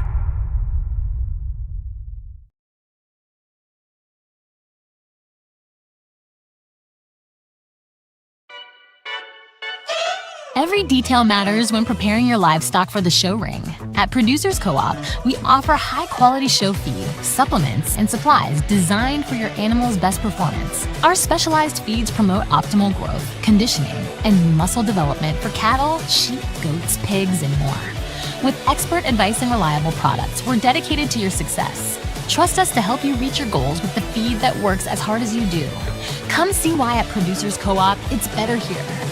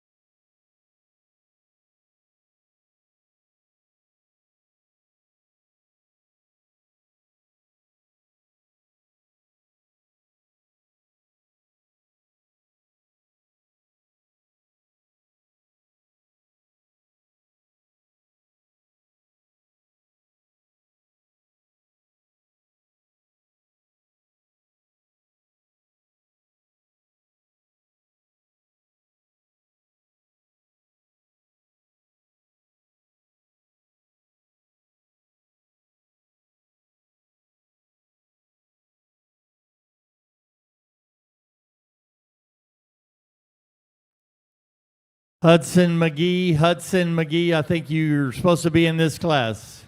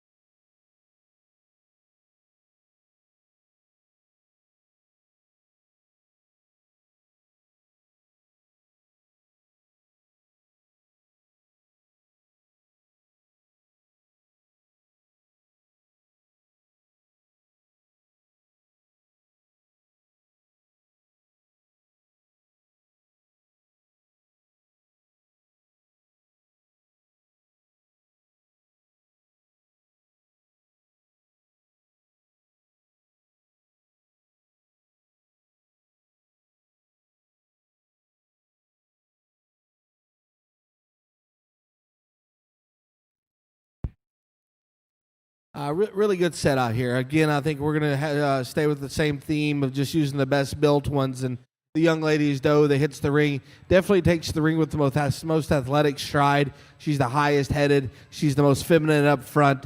She draws back to a really nice cage, and as she's stout out of her pin bone. I like that she's the trimmest of our top 5, and then she's the one that just reads the most genuine. I like the bumper knee back in her just a little bit. But after that, I think that one's pretty nice. The one that comes next, a really wide type doe that's stout pinned. I'd actually say she's probably more attractive out of her hip. One that for me, though, wants to flatten out a touch to the base of her body. Maybe not quite as wild-necked as the one that beats her, but a really good pair of red does there. The one that comes next here in 3, the black doe. I like how round she is in her center part of her body. I like how uniform she is in her underline. Just one that, for me, reads a little shorter and steeper about her hip, a little more vertical about her hock. One that comes next, really stout made, really burly doe that's got some rib and mass. Just one that, for me, gets a little easy right there. Not easy, excuse me. Doesn't blend quite as well from her forerib back into her shoulder. Gets a little plainer up front. And the one that rounds out our top 5. Love this one's underline and stoutness. Just for me, that one gets a little easy behind her shoulder. Wants to send her neck a little hot front, a little forward out of the front side of her blade. But a nice one there. Good set throughout. Really nice class winner. Let's give him a round of applause.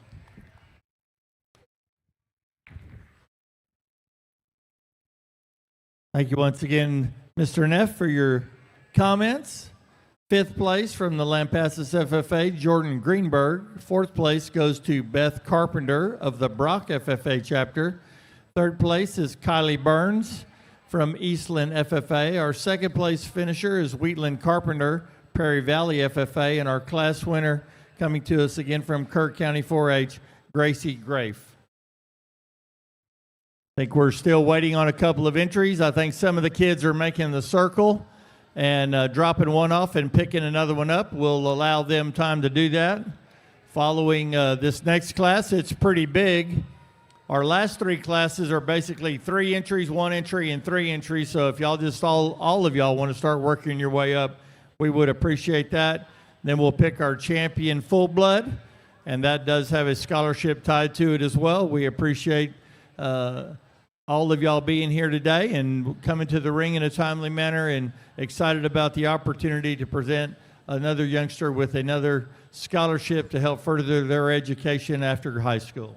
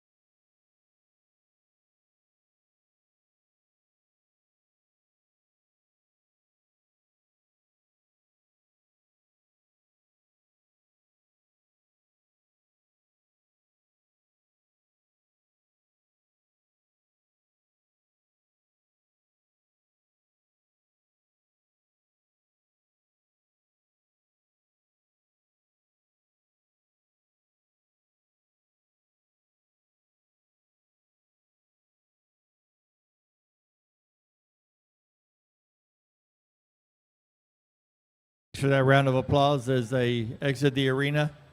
Large class, 5 official places.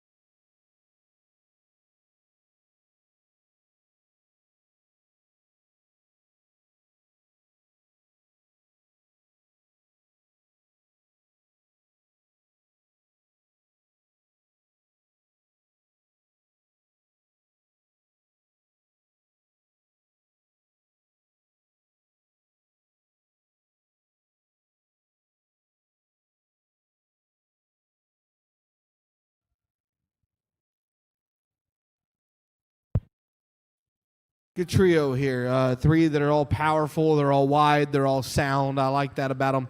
The one that's the most aesthetically pleasing from the side, though, is the young lady's doe that starts. That's the one that's built the most attractive up front. She's the smoothest about her shoulder. She's the most ideal in terms of the bend to her knee and the way her blade angle sits on her body. I think she's one that comes the most attractive out of her hip and hind leg. Love her uniformity from the side. Young lady do a really nice job presenting that doe.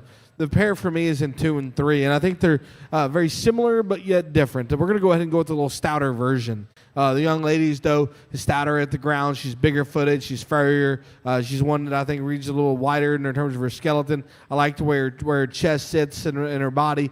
I think that's the one that maybe reads a little longer about her rump. I'm not going to say leveler, but I think she just reads a little longer about her rump and more attractive in her hip and hind leg.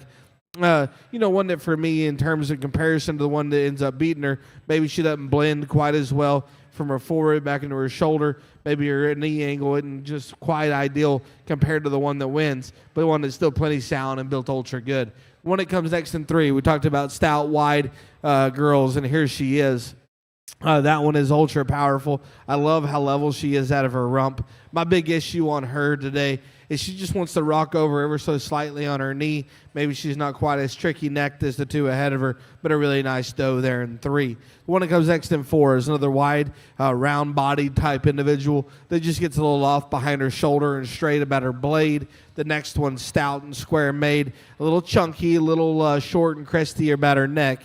And the one that rounds out our class, one that's extended, one that's got some uniformity about her underline. I just need to make her comparatively stouter out of her hip, give her a punch more forerib. But a nice set throughout. Congratulations, guys. Good group, especially these top 3.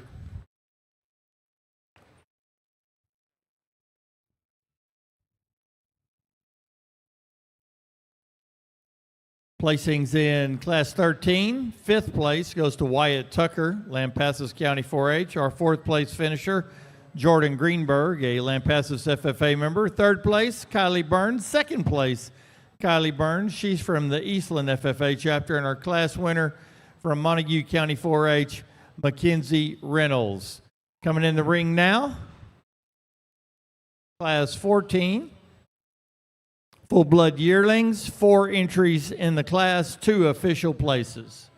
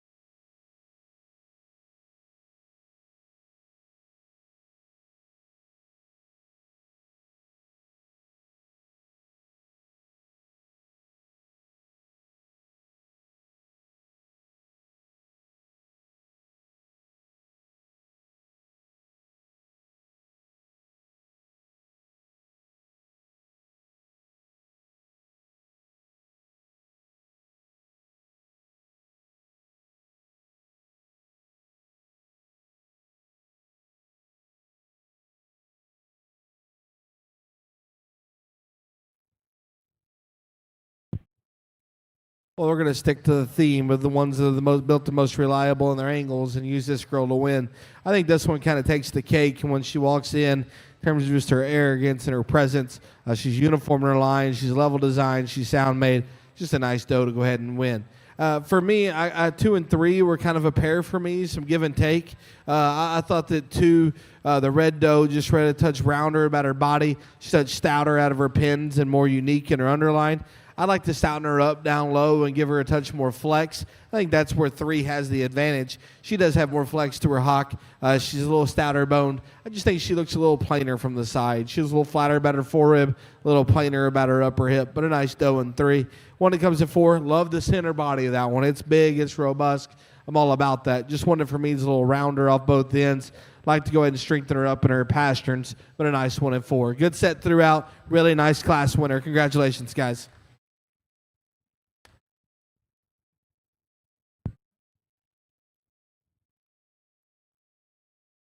Class 14, official places, there's only 2. We'll name them all since there was only 4 in here. 4th place, Danielle Johnson, Kimball County 4-H. 3rd goes to Shania Mills, Whitney FFA. 2nd place, Riley Coco, Hayes County 4-H. And our class winner from the Rio Grande City FFA, Emmeline Barrera. Class 15 is a single entry in Class 15. Class 16 has 3 entries. They should be in the staging area.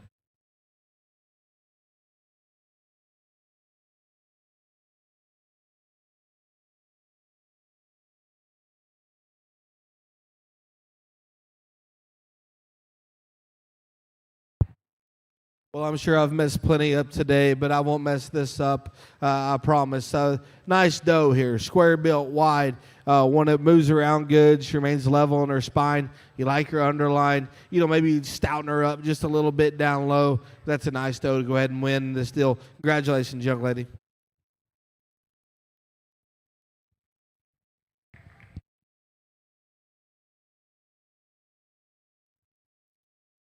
Single entry class, Lauren Sutton, Whitney FFA.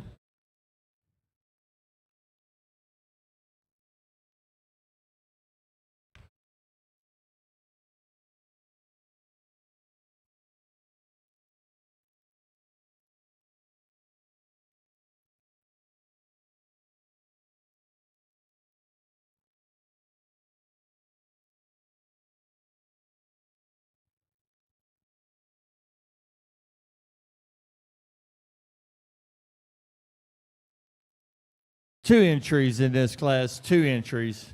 One was a scratch. We had 3 paid entries, but 1 scratched.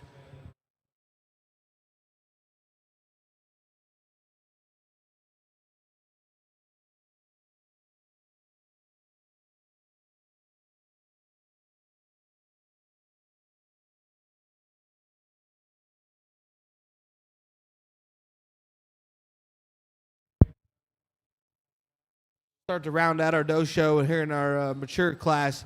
I think we have two does that offer some a lot of good. The black doe to me is just pretty elementary about our discussion in terms of she's just wider, stouter, bigger ribbed, and bigger hipped, but still one that I think is pretty feminine up front. You like to strengthen her hair in her pasture, and I know that comes with the fact that she's a little older, but a nice doe to go ahead and win. One that comes in two, I like that one's longer necked, a little flatter, better shoulder. Just one that for me needs a little more rib cage today. Needs to be a little stouter out of her hip, but a nice mature doe that we have out here. Congratulations, girls. Good job.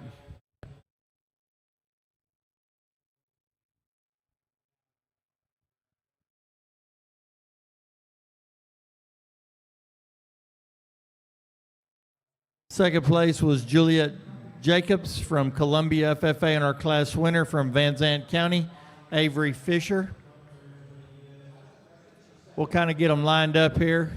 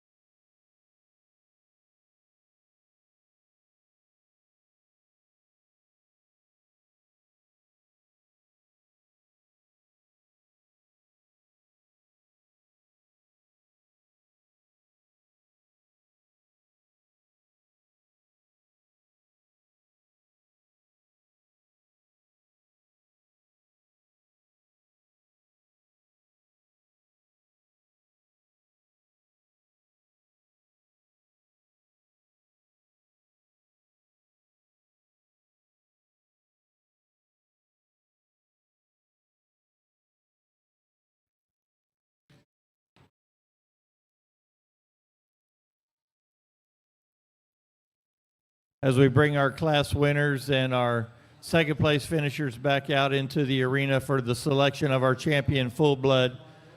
Once again, all of these youngsters are eligible for the scholarship, the selection of the champion. They will receive a $10,000 scholarship.